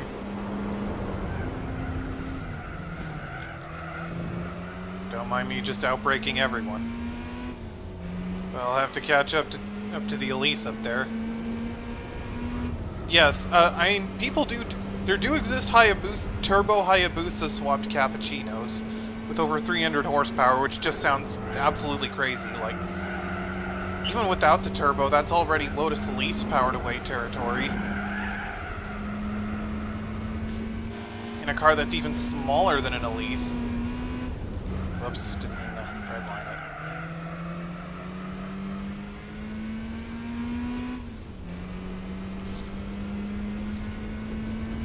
it. And GT7 does also let you rotary swap a Miata too. And specifically the first gen. And the... so it was that Lucky Star. Because I was specifically thinking of that Lucky Star. I wondered if the brand name was just a coincidence, but I didn't realize.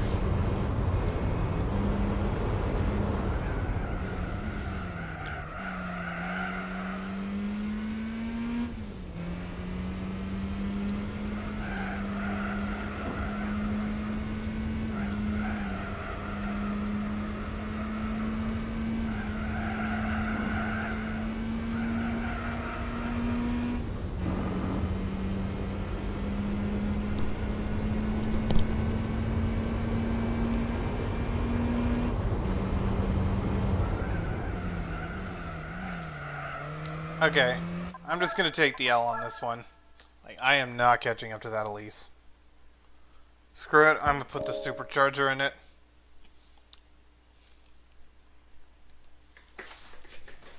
Like, at this point, money doesn't matter even if I hadn't done the driving missions.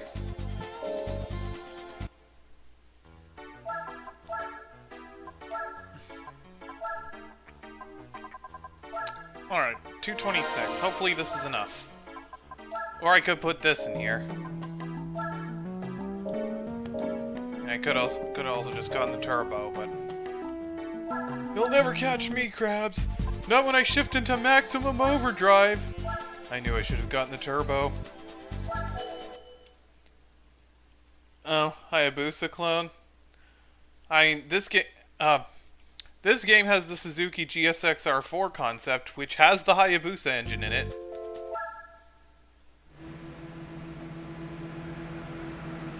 And... okay, there is another Elise here, so...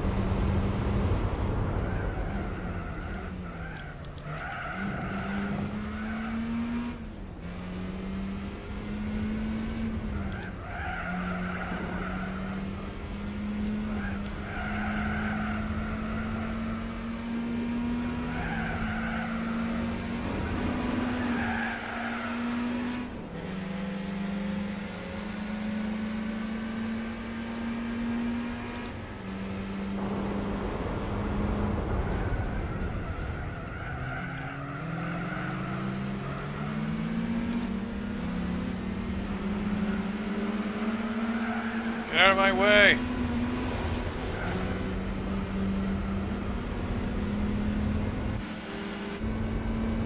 Oh, it's regular MG, not the TF, which is like the facelift.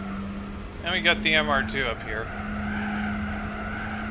Which the game counts as a convertible, because it is in fact a Targa, or maybe it's a T-top, but close enough.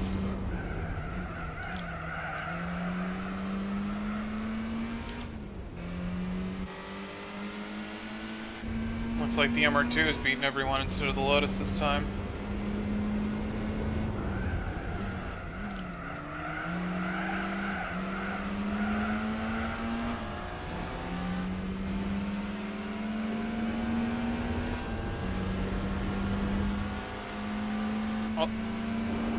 Also, remember when pop-up headlights were a thing?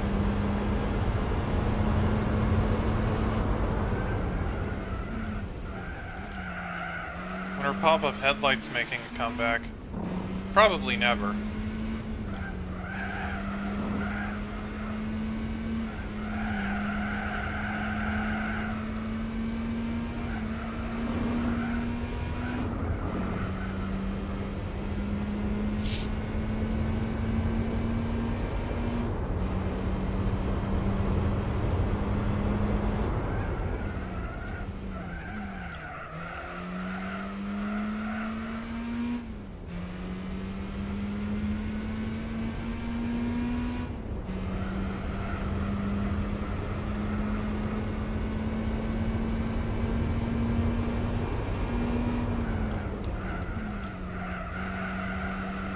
The Smart 4.2 is definitely an interesting vehicle.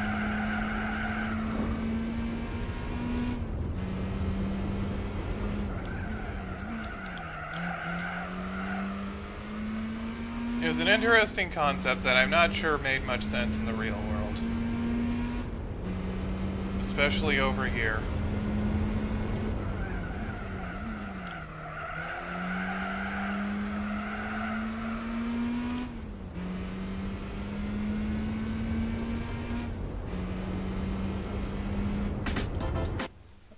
Oh, Maserati Merak, that's an interesting one.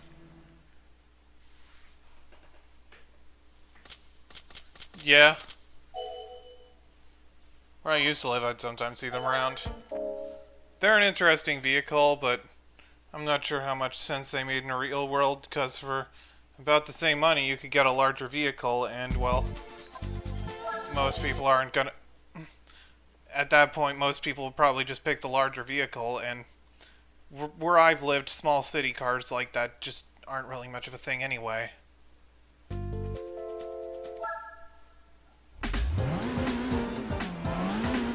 Barchetta.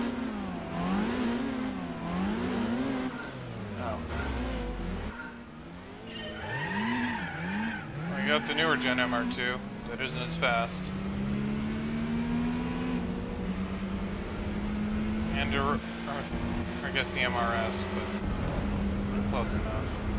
And we got the MG this time, so I'm probably gonna... LUV, which one's that? I almost read that as love.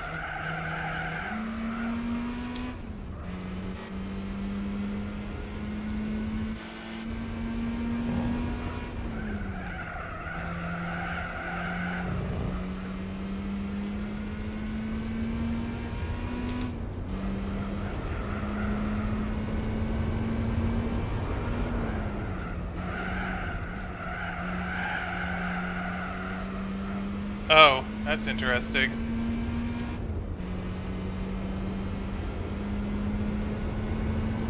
You know what pickup we need? You know what pickup they should have produced? The GMC Centaur. It was a concept vehicle from the late 80s that was... It was a concept truck from the late 80s that was quite weird and interesting. It had a front end that kind of resembled the later Dustbuster minivans, except a bit more rounded. And it had a two-door, 5-seat cabin. The bed portion kind of looked like the later S10 slash GMC Sonoma, and the weird part of... Yeah, no surprise there. And the weird part about the GMC Centaur was its drivetrain layout, because it was mid-engine all-wheel... It was a mid-engine all-wheel drive pickup, with the engine stuffed under the bed, and it was a...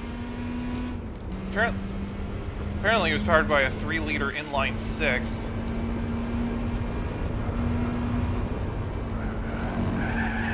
Like, you should look up that vehicle. It was a weird and interesting concept. I kind of wish they made it.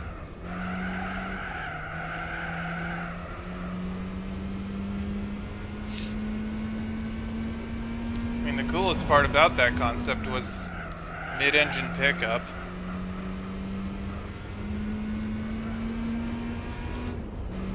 Which I think more companies should try, because it would allow for a more space-efficient vehicle. Like, a lot of K-trucks basically do the same thing, except that's with a much smaller engine. What, did you look up the Centaur? I know, it looks really cool.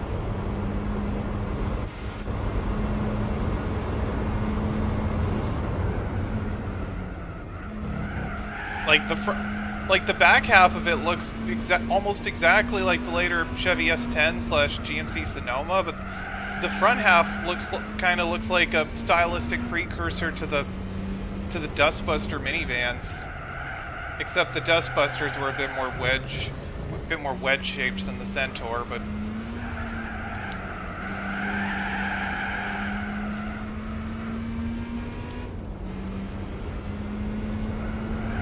Oh, the XT2, I don't know what that one is. And also the Centaur kind of reminds me of those Centurion van trucks that were like basically Ford E series with vans with like a truck bed stuck on the back of it. Like regular car reviews did a video about the Centurion one in trucks one time. Also, if you want a really weird pick truck concept, look up the Isuzu Como concept from the early 90s. It Oh.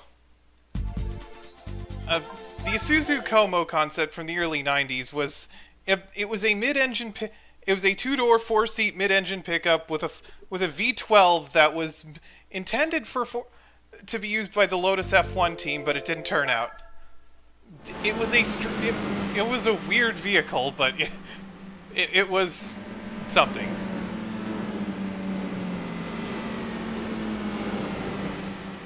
I mean, probably not a practical production vehicle, but at least it was strange. And really, for a concept car, what more do you need? I mean, the GMC Centaur was also kind of strange, but that was a somewhat more productionable design, even if it was still a little out there, perhaps too out there. But I still really kind of wish they made the Centaur. If you want another weird, if you want to know about another cool truck, look up the, oh yeah, the 4200R with a bed. Yeah, pretty much, except the Como had a much crazier engine because it was a 3.5 liter V12 that Isuzu designed for the Lotus F1 team, but Lotus never ended up using it. If you want another wacky pickup concept, look up the 1973 Ford Explorer. It is way different from the Explorer we all know and tolerate. Like the 73 Explorer is kind of similar to like the old Diora, which you may know of Hot Wheels fame, except the Diora was just a custom vehicle. The Explorer was in an official Ford design.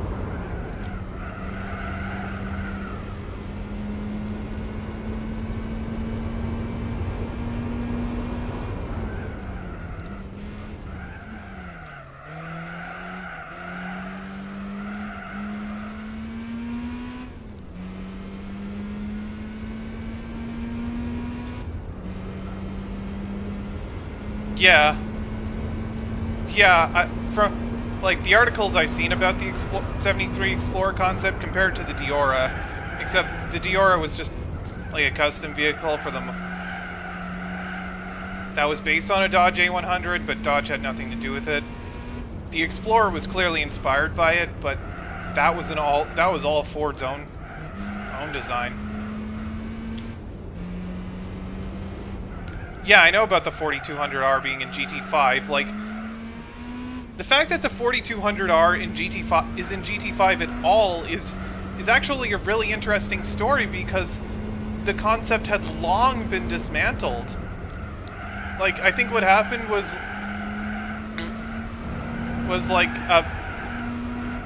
Kaz was at like it happened in like 2009. Like Kaz was picking out a GT, yeah, and there was also a Diora 2 that Hot Wheels designed, which later got defictionalized, except the DR2 had a North Star engine.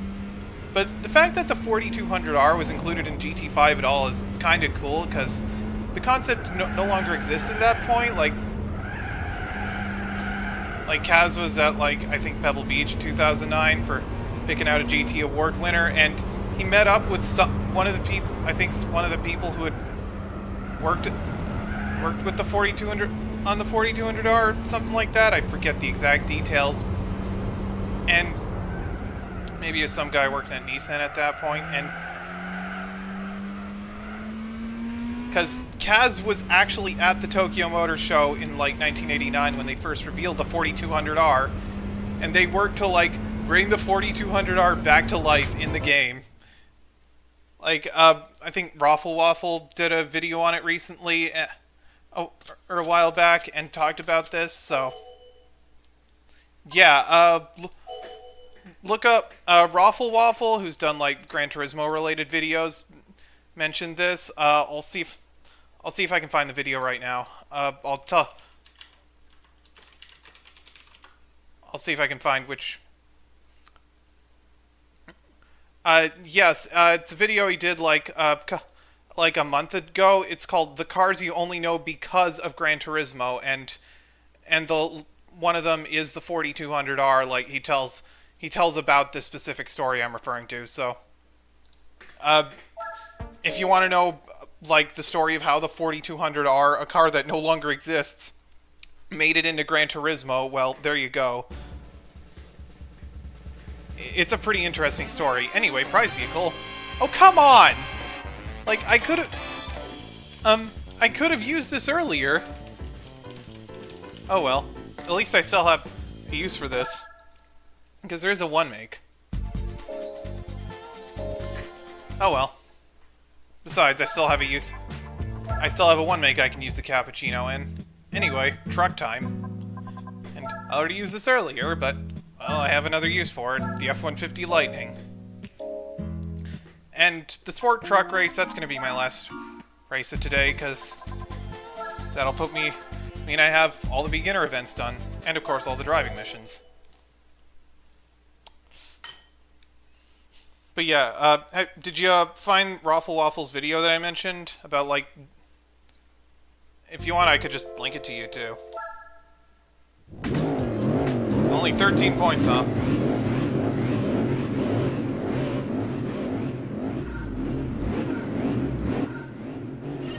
Oh yeah, the ZZ2. And also the... Yeah, because the ZZ2 and GT2 is based more or less on basically a sketch of what the car could have been, and also the ZZ3 in GT2 is also just based purely on like a concept sketch of a car that was never actually built. Oh, so you have seen that Raffle Waffle video around? You should watch it, it's interesting. They do talk about that 4200R story I mentioned.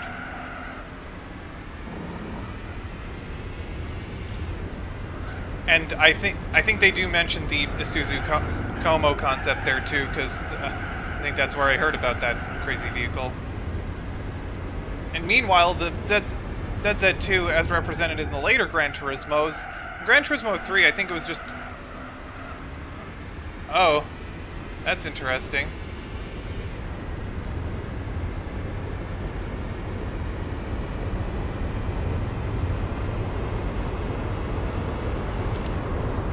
Yeah, and the ZZ2 and later Gran Turismos, I think the one when it was represented in GT3, at that point the car existed only as a scale model. And when the car was eventually built, it was built as the ASL Garaya RS01, because at that point Tommy Kyra's sports car division had been absorbed into the Autobags at that point. And although the Garaya RS01 was later rebadged and exhibited as the ZZ2.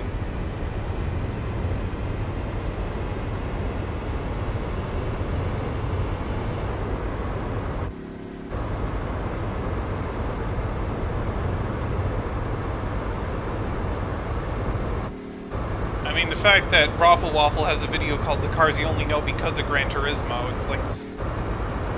Oh, the Delphi... So... I mean, name like... So, I mean, I know Weissman, I guess how German speakers would pronounce it, as a real brand. I don't know about Delfino. I wonder if that... Are we sure that's not a fictional car, and car that they just made up?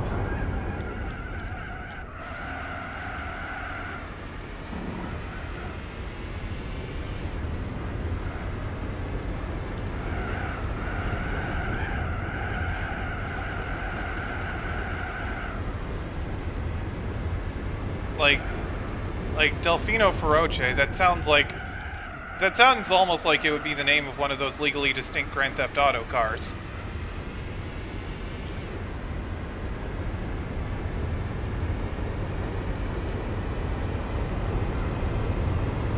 Oh. Ups. If,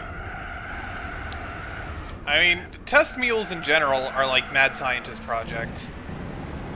Like, have you ever seen the Prangler?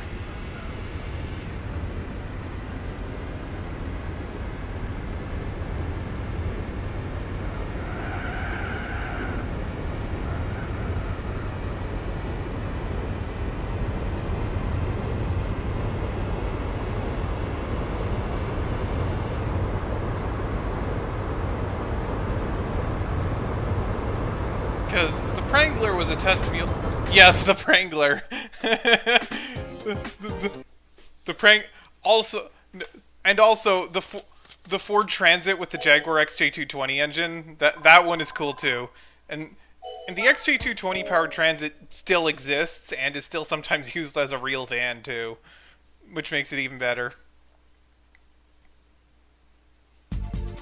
Anyway, Laguna time.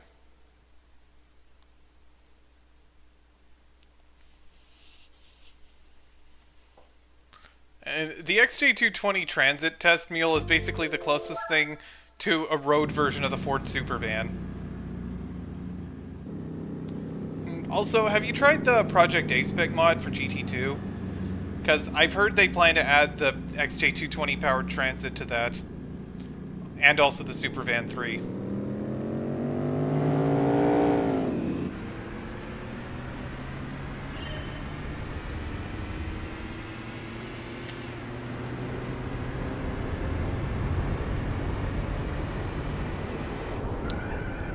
Oh, WRX Mechanicals, that's not a bad... Yeah, that's not a bad choice.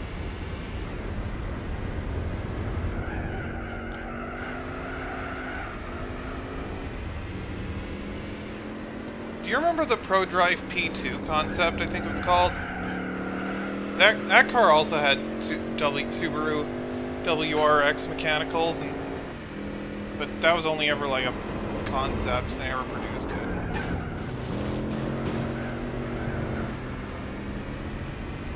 Oh, mid-engine all-wheel drive? Yeah, that's... I mean, the Tommy Kyer ZZ2 was supposed to be mid-engine all-wheel drive with basically the same drivetrain as basically the same powertrain as an R34 Skyline, so...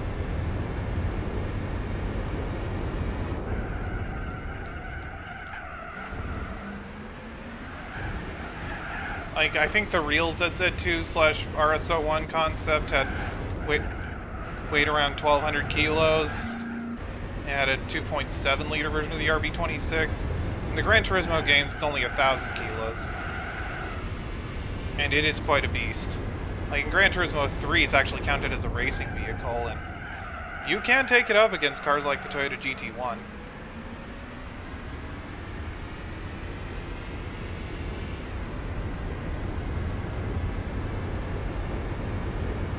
I do want to try the Project Gotham games at some point, but they don't emulate well yet.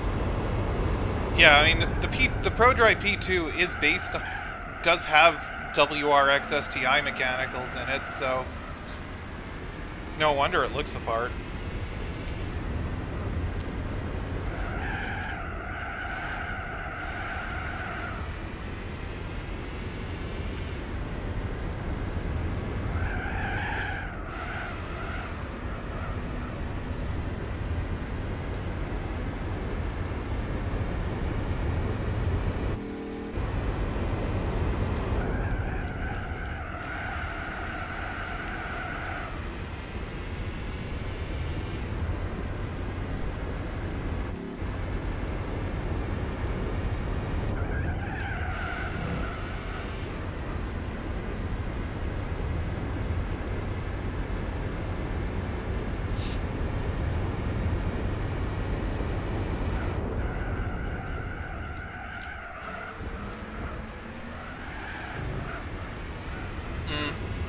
I don't even have a real Xbox.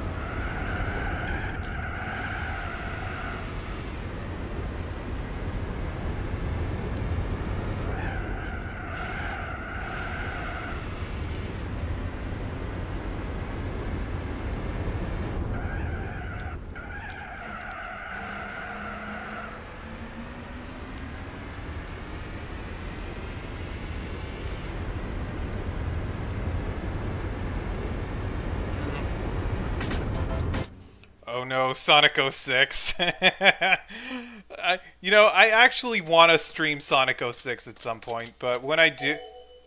Oh. I mean, this... Yeah, a friend of mine's playing Sonic 06 right now, but it's on the but it's the PS3 version, which is even worse than the 360 version, and it just has horrible slowdown.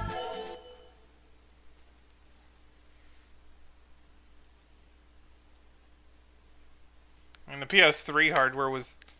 Yeah, there is a mod for Sonic 06 called Legacy of Solaris, and it is for the 360 version, and I want to try that. I'm not going to bother with vanilla Sonic 06. I mean, Sonic 06 in general is kind of... We have Sonic Adventure at home.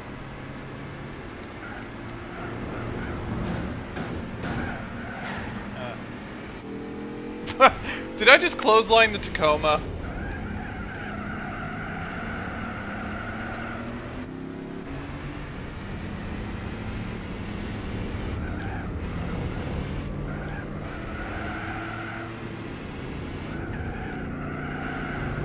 Also, we got the Chevrolet SSR in front. That was a weird vehicle. Like, what even was the point of the SSR? A hardtop convertible pickup truck. I mean, I kind of wish we had more of that. More convertible pickup trucks.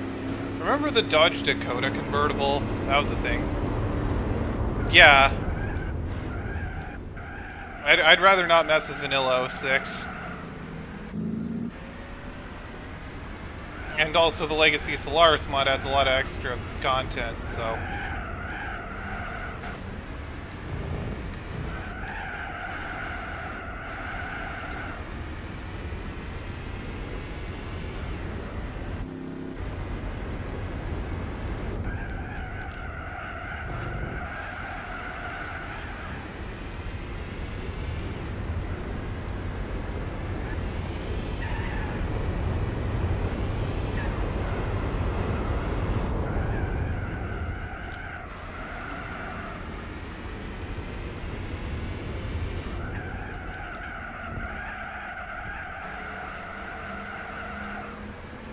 Oh, out of a rear end of a wrecked SSR. It reminds me of the reminds me of the Plymouth Prowler trailer a bit, because that thing had basically zero trunk space, so they offered a trailer shaped like the rear of the car. And the car, because the Prowler had a trailer hitch, and it was designed specifically for that trailer. And that trailer was designed specifically for that car, and it was just shaped like the back half of the Prowler itself.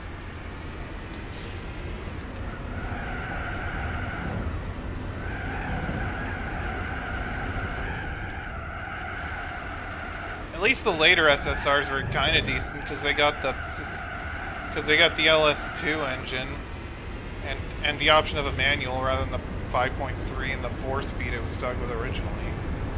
And the LS2 is the same engine the early C6 Corvettes used. And they got the LS3 later.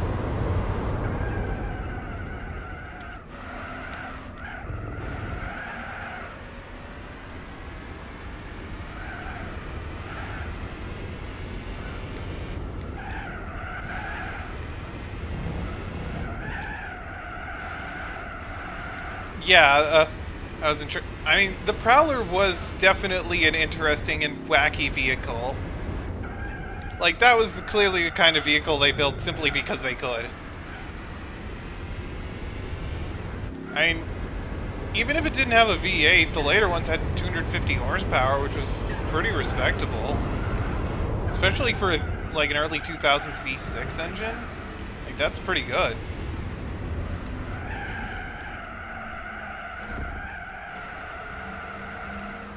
They only weighed like 2,800 pounds, so...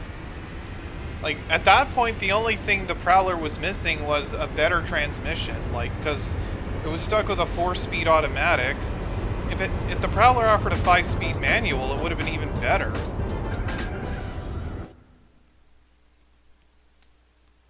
In first gear, Anyway, let's see what the last...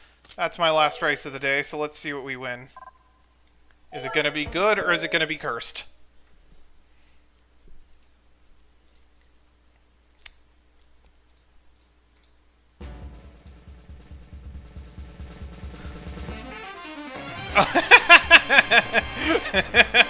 Well, I guess I guess that answers it. The smart roadster. Oh yeah. Well, welcome back to Bottom Gear, mates. And this is also one of the cars I mentioned having like a really screwed up transmission in this game because it is way too tall. Like it'll go to 60 miles an hour and it only has like 67 horsepower. Oh wait, no wait, that's the Mitsubishi I. 59 horsepower. And it'll top out at like 100 something in second gear and it won't go much faster.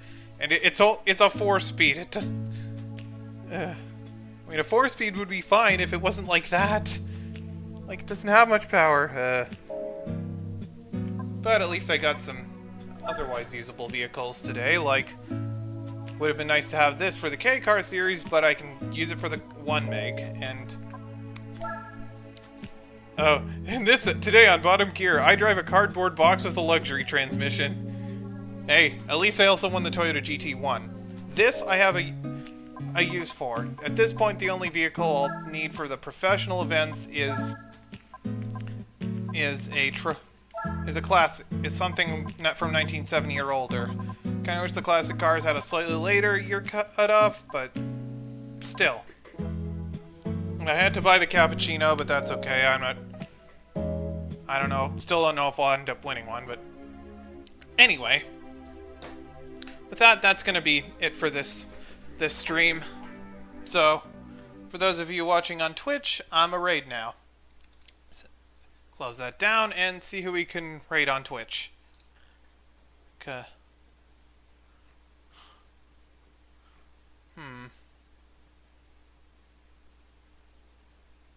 Anyway. Hey, I see someone.